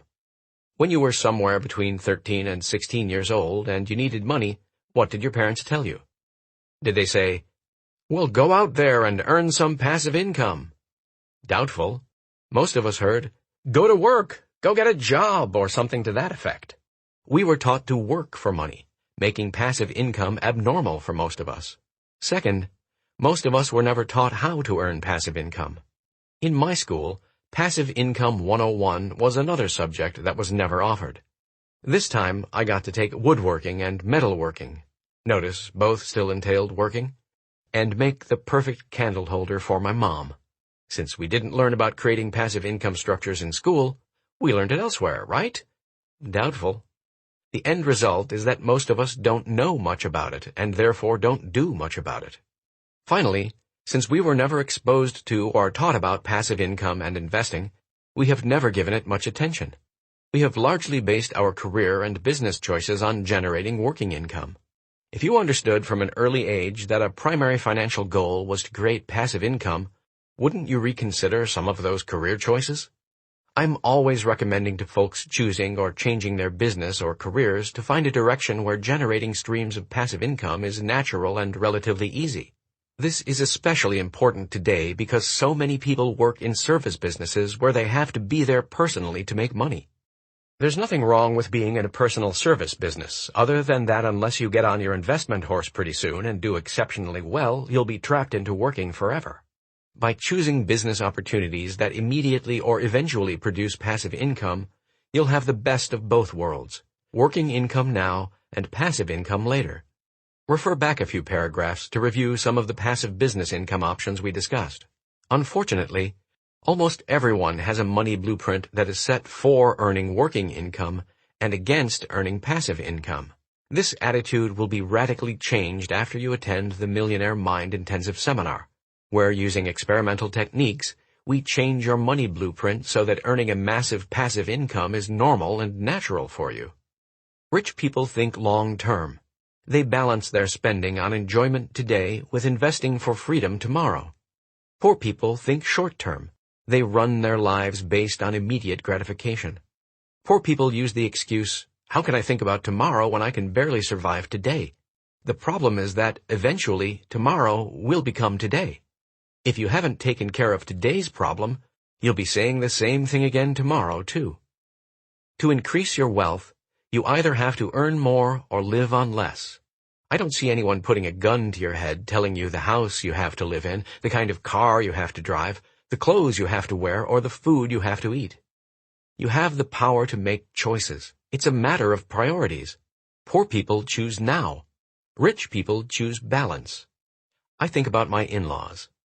For 25 years, my wife's parents owned a variety store, a low-end version of a 7-Eleven and a lot smaller. Most of their income came from the sale of cigarettes, candy bars, ice cream bars, gum, and sodas. They didn't even sell lottery tickets in those days. The average sale was less than $1. In short, they were in a penny business. Still, they saved most of those pennies. They didn't eat out. They didn't buy fancy clothes. They didn't drive the latest car. They lived comfortably but modestly, and eventually paid off their mortgage and even bought half of the plaza the store was located within. At the age of 59, by saving and investing pennies, my father-in-law was able to retire. I hate to be the one to have to tell you this, but for the most part, buying things for immediate gratification is nothing more than a futile attempt to make up for our dissatisfaction in life.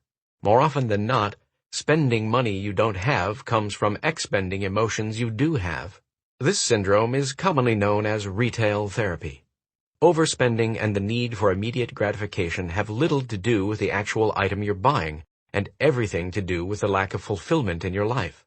Of course, if overspending isn't coming from your immediate emotions, it arises from your money blueprint. According to Natalie, another of our students, her parents were the ultimate cheapskates. They used coupons for everything. Her mother had a file box full of coupons all sorted by category. Her father had a 15-year-old car that was rusting, and Natalie was embarrassed to be seen in it, especially when her mom picked her up from school. Anytime she got in the car, Natalie prayed that no one was looking.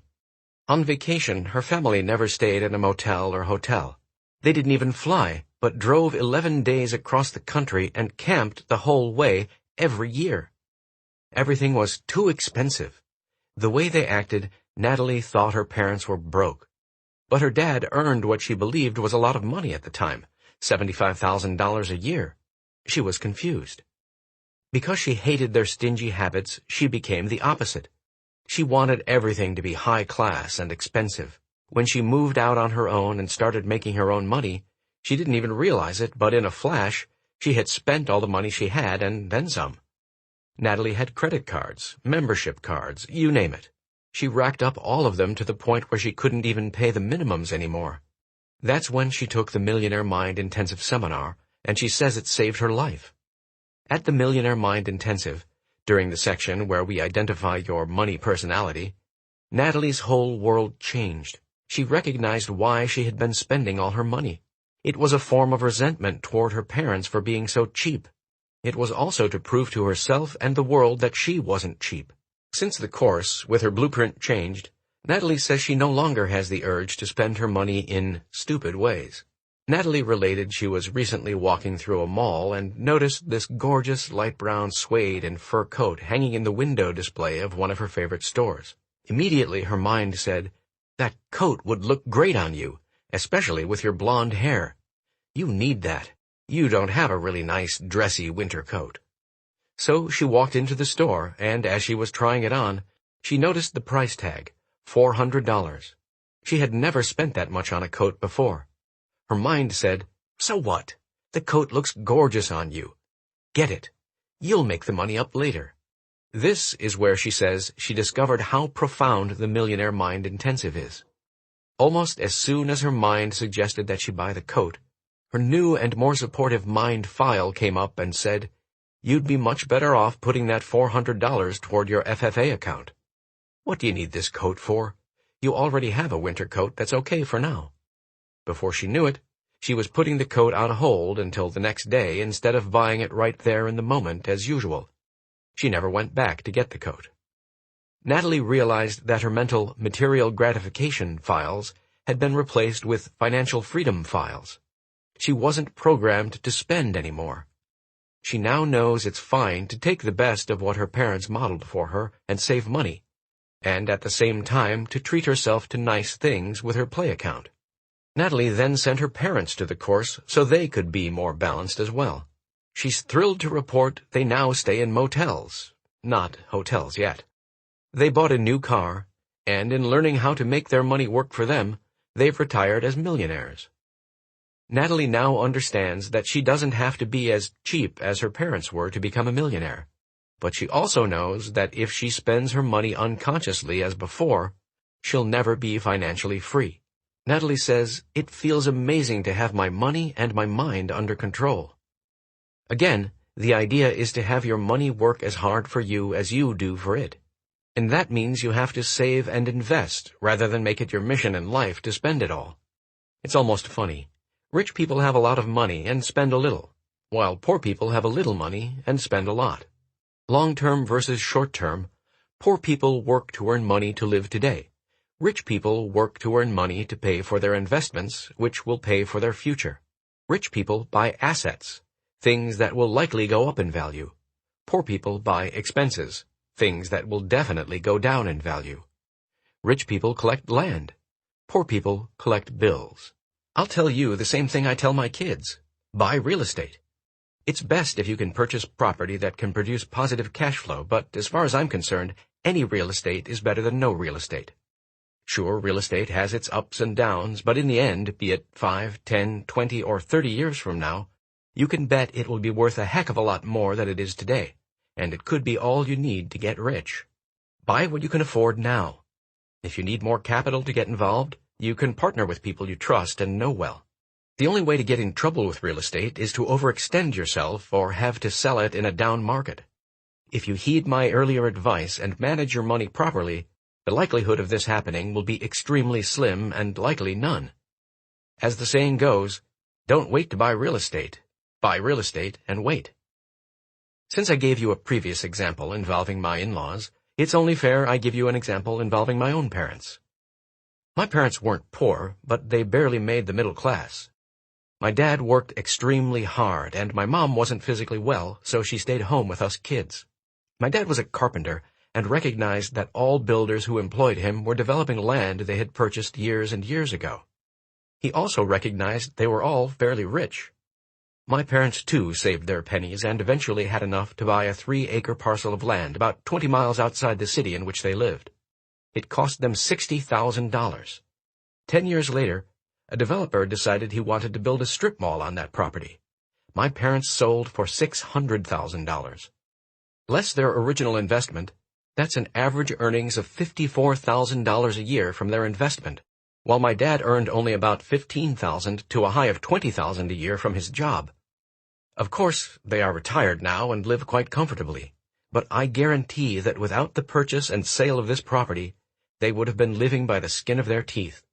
Thank goodness my father recognized the power of investment, and especially the value of investing in real estate. Now you know why I collect land. While poor people see a dollar as a dollar to trade for something they want right now, rich people see every dollar as a seed that can be planted to earn $100 more, which can then be replanted to earn $1,000 more. Think about it. Every dollar you spend today may actually cost you $100 tomorrow. Personally, I consider each of my dollars to be investment soldiers, and their mission is freedom. Needless to say, I'm careful with my freedom fighters and don't get rid of them quickly or easily. The trick is to get educated. Learn about the investment world. Become familiar with a variety of different investment vehicles and financial instruments, such as real estate, mortgages, stocks, funds, bonds, currency exchange, the whole gamut. Then choose one primary area in which to become an expert. Begin investing in that area and then diversify into more later. It comes down to this. Poor people work hard and spend all their money, which results in their having to work hard forever. Rich people work hard, save, and then invest their money so they never have to work hard again. Declaration. Place your hand on your heart and say, "My money works hard for me and makes me more and more money." Touch your head and say, I have a millionaire mind. Millionaire Mind Actions. 1. Get educated. Take investment seminars. Read at least one investment book a month. Read magazines such as Money, Forbes, Barron's, and the Wall Street Journal. I'm not suggesting you follow their advice. I'm suggesting you get familiar with what financial options are out there. Then choose an area to become an expert in and begin investing in that area. 2. Change your focus from active income to passive income. List at least 3 specific strategies with which you could create income without working, in either the investment or the business field. Begin researching and then take action on these strategies. 3. Don't wait to buy real estate. Buy real estate and wait. Wealth File Number 16. Rich people act in spite of fear. Poor people let fear stop them. Earlier in this book, we discussed the process of manifestation. Let's review the formula. Thoughts lead to feelings, feelings lead to actions, actions lead to results. Millions of people think about getting rich, and thousands of people do affirmations, visualizations, and meditations for getting rich. I meditate almost every day. Yet I've never sat there meditating or visualizing and had a bag of money drop on my head. I guess I'm just one of those unfortunate ones who actually has to do something to be a success. Affirmations, meditations, and visualizations are all wonderful tools, but as far as I can tell, none of them on its own is going to bring you real money in the real world. In the real world, you have to take real action to succeed. Why is action so critical? Let's go back to our process of manifestation. Look at thoughts and feelings. Are they part of the inner world or the outer world? Inner world. Now look at results. Are they part of the inner or outer world? Outer world. That means action is the bridge between the inner world and the outer world. So if action is so important, what prevents us from taking the actions we know we need to take? Fear. Fear, doubt, and worry are among the greatest obstacles not only to success, but to happiness as well. Therefore, one of the biggest differences between rich people and poor people is that rich people are willing to act in spite of fear. Poor people let fear stop them. Susan Jeffers even wrote a fantastic book about this, entitled Feel the Fear and Do It Anyway. The biggest mistake most people make is waiting for the feeling of fear to subside or disappear before they are willing to act. These people usually wait forever. One of our most popular programs is the Enlightened Warrior Training Camp. In that training, we teach that a true warrior can tame the cobra of fear. It doesn't say kill the cobra, it doesn't say get rid of the cobra, and it certainly doesn't say run away from the cobra. It says tame the cobra. It is imperative to realize that it is not necessary to try to get rid of fear in order to succeed. Rich and successful people have fear. Rich and successful people have doubts. Rich and successful people have worries. They just don't let these feelings stop them. Unsuccessful people have fears, doubts, and worries, then let those feelings stop them. Because we are creatures of habit, we need to practice acting in spite of fear, in spite of doubt, in spite of worry, in spite of uncertainty, in spite of inconvenience, in spite of discomfort, and even to practice acting when we're not in the mood to act. I remember teaching an evening seminar in Seattle, and near the end, I was letting people know about the upcoming 3-day Millionaire Mind Intensive Seminar being held in Vancouver. This one fella stands up and says, "Harv, I've had at least a dozen of my family and friends attend the course, and the results have been absolutely phenomenal. Every one of them is 10 times happier than before, and they're all on the road to financial success. They all said it was life-changing, and if you were holding the course in Seattle, I'd definitely come too." I thanked him for his testimonial, and then asked if he was open to some coaching. He agreed, and I said, "I have only 3 words for you." He cheerfully replied, "What are they?" To which I tersely responded, "You're frickin' broke." Then I asked him how he was doing financially. He sheepishly replied, "Not too good." Of course, I replied, "No kidding." I then began ranting and raving at the front of the room. If you're going to let a 3-hour drive or a 3-hour flight or a 3-day trek stop you from doing something you need and want to do, then what else will stop you? Here's the easy answer. Anything. Anything will stop you. Not because of the size of the challenge, but because of the size of you. It's simple, I continued. Either you are a person who will be stopped, or you are a person who won't be stopped. You choose. If you want to create wealth or any other kind of success, you have to be a warrior. You have to be willing to do whatever it takes. You have to train yourself to not be stopped by anything. Getting rich is not always convenient. Getting rich is not always easy. In fact, getting rich can be pretty damn hard, but so what? One of the key enlightened warrior principles states, if you are willing to do only what's easy, life will be hard. But if you are willing to do what's hard, life will be easy. Rich people don't base their actions on what's easy and convenient. That way of living is reserved for the poor and most of the middle class. The tirade was over. The crowd was silent. Later, the fellow who'd started the entire discussion came up and thanked me profusely for opening his eyes. Of course, he registered for the course, even though it was in Vancouver. But what was really funny was overhearing him on the phone as I was leaving, fervently giving the exact same speech I had just given him to one of his friends on the other end of the line. I guess it worked, because the next day he called in with 3 more registrations. They were all from the East Coast, and they were all coming to Vancouver. Now that we've addressed convenience, what about discomfort? Why is acting in spite of discomfort so important? Because comfortable is where you're at now.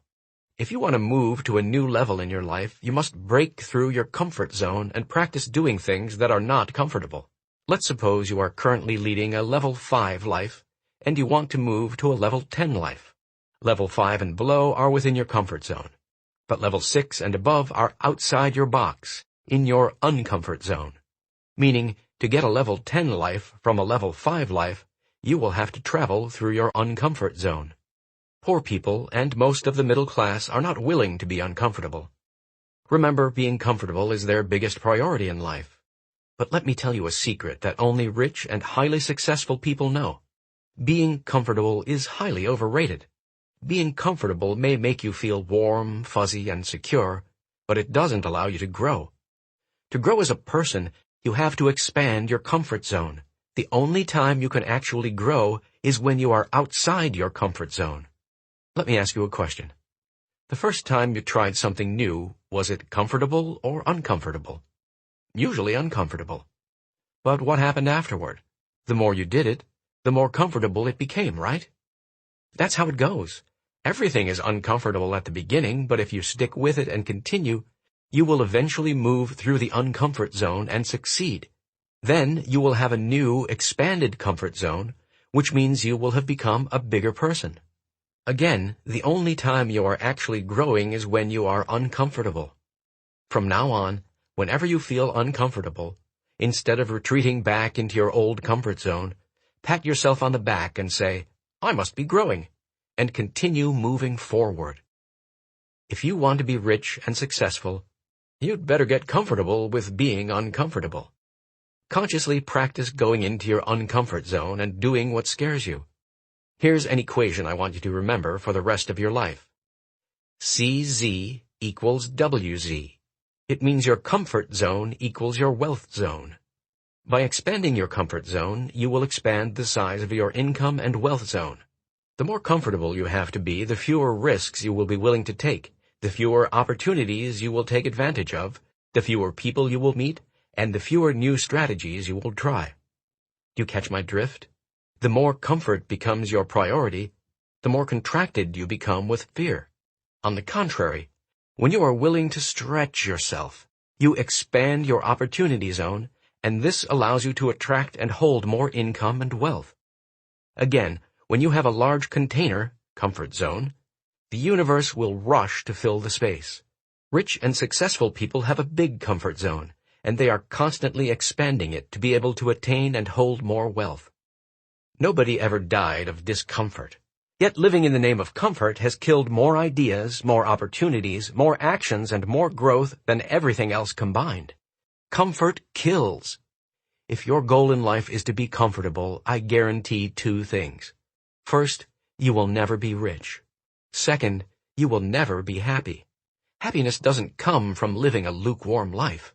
always wondering what could have been.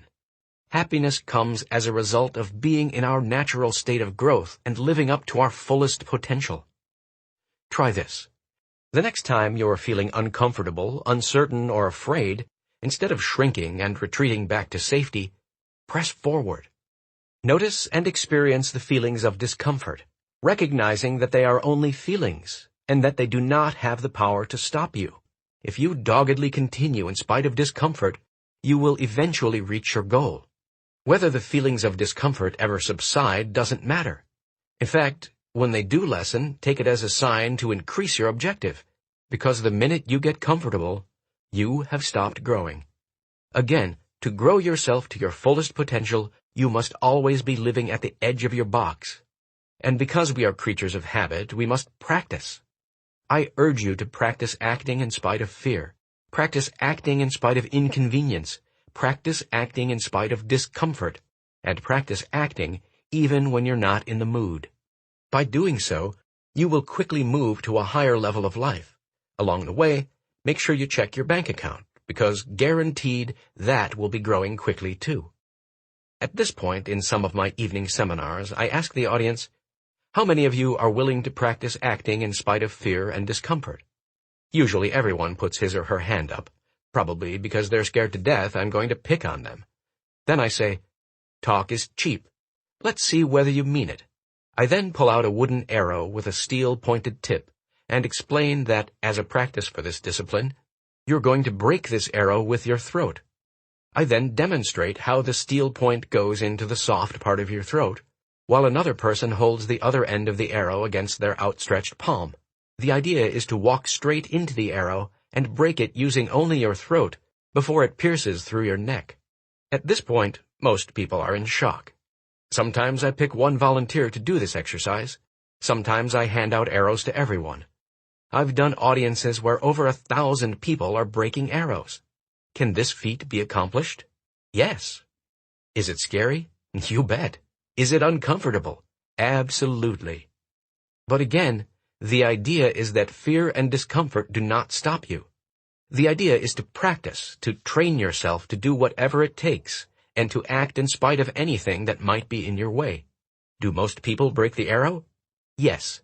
Everyone who walks into it with 100% commitment breaks it. However, those who walk into it slowly, half-heartedly, or not at all, don't. After the arrow exercise, I ask people, how many of you found the arrow easier to break physically than what your mind made it up to be? All agree it was actually a lot easier than they thought it would be. Why is this so? Here comes one of the most important lessons you will ever learn. Your mind is the greatest soap opera scriptwriter in history. It makes up incredible stories, usually based in dramas and disasters, of things that never happened and probably never will. Mark Twain said it best. I've had thousands of problems in my life, most of which have never actually happened. One of the most important things you can ever understand is that you are not your mind. You are much bigger and greater than your mind alone. Your mind is a part of you just as your hand is a part of you.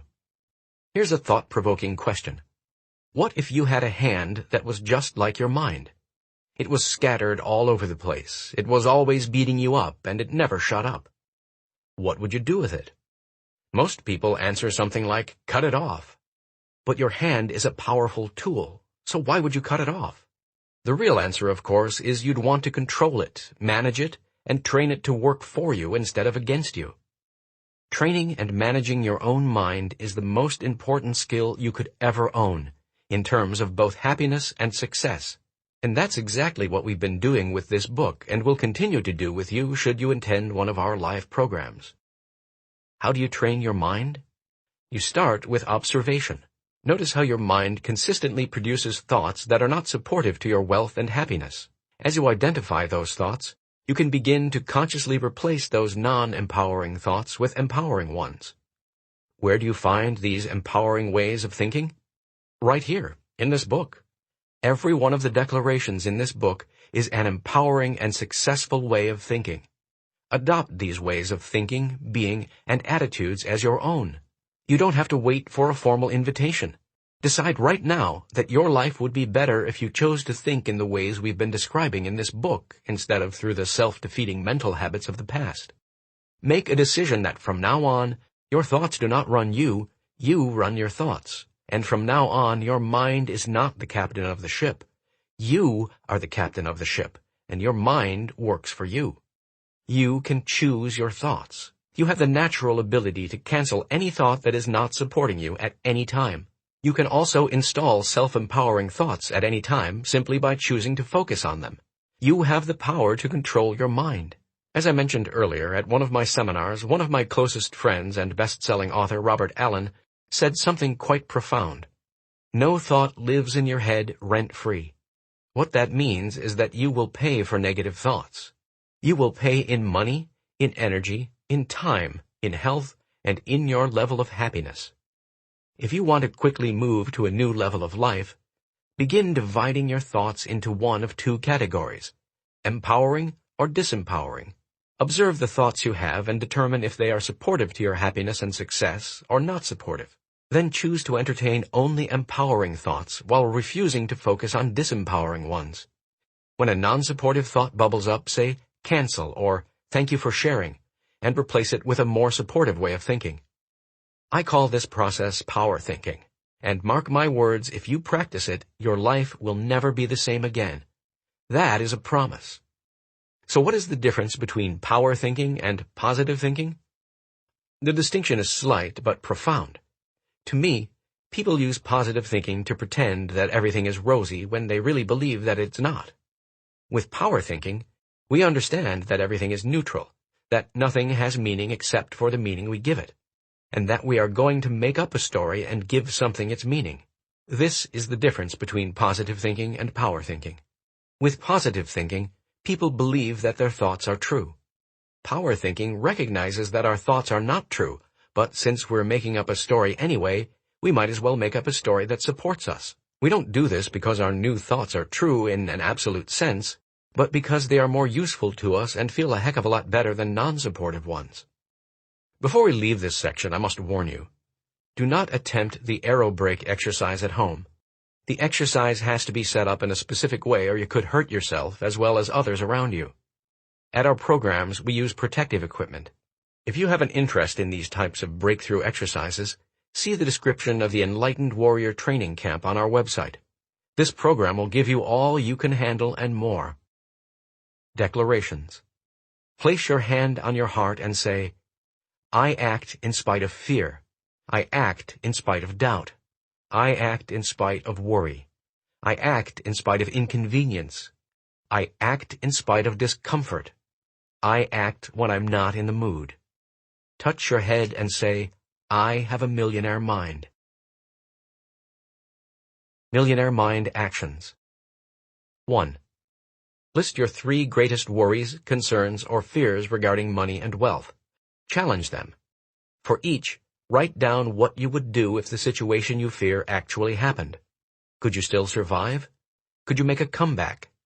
Chances are the answers are yes. Now quit worrying and start getting rich. 2. Practice getting out of your comfort zone. Intentionally make decisions that are uncomfortable for you.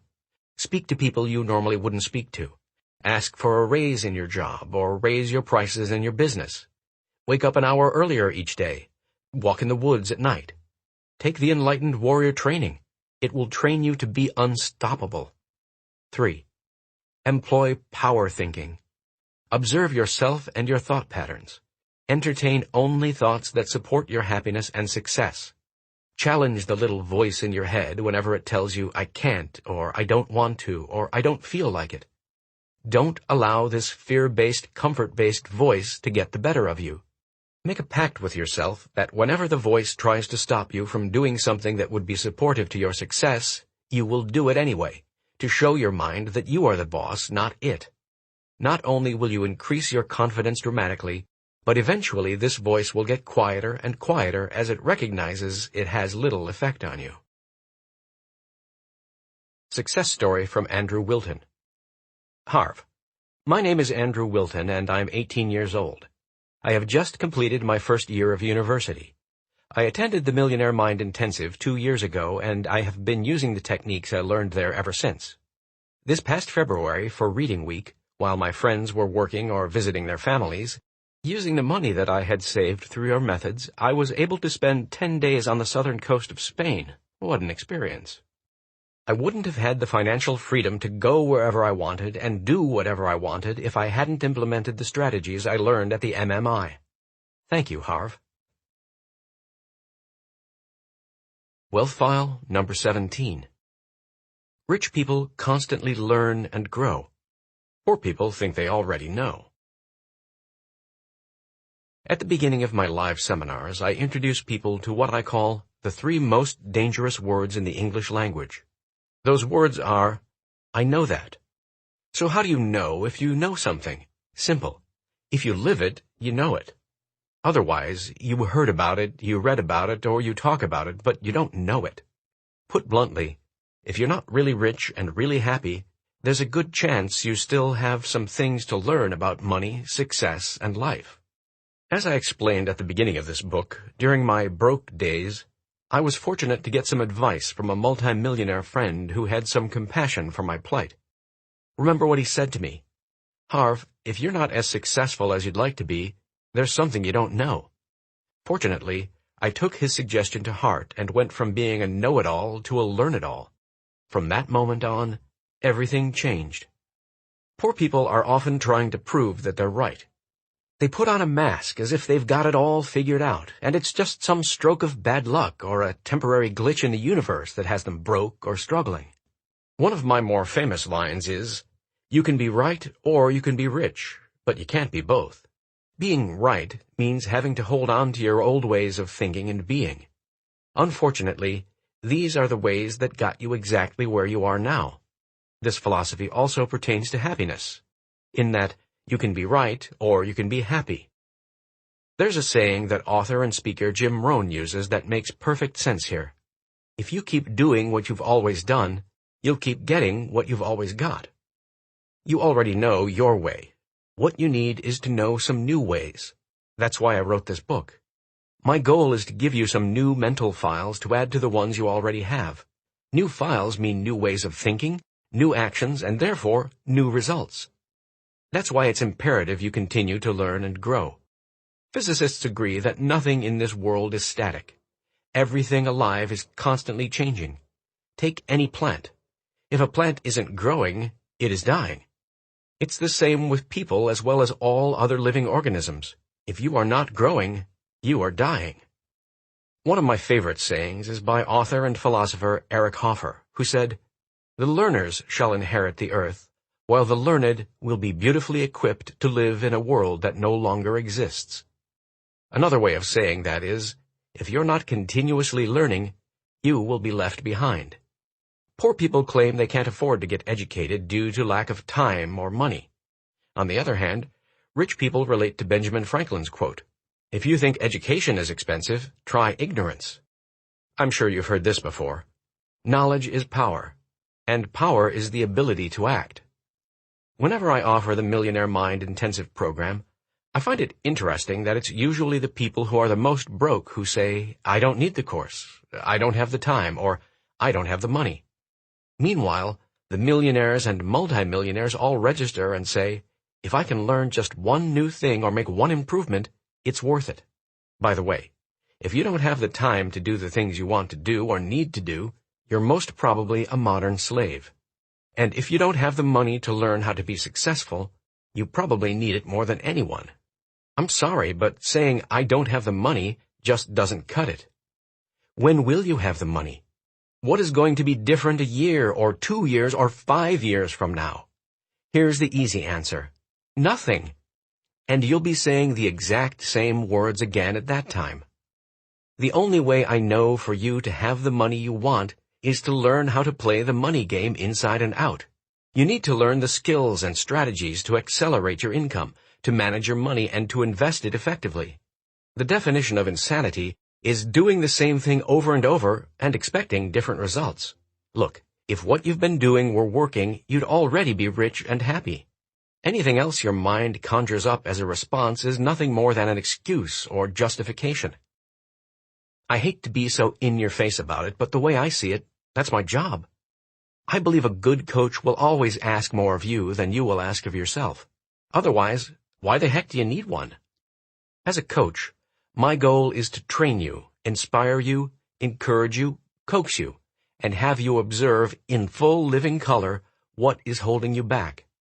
In short, to do whatever it takes to move you to the next level in your life. If I have to, I'll rip you apart and then piece you back together in a way that works.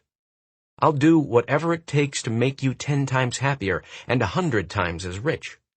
If you're looking for Pollyanna, I'm not your guy. If you want to move quickly and permanently, let's continue. Success is a learnable skill. You can learn to succeed at anything. If you want to be a great golfer, you can learn how to do it. If you want to be a great piano player, you can learn how to do it. If you want to be truly happy, you can learn how to do it. If you want to be rich, you can learn how to do it. It doesn't matter where you are right now. It doesn't matter where you are starting from. What matters is that you are willing to learn. One of my better-known quotes is, "Every master was once a disaster." Here's an example. A while ago, I had an Olympic skier in my seminar. When I made that statement, he stood up and asked to share. He was adamant, and for some reason I thought he was going to vehemently disagree. To the contrary, he told everyone the story of how when he was a kid, he was the worst skier of all his buddies. How they sometimes wouldn't call him to go skiing with them because he was so slow. To fit in, he went to the mountain early each weekend and took lessons. Pretty soon, he not only kept up with his buddies, he surpassed them. He then got involved in the racing club and learned from a top-ranked coach. His exact words were, "I might be a master skier now, but I definitely started out as a disaster." Harv's absolutely right. You can learn to succeed at anything. I learned how to succeed at skiing, and my next goal is to learn how to succeed with money. No one comes out of the womb a financial genius. Every rich person learned how to succeed at the money game, and so can you. Remember, your motto is, if they can do it, I can do it. Becoming rich isn't as much about getting rich financially as about whom you have to become in character and mind to get rich. I want to share a secret with you that few people know. The fastest way to get rich and stay rich is to work on developing you. The idea is to grow yourself into a successful person. Again, your outer world is merely a reflection of your inner world. You are the root. Your results are the fruits. There's a saying I like. You take yourself with you wherever you go. If you grow yourself to become a successful person, in strength of character and mind, you will naturally be successful in anything and everything you do. You will gain the power of absolute choice. You will gain the inner power and ability to choose any job, business, or investment arena, and know you'll be a success. This is the essence of this book. When you are a level 5 person, you get level 5 results. But if you can grow into a level 10 person, you will get level 10 results. Heed this warning, however. If you don't do the inner work on yourself and somehow you make a lot of money, it would most likely be a stroke of luck, and there's a good chance you'd lose it. But if you become a successful person, inside and out, you'll not only make it, you'll keep it, grow it, and most important, you'll be truly happy. Rich people understand the order to success is be, do, have. Poor and middle-class people believe the order to success is have, do, be. Poor and most middle-class people believe if I have a lot of money, then I could do what I want and I'd be a success. Rich people understand if I become a successful person, I will be able to do what I need to do to have what I want, including a lot of money. Here's something else only rich people know. The goal of creating wealth is not primarily to have a lot of money. The goal of creating wealth is to help you grow yourself into the best person you can possibly be. In fact, that is the goal of all goals, to grow yourself as a person. World-renowned singer and actress Madonna was asked why she kept changing her persona, her music, and her style every year. She responded that music was her way to express herself, and that reinventing herself each year forces her to grow into the kind of person she wants to be. In short, success is not a what, it's a who. The good news is that who you are is totally trainable and learnable. I should know. By no means am I perfect or even close to it, but when I look at who I am today as opposed to who I was 20 years ago, I can see a direct correlation between me and my wealth or lack of it then and me and my wealth now. I learned my way to success, and so can you. That's why I'm in the training business. I know from personal experience that virtually any person can be trained to succeed. I was trained to succeed, and now I've been able to train tens of thousands of others to succeed. Training works. I've found that another key difference between rich people and poor and middle-class people is that rich people are experts in their field. Middle-class people are mediocre in their field, and poor people are poor in their field. How good are you at what you do? How good are you at your job? How good are you at your business? Do you want a totally unbiased way of knowing? Look at your paycheck. That will tell you everything. It's simple. To get paid the best, you must be the best. We recognize this principle in the professional sports world every day. Generally, the best players in every sport earn the most. They also make the most money on endorsements. This same principle also holds true in both the business and financial worlds. Whether you choose to be a business owner, a professional, a network marketing distributor, whether you're in commissioned sales or a salaried job, whether you're an investor in real estate, stocks, or anything else, all things being equal, the better you are at it, the more you'll earn. This is just another reason why being a continuous learner and enhancing your skill in whatever arena you're in is imperative. On the topic of learning, it's worth noting that rich people not only continue to learn, they make sure they learn from those who have already been where they themselves want to go. One of the things that made the biggest difference for me personally was whom I learned from. I always made it a point to learn from true masters in their respective fields. Not those who claimed to be experts, but those who had real-world results to back up their talk. Rich people take advice from people who are richer than they are. Poor people take advice from their friends who are just as broke as they are. I recently had a meeting with an investment banker who wanted to do business with me. He was suggesting I place several $100,000 with him to get started. He then asked me to forward him my financial statements so he could make his recommendations. I looked him in the eye and said, "Excuse me, but don't you have this backward? If you want me to hire you to handle my money, wouldn't it be more appropriate for you to forward me your financial statements? And if you're not really rich, don't bother." The man was in shock. I could tell that no one had ever questioned his own net worth as a stipulation for investing with him. It's absurd. If you were going to climb Mount Everest, would you hire a guide who's never been to the summit before? Or would it be smarter to find someone who's made it to the top several times and knows exactly how to do it? So yes, I am absolutely suggesting you put serious attention and energy into continuously learning and, at the same time, be cautious of whom you are learning and taking advice from. If you learn from those who are broke, even if they're consultants, coaches, or planners, there's only one thing they can teach you: how to be broke. By the way, I highly recommend you consider hiring a personal success coach. A good coach will keep you on track in doing what you've said you want to do.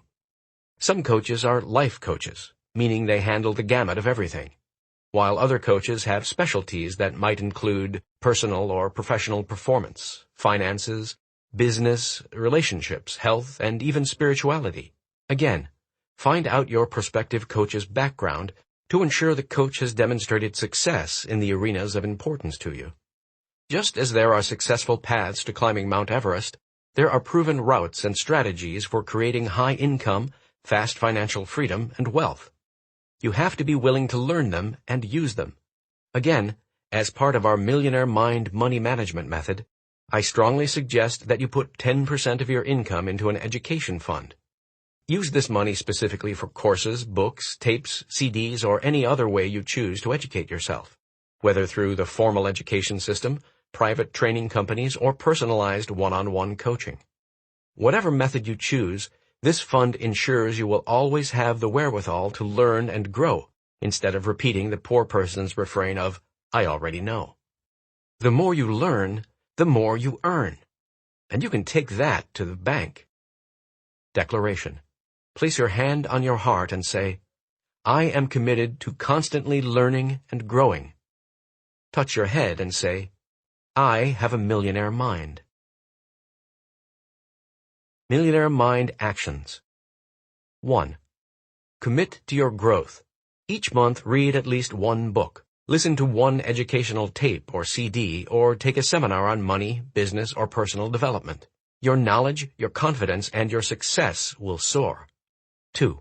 Consider hiring a personal coach to keep you on track. 3. Attend the Millionaire Mind Intensive. This amazing event has transformed the lives of thousands and thousands of people and will transform your life too. So, what the heck do I do now? So what now? What do you do? Where do you start? I've said it before and I'll say it again and again and again. Talk is cheap. I hope you enjoyed listening to this book, but more important, I hope you use its principles to dramatically enhance your life. In my experience, however, listening alone will not make the difference you're looking for. Listening is a start, but if you want to succeed in the real world, it's going to be your actions that count. In part 1 of this book, I introduced the concept of your money blueprint. It's simple. Your financial blueprint will determine your financial destiny. Make certain you do each of the exercises I suggested in the arenas of verbal programming, modeling, and specific incidents in order to begin changing your blueprint to one that supports financial success. I also encourage you to do the declarations I suggested each and every day. In part 2 of this book, you learned 17 specific ways that rich people think differently from poor and middle-class people. I recommend you commit each of these wealth files to memory by repeating their declarations daily. This will root these principles into your mind. Eventually, you will find yourself looking at life and especially money very differently. From there, you will make new choices and decisions and create new results. To speed up this process, make sure you do the action exercises given at the end of each of the wealth files. These action exercises are imperative. For change to be permanent, it must occur on a cellular basis. Your brain's wiring must be remade. This means you have to put the material into practice. Not just hear about it, not just talk about it, and not just think about it, but actually do it. Beware of the little voice in your head saying something like, exercises, smexercises, I don't need or have time for exercises. Notice who is doing the talking here? The conditioned mind, that's who. Remember, its job is to keep you right where you are, in your comfort zone. Don't listen to it. Do the action exercises. Do your declarations and watch your life skyrocket. I also suggest you listen to this book from beginning to end at least once a month for the next year. What? Your little voice might be screaming. I've already listened to the book. Why do I need to hear it over and over again? Good question. And the answer is simple. Repetition is the mother of learning. Again, the more you study this book, the faster the concepts will become natural and automatic for you. Be sure to visit www.millionairemindbook.com and click on Free Book Bonuses to receive several valuable gifts that include a printable list of declarations suitable for framing, the Millionaire Mind Thought of the Week, the Millionaire Mind Action Reminder, the Millionaire Mind Net Worth Tracking Sheet, a printout of your commitment to wealth. Well, that's it for now. Thank you for spending your precious time listening to this book. I wish you tremendous success and true happiness, and I look forward to meeting you in person soon. For your freedom, T. Harv Eker. Share the wealth. The mark of true wealth is determined by how much one can give away. T. Harv Eker. This book teaches you to observe your ways of thinking and to challenge your limiting, non-supportive thoughts, habits, and actions with regard to money. The reason we start with money is that money is one of the biggest areas of pain in most people's lives. But there's a bigger picture to consider. You see, once you start recognizing your non-supportive ways around finances, this awareness will transfer into every other part of your life. The goal of this book has been to assist you in raising your consciousness.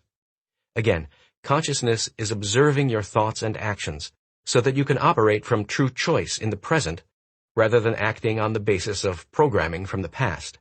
It is about the power to respond from your higher self rather than to react from your fear-based lower self. In this way, you can be the best you can be and fulfill your destiny. But you know what? The essence of this transformation is not just about you. It's about the entire world. Our world is nothing more than a reflection of the people who make it up.